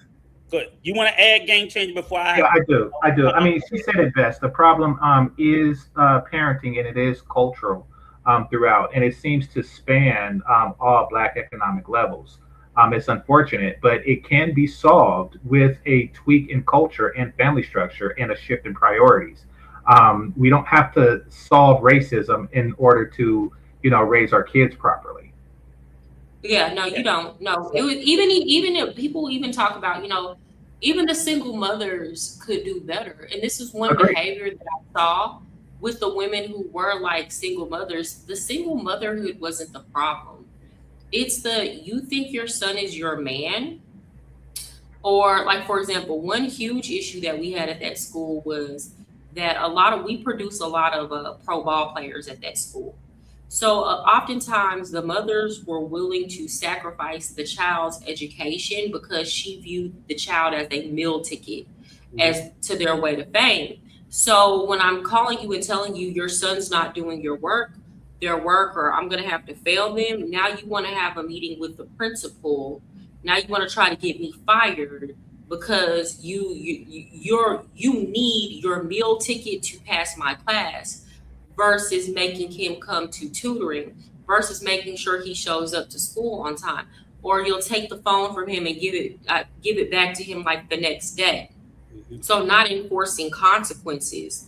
So like there are things that, again, it's a matter of choice. It was so much that I saw that really broke my heart and completely changed my perspective. Well, can I add something to what you said, Mariah? So I hear what you and Game Changer are saying about, what I hear is you guys are saying prioritize the solution. Everything before the word. Huh? No, I was going to say everything before the word but is BS, but go ahead. All I said was what I hear y'all saying is prioritize. Just keep speaking. Ignore him. That's all I'm saying is, again, and I believe in that philosophy too. You fix what you can, but simply because I can change a flat tire, but if I got a flat tire and a busted radiator, I can't fix the radiator, but I am gonna go ahead and fix the tire while I'm still waiting on somebody to come, and the car still need to be fucking towed, or it still may need to be pushed to the side of the road, whatever the case may be. What I'm saying is the dismissive nature of, oh, well, once I fix the flat tire, well, I can push it to the side of the road, but I still can't go no damn where. I still have other conditions that need to be addressed. And what I'm saying is, I think we can get lost on, which I absolutely think in your case, teaching, you were there for a set thing, educating kids. If those parents change that, those kids would be educated. But still, it's like, okay, now in what world do they have to take this education and exist in if the world still has other problems stacked up for them and say it's whitey related? I'm not saying everything is a race issue, because I don't think everything is. So I get what you're saying, but real quick. This is the issue with what you're saying. I think if there was any world where getting an education or fixing our community problems was actually going to yield positive results, America is the best place that can happen for a Black person, right? And I think the problem was, and this is why I've kind of like gone back and forth in my head, like, should we be teaching about, is it too young to be teaching about certain topics in school? Because a lot of times, like, my students had an African-American studies teacher, and he was always like pro-Black, and white people are oppressing us. Okay, when you hear that as a young Black person, even if you have everything going for you, then you'd be like, well, what's the point in even trying? Because if I try, then the white man is still going to keep me down. So I'm like, why? Because the white man's going to keep me down, so I might not even try.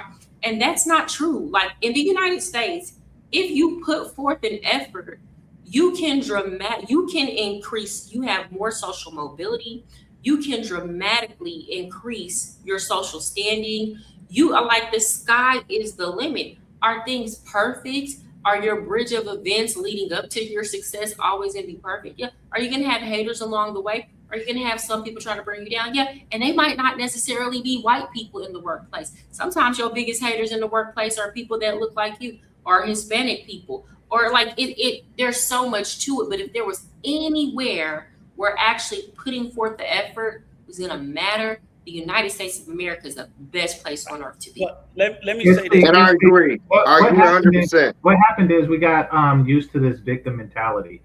So you're right about teaching certain parts of history at a young age, because there's a certain comfort in victim mentality. It means that nothing is This dude is lost.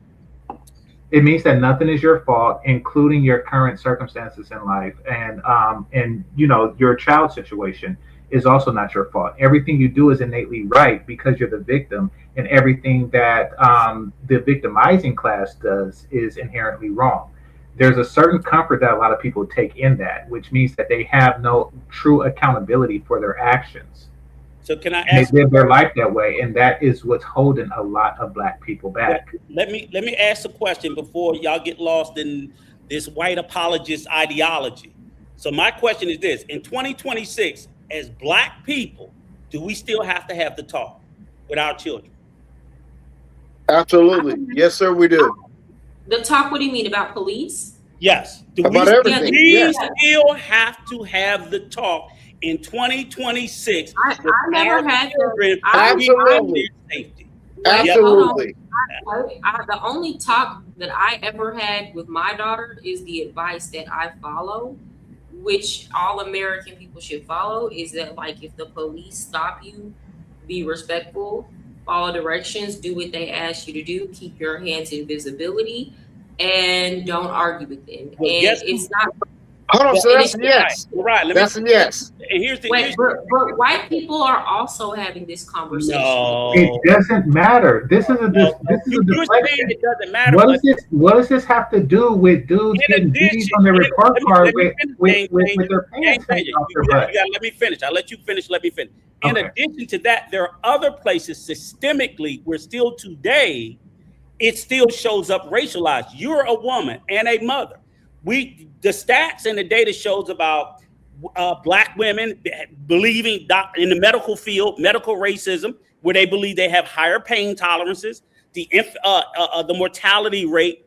These are things that the data shows. So for us, that's why I'm not blaming. I'm not a race hustler.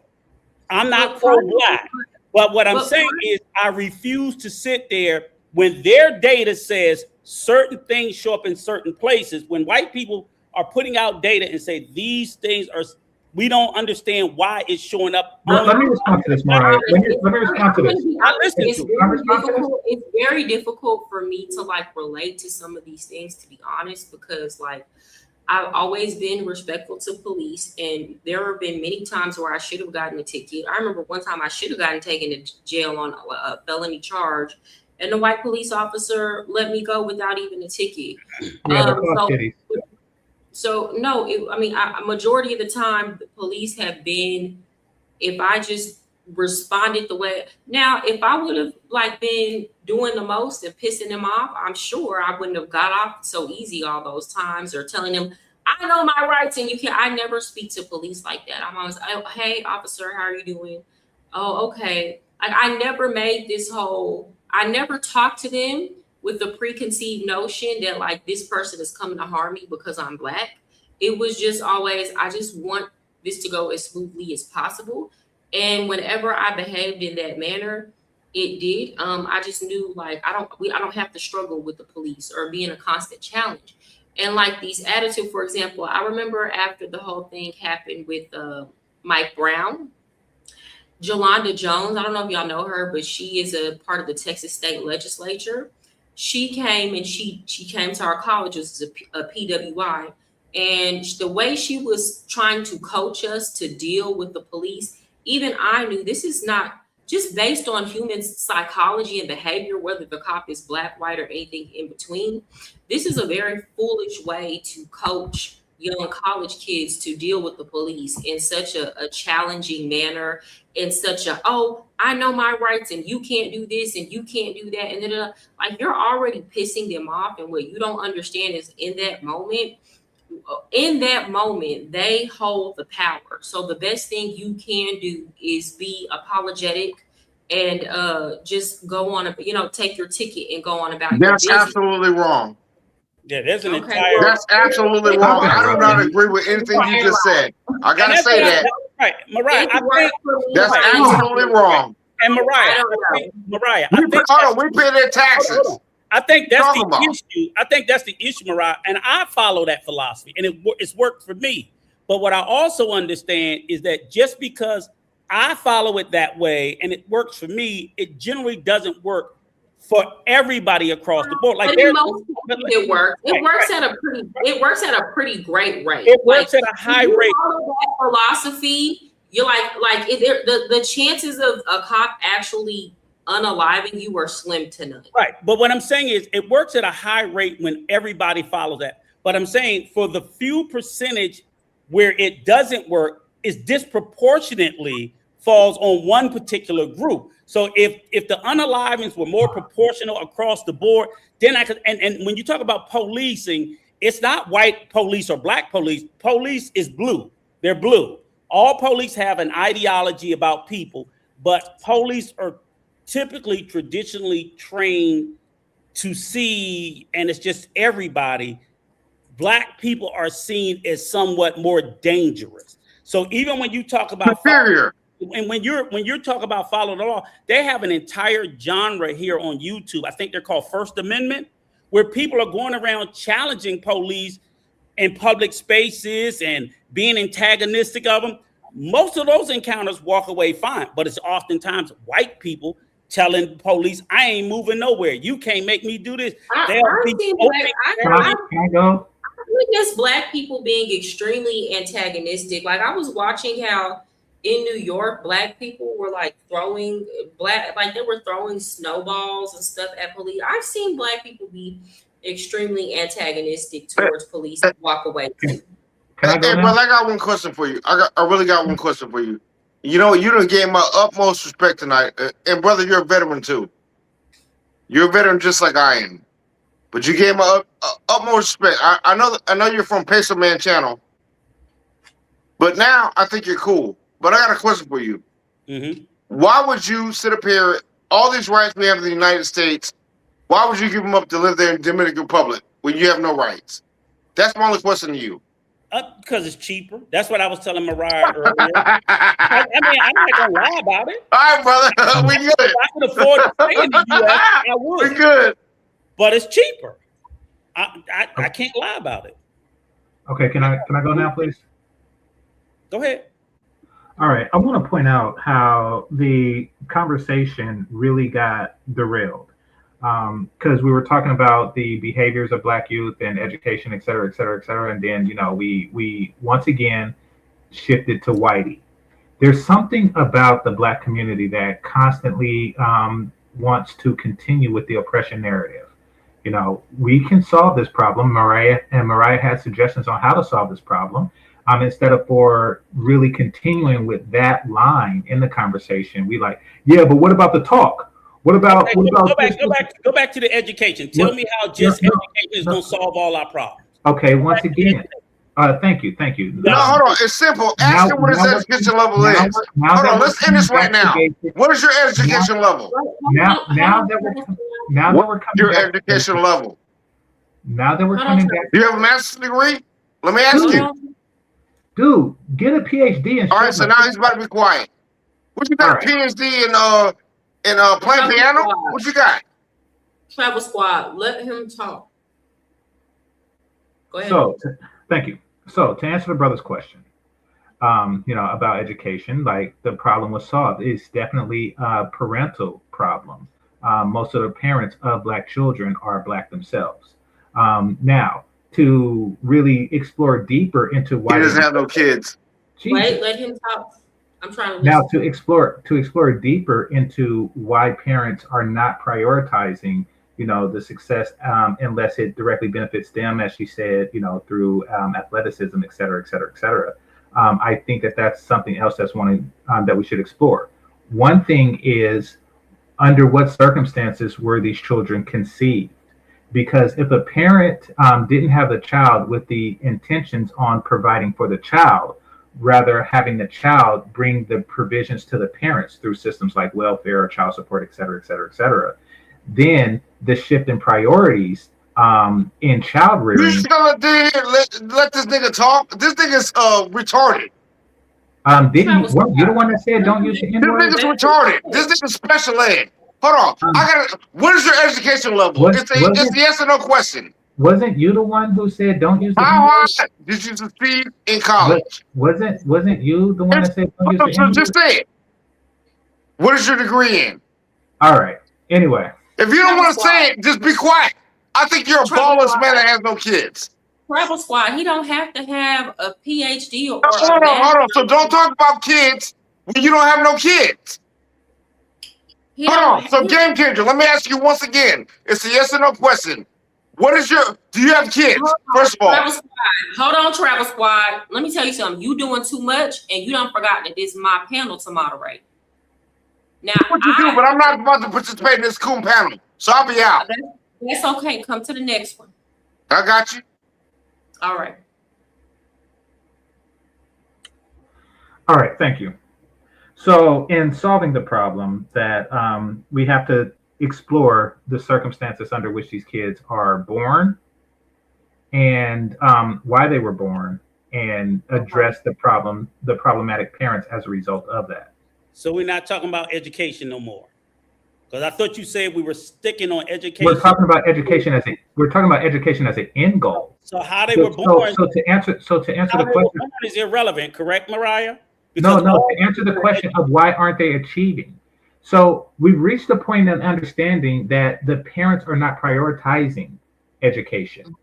Now we're asking the question of why they're not prioritizing education. And when I say why they were born, I'm saying that the children were not born with, excuse me. So that problem, then Mariah, if that's correct, then the solution isn't education. You got to, now we're coming out of it, as he said earlier. If it's just education, it didn't care. They were single mothers, how they were born, whatever, because all of them go to school. Now, if he's trying to figure out why they were born, now he's taking it out of education, and now he's going back to the social issues as to how. The social issues, first of all, education is a social issue. Secondly, the social issues is what's preventing them from getting the education.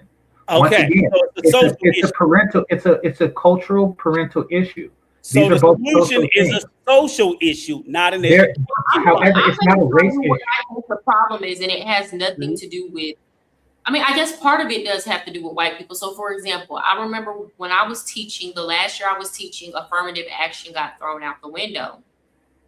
And I think part of the reason why Black people stopped valuing teaching their kids to actually try in school, and this is a problem, and I know this because I went through this when I was like applying for college, is like, you don't have to, like, you know how we have this saying, you got to work 10 times harder than the white kids? Like, that was not necessarily true. So for example, I remember when I was in college, when I was applying for college, the thing was like, if you fell short somewhere and you had some educational gaps, when you wrote your letter to these college entrance officers, you need to write about your Black struggle and the problems you had being Black, right?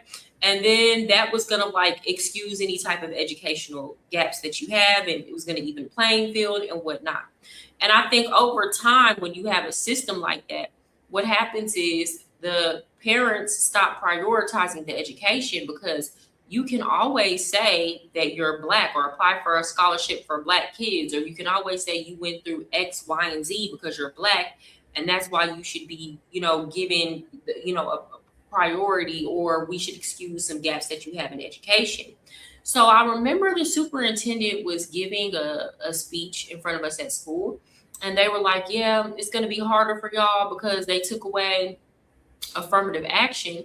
And the conversation wasn't, now you need to compete. Like, now you need to run it. Like, now you need to take advantage of because we are not a school that's not properly funded. Like, we have so much fun. Like, you need to work hard. You need to study. And I just think over time, like this last past generation, especially, we just got too comfortable with systems that we thought would always be in place to kind of give us a leg up or level the playing field. And then what happened is, instead of it, competition breeds greatness. It's just the fact of the matter. And Black people back in the day had to actually compete. And then when you get to a point where you feel like you don't have to compete, then you don't value the competition, which would be education.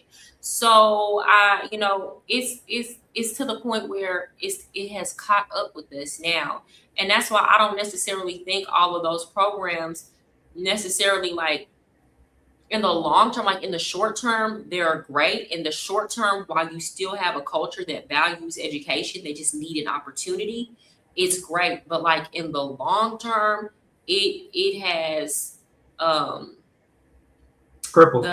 It has consequences that come with it in the long term. It sounds like what I'm hearing. I like where you're going with this, because it's kind of like the reverse of what Frederick Douglass said: without struggle, there's no progress. So basically, you're saying that these programs are taking away the struggle and stunting the progress. I agree. And now here's the problem. Now that that's gone, this generation Alpha and young Gen Z, they are going to deal with the consequences of years of, because they're not, I'm just being honest. They're not prepared to compete. But it's not just them. It's really not just them. Just overall value in education. So let me ask you a couple questions. I think it's worse in our curriculum. I've heard a couple things here. So, for example, game changer, you said Frederick Douglass said, "Without struggle, there is no greatness or something of that nation." Right. So, if that's the case, white people aren't struggling; they're progressing. They're progressing. White people have struggled. Excuse me. Struggle against whom? Struggled against the Black Plague, struggled against what's that called? The Ice Age. Struggled against right quick, because you asked. Struggled against their own. Struggled against poverty and destitute that made them explore and travel westward to see what's out there, to escape their current.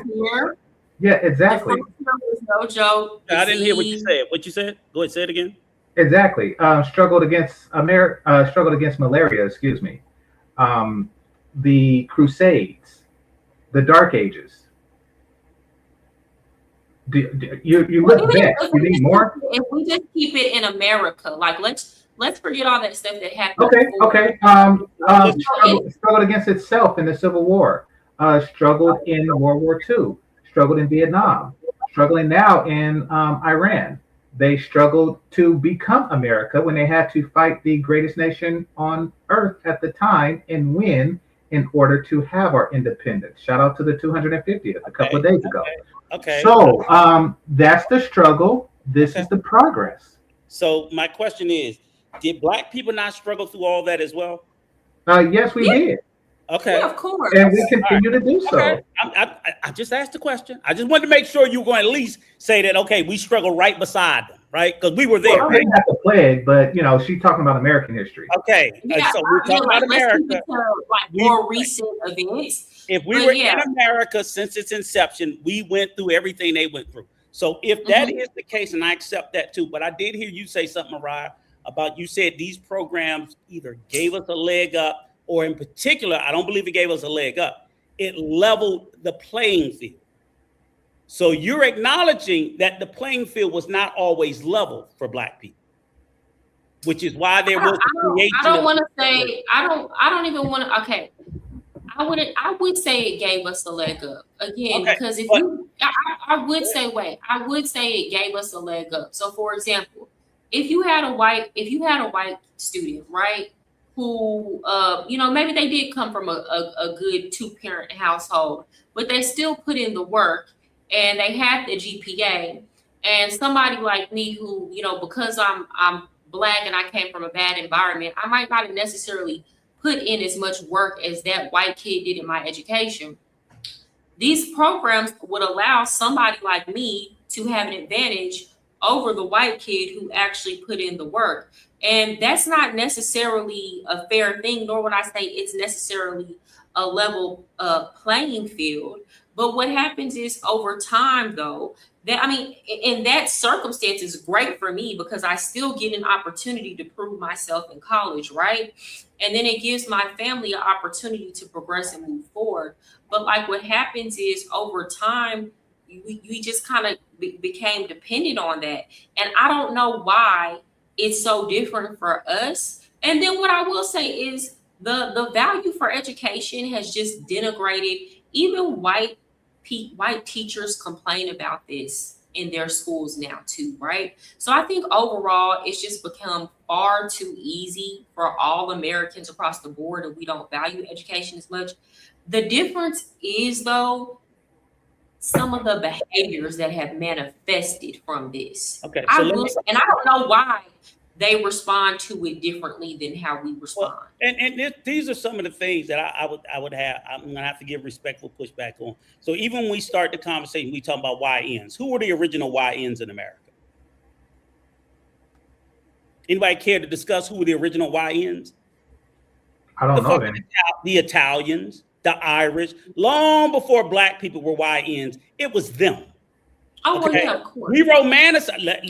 If we're going to talk facts, you're a history teacher. We need to talk factually. The original YNs in Chicago were Italians and Irish people.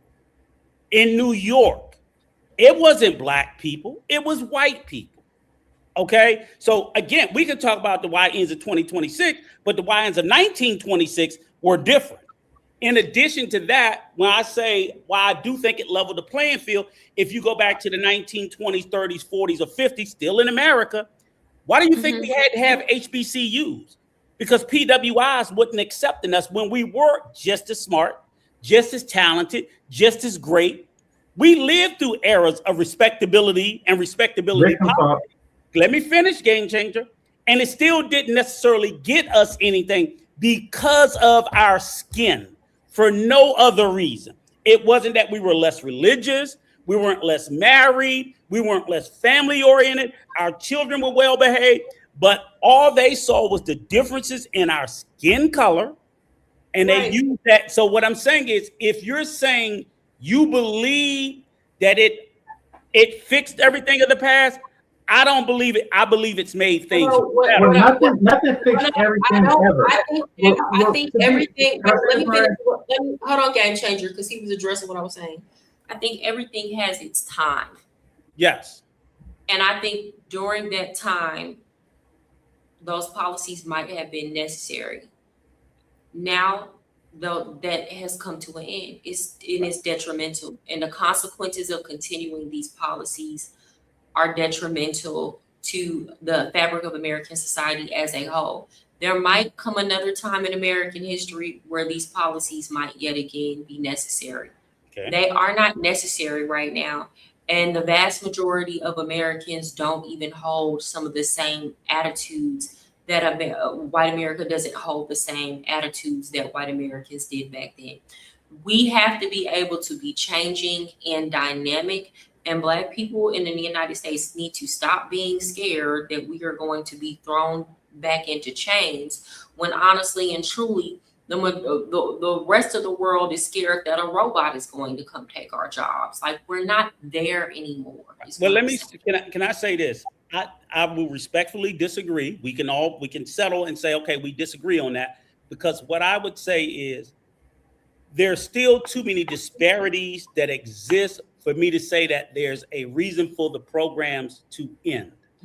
I do know also historically, when a lot of these programs were put into place, whether it's affirmative action, DEI, they always even the welfare program, right? Welfare itself, the concept of welfare in America was not even created for us, but it became that we were the ones that they used to demonize. The overwhelming welfare was created for white people. When they first created these government aid programs, Black people didn't even qualify for them because they excluded house workers and they excluded agricultural workers, which is what was 90% of the Black population in America. Were either, if it was a woman, she was a housekeeper, a maid, and it was a man, it was sharecropper in the field. So when they created the programs, they specifically excluded certain types of work to exclude Black people. But every time these program benefits run its course, you know, Reagan demonized it when he went to Mississippi and he started his thing. Oh, it's the welfare queen, this and that. And they're good at doing that. Mostly white women have historically and still today benefited the most. So I could care less. Everything has its time though, and that's my point. White people use the welfare system and they saved their money and they got out and they were able, like, then it was used for them to save up and go buy a house. You're still on it in high numbers. In terms of like white people. But when we talk about in terms of proportionality, and then when we talk about like, let's just like if we talk about something like the projects, right? I want to talk about that because that's very interesting. Because Black people, I remember in Dallas, I met this lady and she lived in the same projects as some Black people in Dallas, right? And it's like Black people and white people at one point lived side by side in the projects in a lot of these places. The white people left and they bought their property. And it's like the Black people stayed. And then over time, that's what I'm saying, everything has its time. Then it's like people are passing on these properties generation to generation to generation. And then it's like you always know that that's going to be there. And I think that these programs were great at first, but some of these programs have just simply run their course.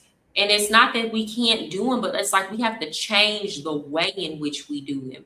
And like it can't be seen as something that's gonna always be there to stand and fill in the gap for I'll say this one thing. I don't think Black people are fearful because I think they've already shut down the programs. They're going away. We'll overcome as we always have. That's one thing I know about the resilience of Black people. And we're doing have like no other choice.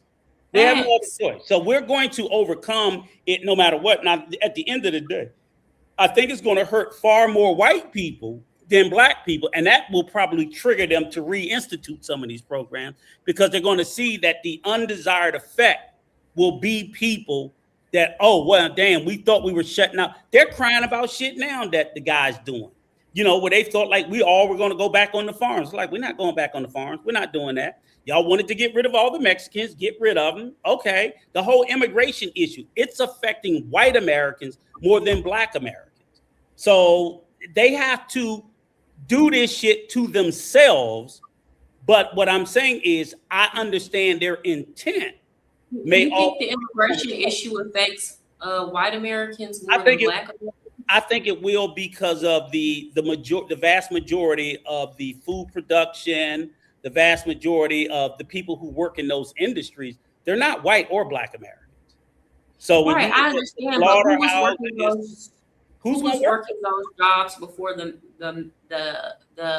illegal immigrants? Shit, the immigrants have been working them we used to work them, but we left the fields 50, 60 years ago. We're not going back. No, I'm not like, forget the fields. I'm just talking like warehouse. Black people still work warehouse jobs. Yeah. Well, they would still if they could get hired. Right, exactly. I'm not talking I'm talking about the food industry in particular. Yeah, but even that machine, like the machines will take over that they've been replacing the Mexican people with machines. But I'm just saying in terms of, so for example, right now, and that's why I don't understand why we argue on behalf of, and I love Hispanic people. I'm not anti-Hispanic people at all. I love Hispanic people.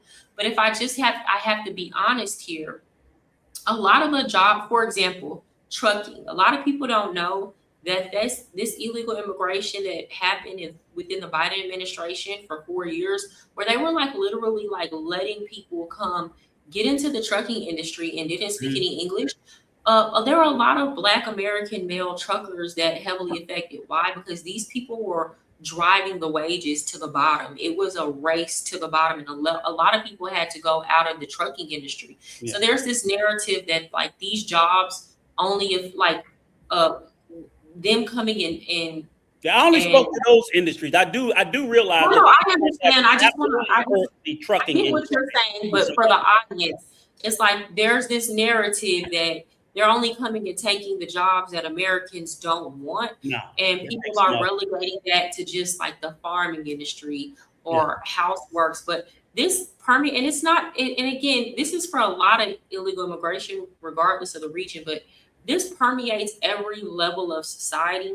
I even remember some people might not care about this because y'all don't particularly respect strippers, but like even in our industry, we got hit because a lot of the men were luring Cuban girls and then taking their visas and forcing them into prostitution. So what happens when you're working at a club and you'll give a lap dance clothed or whatever the case may be for $25, and she's willing to do a blowjob for $10. Well, that's going to drive your wage down severely, right? So these were the type of things that were going on across all industries. And that's what I'm saying. Like, I think that like illegal immigration, it affects Black people way more than white Americans in terms of our ability to get ahead, have gainful employment, and also in terms of our voting power. Because the problem is a lot of Americans, especially Black Americans, assume that people from these countries all vote the same way. And that's not true. A lot of Black Americans are just now finding out that the vast majority, like for example, South America is in a red wave right now. And a lot of Black Americans don't understand that well, a lot of them identify as white. If it weren't for the issue of illegal immigration, would not be voting Democrat at all. Well, you have to understand, a lot of Latin America identifies white. Like 75 at the last census, 75% of Puerto Rico identified as white. Yeah, but it's not just about just white. It's about cultural values. Right. They have family values. Most of them naturally have more just conservative values, so it makes sense. It's in alignment. But a lot of Black people don't understand this, and they're constantly getting their feelings hurt every time they see that Latinos are turning out to vote for Republicans. And it makes sense to me. And yes, traditionally FBA was Republican as well. Yeah. Right. And I'm not arguing for a pro-immigration stance. I used to be, but like I said, that's the one thing I give the Orange God credit for. He woke me up to that shit. So I'm like, I don't give a fuck. I'm not an immigrant. Fuck them. That's their issue. I could care less. That's just really how I feel about it. Even though I'm married to an immigrant, but I don't do that flag waving shit. I'm not out there marching with them. I ain't doing no fucking protest. That's their issue. Let me be clear. I'm pro legal immigration, so I don't want anybody to think I'm anti-immigrant. I'm pro legal immigration, of course. But I'm saying just that illegal part is such a game changer because it drives the value of wages down and it affects the way that people vote. It just does. I went from being pro-immigrant to not giving a fuck about it at all. So I'm not anti-immigrant. I'm just not pro anymore. I do know we need more immigration in America because as the population ages, we need to understand that. You need more people to come in to pay into the system for older people like my ass can continue to thrive and live. And then the next generation and so on and so forth. But I'm not making an immigration argument. Again, I only spoke to particular industries that I know. The trucking industry can rebound with Black truck drivers, white truck drivers. The healthcare industry will rebound with Black CNAs and white CNAs. Them fields and them slaughterhouses, we went through this before where all that shit just died on the vine because I'm like, we ain't going back out there. So Mariah, can they come up with a program to allow all these guest workers to come in droves legally, do the work? Because let's face it, they're conditioned to do that shit. That is backbreaking work. What the hell? The picking of the fruits and vegetables and stuff that you cannot do by machine. It is very backbreaking work. They're conditioned to do it. So unless we can the problem is they let them in and they didn't leave. They're conditioned to do it. Program, who the fuck is gonna do it? Okay, so that's one generation. Are you chosen one? I'm him. How you doing? Hi. I'm good, and you? I'm good. Can you hear me clearly? I can hear you. Are you chosen one? I am. Okay. He is I, and I is him. Okay. Okay, so what you're talking about, I see what you're saying, that bring them in to do the jobs that Americans don't want to do.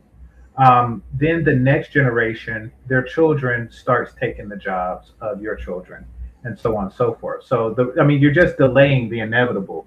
Like the parents was an ag worker, and then the son become a trucker, and the daughter becomes an accountant, and then there you go again. Right. So you're just really just planting the seeds of problems to come later. So who's Mariah? Game Well, right quick, because I want to segue after that. Okay. Mariah, I put in the private chat a link to a series called Vanishing Families. If you could play the first 30 seconds of that, it brings up a very interesting point about welfare. Okay. And then, would help with the parenting and the educational system and to see what changed. Because within a generation of emancipation, they built universities for us. Because, we went from illiteracy to, college graduates very quickly. Then something happened, and this is going to help us explore what happened. So please press play. Raise your hand if you're married. None of you are married. Raise your hand if you would like to be married to your baby's father. One. The rest of you who don't plan to get married, why don't you plan to get married? I'd like to know that. You already have your child to think about, and then a whole family to care for. It's a lot of responsibility, and then you don't want the commitments. I don't want no man holding me down because I think I can make it as a single parent. But don't you think you might need help in raising that baby from a man? Not really. I didn't have a father. My father wasn't in the home, so it really, male figures are not substantially important in the family. Okay, pause it. Or you could stop it. I just want to play like the first. I'm sorry? I remember this documentary. Go ahead. And let me ask you a question, Game Changer. Right quick, I was making a... What time period was that? 1986. 1986. That was 1986? Yes. You could tell by his Billy D. Williams mustache. No. Are you sure that was in the 19... I don't think that was in 1980. I think that was earlier. Well, it was in the 1980s. I think it was earlier. It says so 1986 on the title. That goes to that. I don't know. That's why I'm asking you. That goes on the title. And I'm answering. I don't know. That's why I'm asking. Yeah, it says 1986. Okay. So, once again, all right. So we see where the problem is, and that is welfare reduced the struggle, a struggle that before was solved by family. Family solved a lot of other problems that didn't exist in the Black community prior to this, like two-parent households created, more educated societies, healthier societies, less criminal-riddled societies. So once again, welfare took away the struggle to earn for a family, and it stunted the progress of the Black community. So can I ask you a question then? Because you cut me off in the beginning when we very first started this topic, right? Mariah, now you stick with me. Tell me if I'm crazy. Who created welfare? You're asking who created welfare? Yes. Who created welfare? Welfare was created as a result of both the Great Depression and the end of World War I. Who created welfare? The U.S. government created welfare. Who was the U.S. government that created welfare? I know you hate to call them out by color. What, white people? Okay, because you twist yourself into a pretzel to say they have no culpability, but you just admitted that it's the welfare system. We didn't create the welfare system, and they didn't fucking create it for us. But hold on. I'm not saying we didn't participate in it. Okay. What I'm saying. When they try to take away the welfare, we say they're being racist. But my whole point is we can't have it both ways. You can't say it's all our problem, but then come back and say it's the welfare system. But the white man ain't have nothing to do with it. I'm like, that's all I'm. It don't matter. The solution. It does matter because you're trying to go to the root, and then you're telling us to ignore the root. You just told us what the root was. Brother, the white man created it. That doesn't mean that it cannot be abolished or So if he didn't create it, we would still had the struggle and we wouldn't have had the problem. Let me finish. Go ahead. It can't be abolished, or it can't be used by Black people responsibly. Okay? So that's the issue. We can't use it responsibly. We haven't used it. Do you think that those girls in the video were responsible? I don't think anybody's used welfare responsibly. I disagree with that. I'm going to interject. Go ahead. I actually did use welfare responsibly. So at one point I had to get on food stamps with my daughter. See? And then I came up for a raise. Mm-hmm. And the raise would only mean that I would get $100 extra a month. Mm-hmm. Then I learned if I accept this raise, You no I'm longer gonna qualify. lose Right. my. And then I said, well, this job ain't shit, and these food stamps ain't shit. And that's when I went to go work in the strip club, and I got off the food stamps. But this is what I think is. I think we can all. I can come up with 100 anecdotal evidences of Black people using government aid irresponsibly. I can come up with an equal number of white people using it anecdotally. I don't think we talk enough about systems. So, Game Changer, you're painting this narrative as if only Black people have abused and misused the government aid system, when the evidence points out that that's nothing close to the truth. That I'm not painting that narrative. No, you're painting that narrative. I'm not. You just said Black people use it irresponsibly. You didn't say. And I didn't say that others didn't. I'm saying that listen. I'm telling Black people to use it responsibly. But if you're making the statement, Black people are using it irresponsibly, you're giving an inference that other people are not. You're creating that inference, and I don't know. Yeah, at the end of the day, Okay. Person one, let's say all take it how you want to. Whatever's inferred. No. It doesn't matter what's inferred. Listen, the bottom line is, do we need to use it responsibly? Yes or no? Yes, everybody. Yes, Okay, everybody. That's all I wanted to conclude. Okay, Then don't care don't say about Black that. people. So Say poor people, because that's the only people that's on I it. said we. I said hold on, we. wait. I have a question. So you're saying everybody needs, let's say everybody uses it irresponsibly, and everybody needs to start using it irresponsibly. Let's say all other racial groups choose to not use it responsibly. Should Black people also take that route, or is the burden placed upon us to make a different decision? I have a question. Wait, hold on. I want to answer to the question. Hold on. You answer Okay, you're saying that. No, wait, let me see if I understand the question properly. You're saying that if everybody uses it. No, wait. Hold on. I'll re-explain what I said. Now, let's give Rico his point. Let's say everybody uses the welfare irresponsibly, and let's say everybody is choosing to not use it responsibly. Is the burden placed on Black people to make a different choice and to choose to use it responsibly? Or should we continue to use these systems irresponsibly just because everybody else is using these systems irresponsibly? The burden is on Black people to use it responsibly. Well, I'm not asking you. Sorry, Game Changer. I'm not asking you. I'm asking Rico. What would be the correct course of action in this scenario? Should we continue to use the system irresponsibly because everybody else is using it irresponsibly? Or should we choose to take a different course of action and use it responsibly? I can't hear you, Rico. I'm sorry, I muted myself. I'm sorry. I was muting myself out of respect. I think we should use the course of action to use it responsibly and try to get off it as soon as possible. Same thing I tell my kids with everything in life. Don't do what other people do. So I agree. I'm not making that argument. I'm absolutely, whether we're on it, you should only be on it temporary. You should try to work to get yourself in a better position and to get off of it. And I think the vast majority of Black people, probably like 70-80% of Black people, are not on any type of government aid.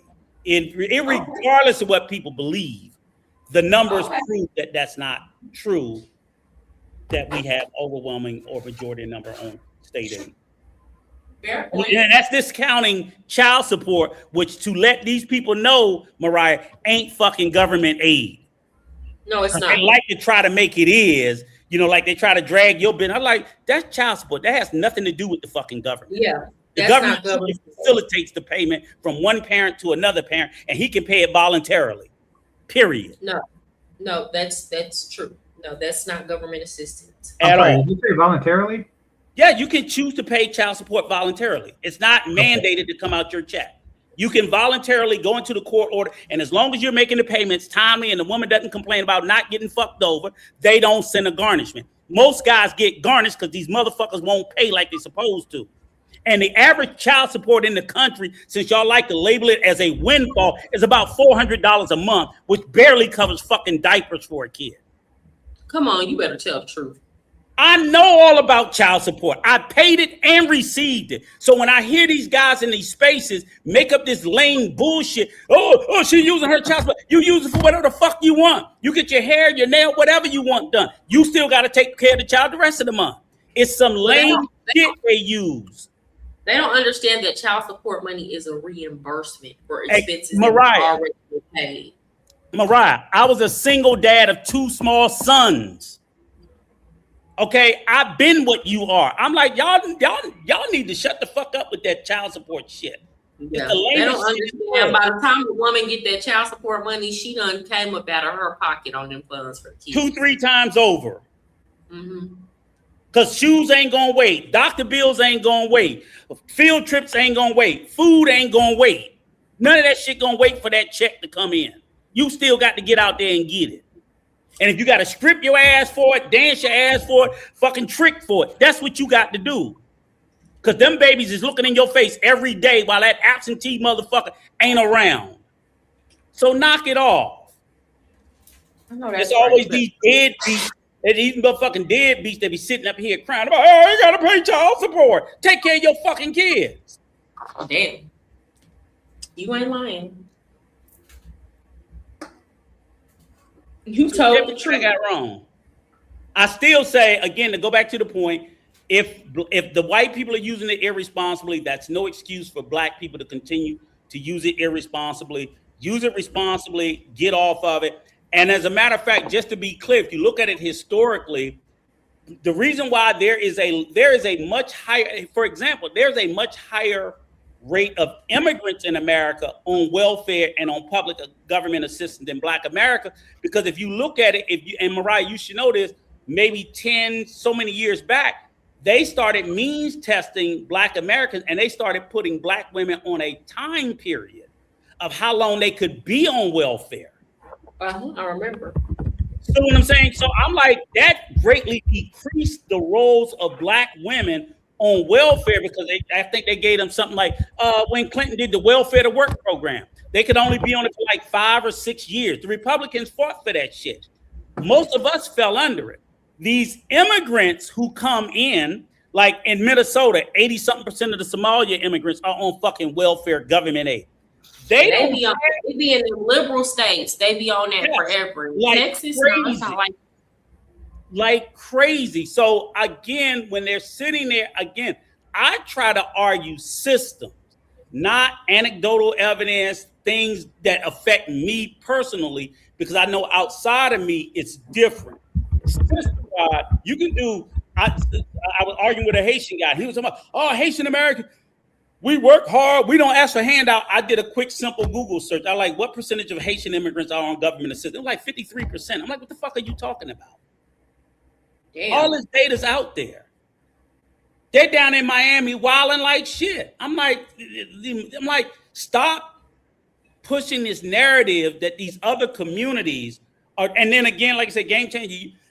What I hear when I hear you talk, think about it, Mariah. You don't hear him. You don't hear, and I'm not saying you're saying it, but I don't hear Haitian Americans. I don't hear Nigerian. I don't hear Ghanaian. I don't hear Somali. I hear Black American, because they say Black, right? And that's where we get lost in the conversation. And what happens is when our numbers get pumped up, they're including these immigrant communities that's from Africa. You're right. You're included and fuck our numbers up. And then they sit here and want to wag their finger at us. I'm not standing for it. It's bull. Same thing. Hold on. Black people have to choose a side though, because here's the thing: We can't be mad at these people for not identifying as black people, but then say, well, we don't want y'all to identify it when they pump our numbers up. But here's the thing: black people need to have consistent messaging about who we are and how we want to be identified. Right. And no, I don't think that Black Americans, if we're gonna do censuses based on race and do data based on race, there should be a separate category for Black American and African American. And an African American need to be somebody from Africa. Mm-hmm. And they break down the ethnicity of the Hispanics. But again, like I said, people are like, oh, Hispanic. I'm like, Hispanic is not a race. That's an ethnicity. I work for the census. Okay, on the census, you got 4 races. You got white, you got black, you got Asian, and then I think they have indigenous other. Within, they'll have black of Hispanic ethnicity, white of Hispanic ethnicity. That is on the census that we fill out every 10 years in America. That's a fact. So again, it's just, hey, I'm sorry, Chosen, come on up. I just had to let that get in the conversation. People run away from it. I'm sorry, Chosen. I'll shut up. I'm gonna argue with you about that. You're finer than me, but go ahead. I'll give you the talk time. I'll give you more talk time. I'll run my mouth. Sorry about that, Chosen. Right. I apologize, brother. Yeah, so until Chosen come up, I want to go back to what I was saying about the welfare system and what it did to the family. So when you look at these young ladies, I'm pretty sure, Mariah, you can see that these are the single mothers that were problematic in raising their children. Education is not their focus, and they are the sole parent in the household, which means that the education will likely not be their children's focus. These children were born in order to assure that these young ladies get on welfare, which means that they were born with the Jesus. I want to ask you, Game Changer, why you keep talking about just the women and not the fathers? That's one. Let me answer her question. Hold up, but Mariah, let me answer her question that she has for me. Why is he saying? No, I'll answer that question and then propose another one. Okay. Okay. The reason why, Mariah, is because in this particular instance, and you even mentioned single mothers without single fathers, but these are all young ladies who are single mothers. That's why I'm pointing that out. But if you watch the rest of the documentary, because I watched this documentary, I'm not even. Go ahead and play it. We'll see a bad father here. You go ahead and play it. It's right here. Right. Can I ask him a question? Because he said something wrong from the beginning. Your exact words were, these women chose to have the children so they could stay on welfare. That's what you said, Game Changer. Okay. So in other words, their only purpose to bring a life into this world is to stay on fucking welfare. Do you know how insane that sounds? Especially considering the poverty. So they decided, you know what? I'm already poor. I'm going to make sure I stay poor simply by having, because again, y'all are under this assumption that welfare is some sort of windfall. Was it a windfall for you, Mariah? Mariah, was it a windfall, or were you fucking struggling like a motherfucker on it? Struggling. And whatever government benefits that you get is definitely not, like, the math ain't mathing. Yeah. Okay. So no one is calling it. I think what it is with most Black women, especially back then, and even when I was growing up, is that Black people are highly it's kind of like they're having sex at a wedlock, but also like highly religious. So Black women are less likely, were at that time, not now, but at that time were less likely to go get an abortion and things like that. So it's kind of like highly religious while sinning. I think men think it's a calculated decision, and it's not. It most certainly is. Sex with men not in your instance. Right, not in your instance. Like, these women are having sex with these men who are raising them up or making them feel wanted at the time, making them feel loved at the time. Yeah, exactly. Who have no intention of staying around or actually being a family.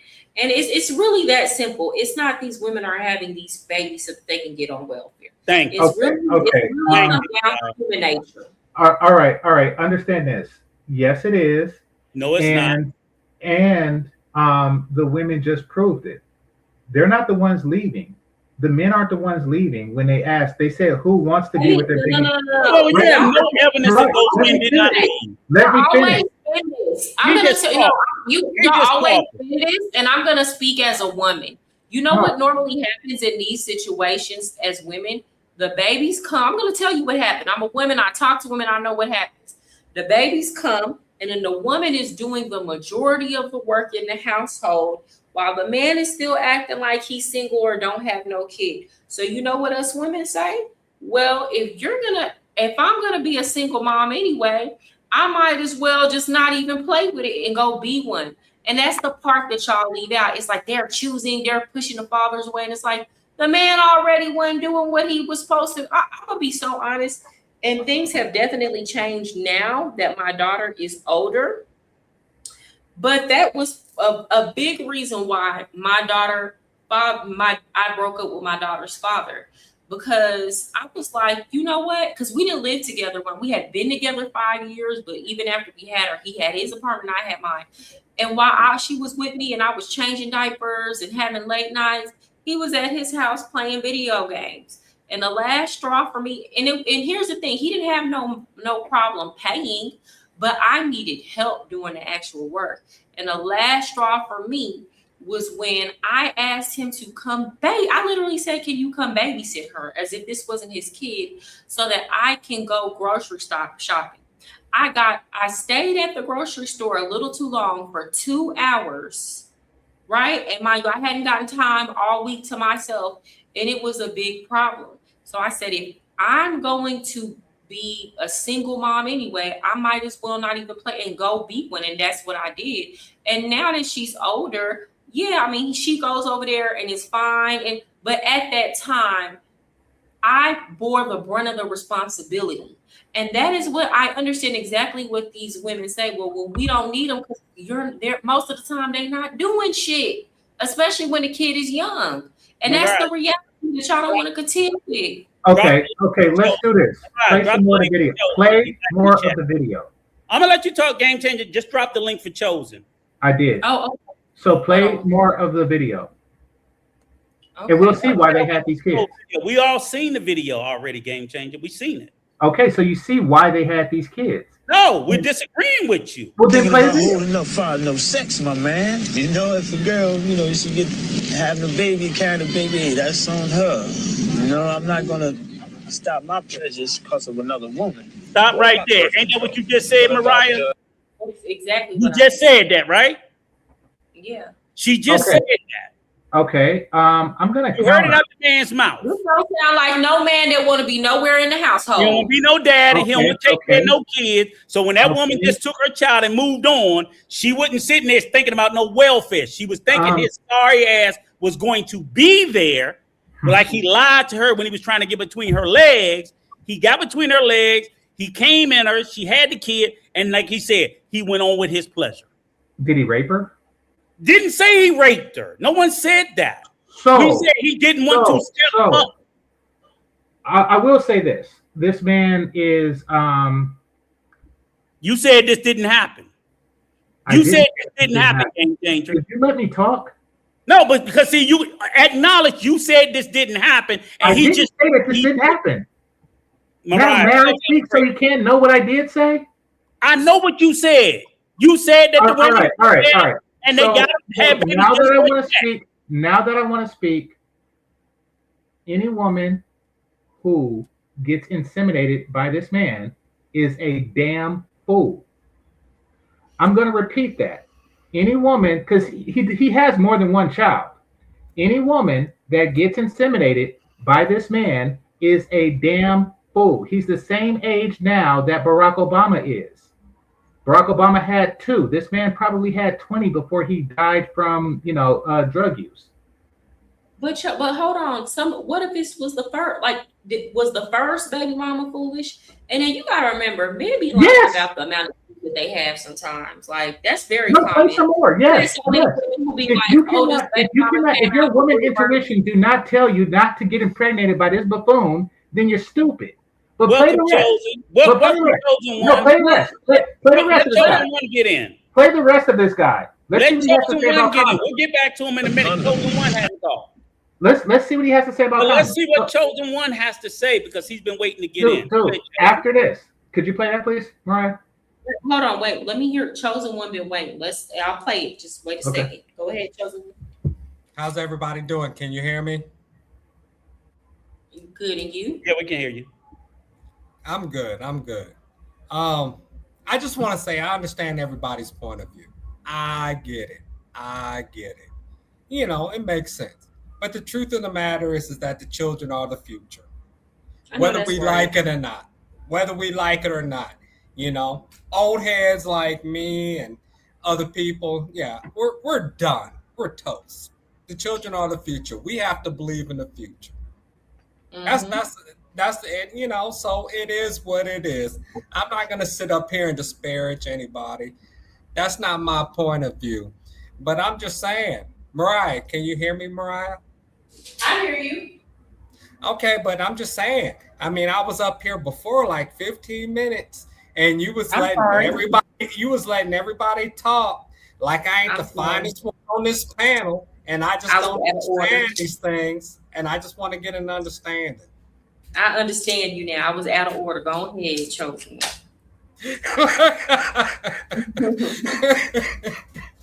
Appreciate you, Chosen.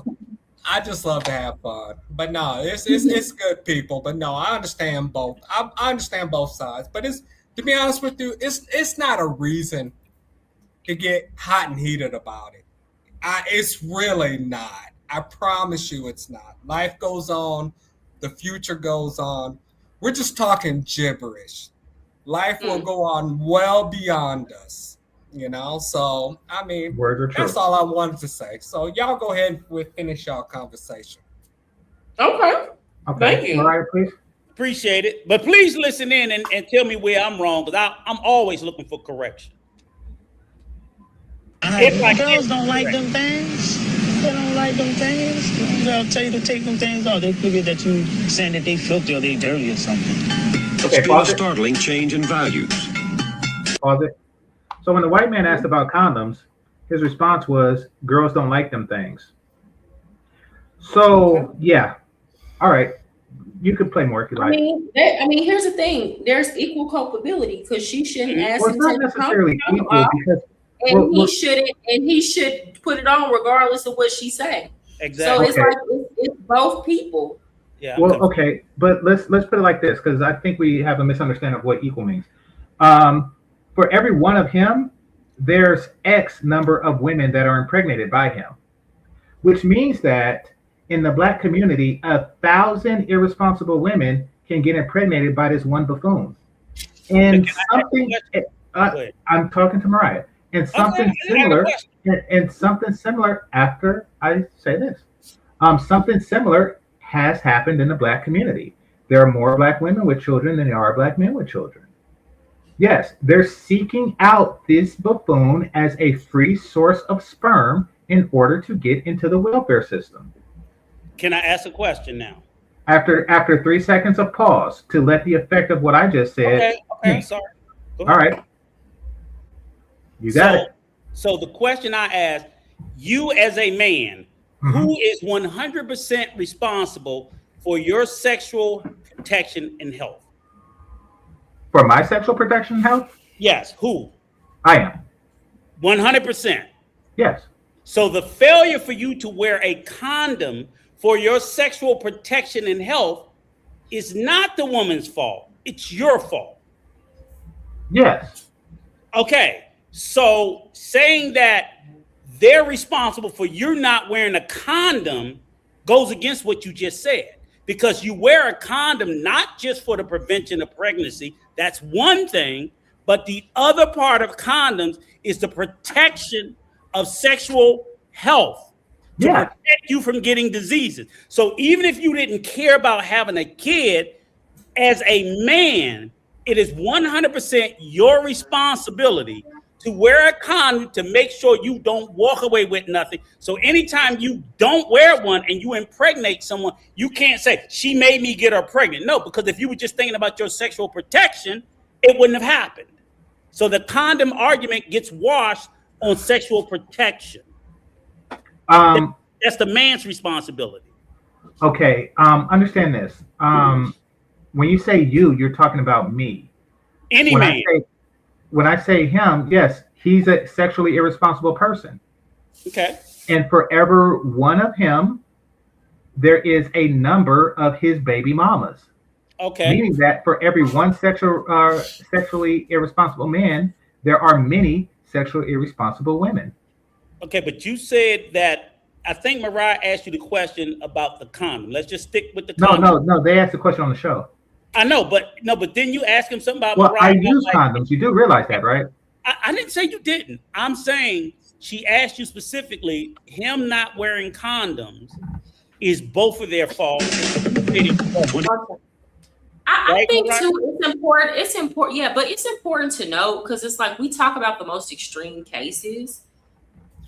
Like most men, like most women that are a baby mama to a man, he doesn't have like 20 baby mamas. No, very small. Like he might have 2. Like after 2, there's a lot of men that only have 1 baby mama. No, I agree. I mean, 3 is like a stretch. So it's like this idea that like it's like just one man and he got like 20 baby mamas. That is like extremely rare. Like most men don't have more than 3. Like 3 baby mamas is a lot. You feel me? Like the same way, like the average woman ain't running around with 7 baby daddies. Yeah, that's not the norm. It exists, but that's not the norm that a woman gonna have 7 kids by 7 different baby daddies. That is not the norm. It's nowhere close to the norm. Those are an exaggeration. But what we're talking about, I understand. What we're talking about is the welfare hustle. I know that y'all were stating that, these women were not hustling the welfare system. I counter with, yes, they were. Now, maybe that's not done so much today. However, when a 16-year-old who doesn't have college prospects and don't know how to feed herself because she's going to get kicked out on her 18th birthday, yes, many of those do take drastic measures. I've seen it growing up in the hood. Maybe she just got pregnant and her mom told her she couldn't get an abortion. And I was going to say that, Mariah. I think her mom should have told her that she shouldn't get cum in. But they were religious back then. Most of their moms. What part of religion tells you to get cum in? But Mariah, here's the thing: most of these young girls got pregnant and then they chose to utilize the welfare system. They didn't. My argument with what you're saying, Game Changer, is you said they had the baby to get on welfare. Yes, that's what I'm saying. No, they had the baby under the hopes and belief that it was going to be a loving 2-parent relationship. They didn't. Let me finish. Wait. Let me say. In the beginning, those girls weren't even. Some of those girls weren't even. They didn't even have the kid yet. They were still pregnant. Talking about, how many of you want to be married? Wait. He specifically you gotta let me finish though. Right quick. He specifically said how many of you want to be married, and only one of them raised their hand. They don't want to be married. They're not looking for the American dream. They're looking to get out their mama house so they could be the ones that sit up and not do crap all day and yell at their kids to get them cigarettes. That is their dream. Game changer. Okay? Having a baby was not the only option for women to get out of their house. They could have just got married and not had kids. Yeah, they didn't want to get married. They said that they didn't want to get married. You gotta let me finish. They could have got married, left the house. They could have just left the house. They said that they didn't want to get married. You gotta let me finish. What I'm sitting there saying is, even the ones that were pregnant, they may have already come to the conclusion, as Mariah said, that now that I'm pregnant, because oftentimes back then, I'm not saying the majority, but a lot of times, if the minute she went and told the boy she was pregnant, the guy was trying to run away from responsibility. I see young men do it today.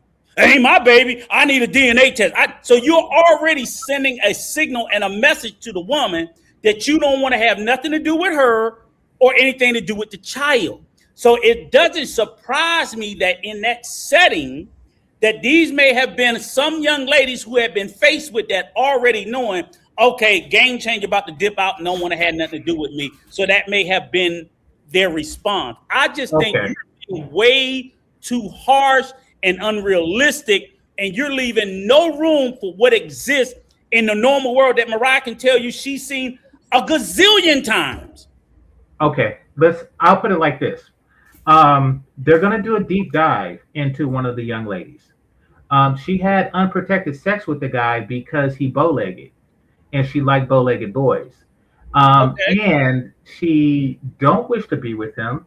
She did have an abortion with another child, and I think that this child was from another father. So no, it's not like she's against abortion or anything. Do we have to watch this whole thing, or can you? No, it's the next scene.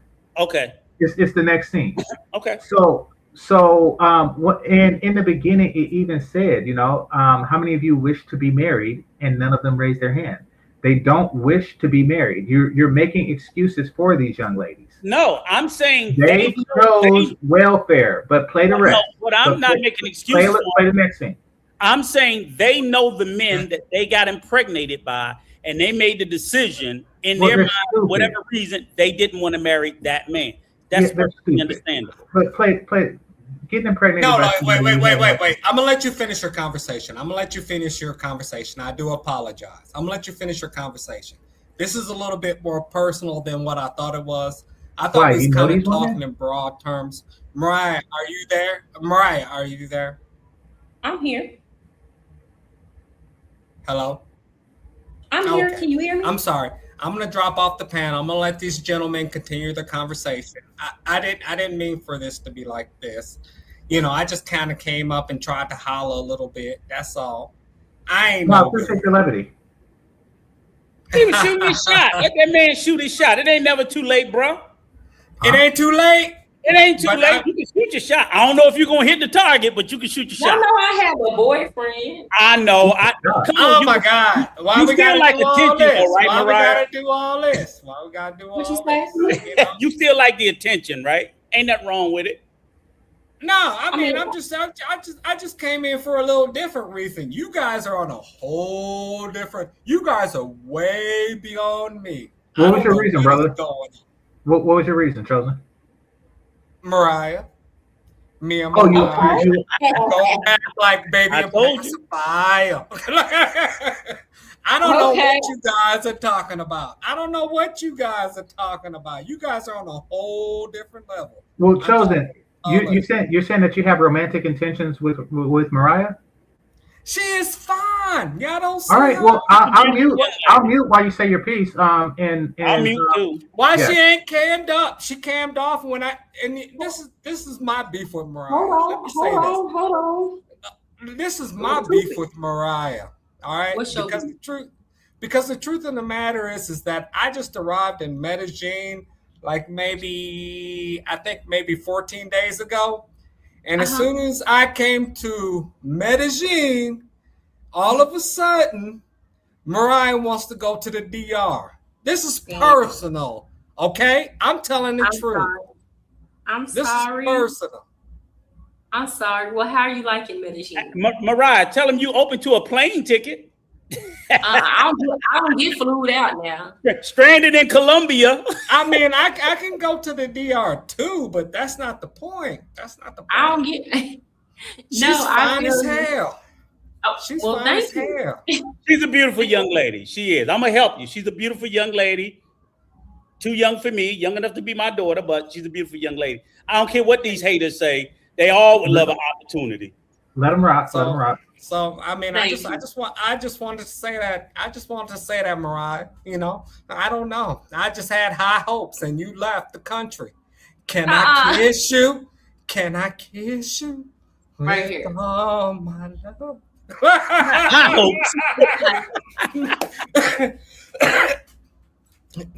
No, but seriously, all jokes aside, I just like to have fun. I'm not into these serious conversations. You guys are like into serious conversations. I just like to have fun. And honestly and truly, y'all, I'm getting very tired and I have to get up early in the morning. How about this? How about we shelve this conversation and then perhaps we'll pick it back up tomorrow night? Are you going to forget about me, Mariah? Are you going to forget about me? I'm not going to forget about you, chosen one. Hey, Mariah, I'm going to put my email in the back. Me and Ray's be up Santo Domingo tomorrow. Okay. Oh, okay, cool. You want to hit up? You can bring your boyfriend for a drink. I got another YouTube content creator. You might want to link up with. I told you about Coach John from the Dominican route. Did you ever look at it? Who? He lives in Santo Domingo Este. Y'all should link up. Him and his wife. He be doing content. What's his name? His name is John. He's on the channel, the Dominican route. And he's I know him. Yeah. It's the light skin brother. That's my guy. She don't like light skin. Yeah. He light skin. Stop it. He old butterscotch nigga. I think I saw a video he made. I think he I does know a bunch of them. So we're going up there to link up with him tomorrow. So we're going to be up there in the afternoon around lunchtime. If you and your beloved want to come out and have a cocktail, a drink somewhere, District National or something like that. Okay, I know for sure I'll be available. I gotta hit him up and see if he's not working, but I know for sure around that time I'll be available. Yeah, so me, Razor, and another buddy of mine, we're gonna drive up for the afternoon just for the day and then head back later that evening. So that's why I said now that you in Santo Domingo, so I'm like, okay, maybe we can link it because they're gonna say Razor simping for you. So I'm like, Razor, you gotta take a picture, let them know you simping for her. Razor's a simp. That's no Razor cool. They wrong for that. You know what? They was just mad because they wanted him to dog me out. I do everything I can to make those niggas mad. And I'll tell you the truth. Before you came on the channel, I told Razor, I said, there's one thing you gotta do. Do not let them come up there and gang up on her. She can hold her own 1-to-1. But they'll try, because they do that to me. I get on the panel and it'd be like 6 passport bros and they all be banging on me. And it's kind of hard when it's 1 against 5 or 6. But 1-to-1, I destroy their asses. Oh, yeah. Game changer mad at me. Game changer mad at me for disrupting the conversation. Game changer don't like black women. We know that. She's fine as fuck, game changer. What are you but talking he don't about? Mariah, you black, Mariah. Wait. Chosen, did I say something different? Game changer, you don't fuck with black women. I'm just teasing Not talking to you. So I'm just teasing you, dude. But no, just so you know, I'm not going to interfere with a man and his desire. So, but you don't fuck with black women, so don't run from that. Stop talking. When you say that you had those intentions, I paused and I let you do your thing. You did. Don't accuse me of. You did. When you started rocking with black women, okay, so just to be clear, you said your piece and it was received well. She smiled, she appreciated it. Game changer. When you start rocking with black women. So do your thing, brother. I want to know when you start rocking with black women, game changer. I've been fighting for them forever. When you start rocking with them, when they stop being hyenas to you. What you was heavy in that energy before, game changer. What are you talking about? When did you start rocking with black women? Because you used to be very anti-black women. He was just anti-black women last week. Exactly. I don't know what y'all think Game anti-black cool. women is. I'm not gonna let him go out. I'm not saying he ain't cool, but he's really anti-black. Okay. I have to answer your question. I've never been anti-black women. Bro. Just like when you address the problem with child literacy and things like that, doesn't mean that you're anti-children. You understand that they have potential that they're not meeting, and you voice that. But game changer, you be wanting to come on here and talk about black women. You be wanting to come on here and talk about areas in which they can improve. Yeah. See, that's not hate. All tonight, Mariah. Tonight, everything was black and black. You're interrupting. Tonight wasn't poor people. Tonight wasn't poor women. Tonight was black. And you think we don't hear that? We hear that, game changer. No, game changer is cool. We have no ill will. Game changer is cool. I don't know if you black or not, because you don't cam up, so you might not be black. I don't know. Yeah. That's why I might be arguing with a white guy. I'm just here trying to talk to Mariah. I'm just here to talk to I'm here to black in game changer. That sounds I don't know. I don't know, Mariah. I think Game Changer is black, but I honestly and Game Changer, you said this on my live before that you don't prefer. They're not your black women, is not your preference. Thank you. Own it. Okay. When did I say that? I did not say that on your show. Yes, you did, Game Changer. Changer, you said black women are not your preference and that the men should not be apologetic. He say they about too that. fat. He call them fat. Said He say they don't have that real fat woman is hair. not my preference. A fat Come woman on, with Game any face Changer. isn't I my watch preference. you. Game Changer, I watch you. You talk Well, about they their are fat. hair. But okay, understand that. Fat they are. Okay, let me clear up some confusion, Mariah. Game Changer is innocent. He's innocent. Okay, let me No, clear you're up not. some. Damn. No, you're not. You interrupt too much. Go ahead. Okay, let me clear up some confusion. Okay.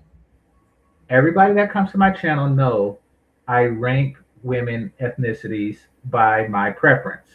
At the very top is Ethiopian women, whom are black. So No, they I would not. never, huh? No, they not, but go ahead. They're as black as you are. No, So they're not. Go ahead. they're not African and part Go of ahead, Game Changer. Go ahead. And We so know- right You quick, know right- when we're talking about a black woman. Ethiopian women are not. In fact, they don't even have the same genetic makeup as us. Do you know that they're Afro-Asiatic? That's why they look like that. They made. Yeah, made I up know. of That's why I say they're as black as you, who are Afro-European. No, Elon Musk is African. Elon They're Musk not is just African, but he's a white man. Afro-European. They're Afro-Asian. Like they Afro-Asian. I know. I say they're black as you. They have the half that you have. No, But no, they don't have the half Therefore- I have because they don't got the same ancestors I have. You see how he twisting it, right? You see how he twisting. He don't like They black. are East African. Our ancestors come from West Africa, and we've been in the United States for generations. I and understand that, but we're talking about if I Don't prefer let him black say women. it, Rod. Tell him go to point two. Tell him go to point two. Next point. So if I prefer black women, if I prefer Ethiopian women Okay. whom are black, then that's Go what I ahead. prefer. Okay. Nevertheless, my critiques of black American women are things that they could change, like Like? being fat as hell, like being obnoxious as hell, like the fake hair. These are things that they can change. I have nothing against them phenotypically or genetically or anything like that. I want them to do better so they could be better. But until then, I'm not going to desire the results of women who don't take care of themselves and behave poorly. That would be stupid, which I'm not. So Game Changer. That being said, that is not welfare. Black American Why women am I or out here Ethiopian. chilling like this bedtime? I'm sorry, y'all. All right, hit me on email, Mariah, and we'll link up. If not, I'll see you on the next trip down. Okay, because I was ready to go to bed. Yeah, I'm Okay, with you. y'all.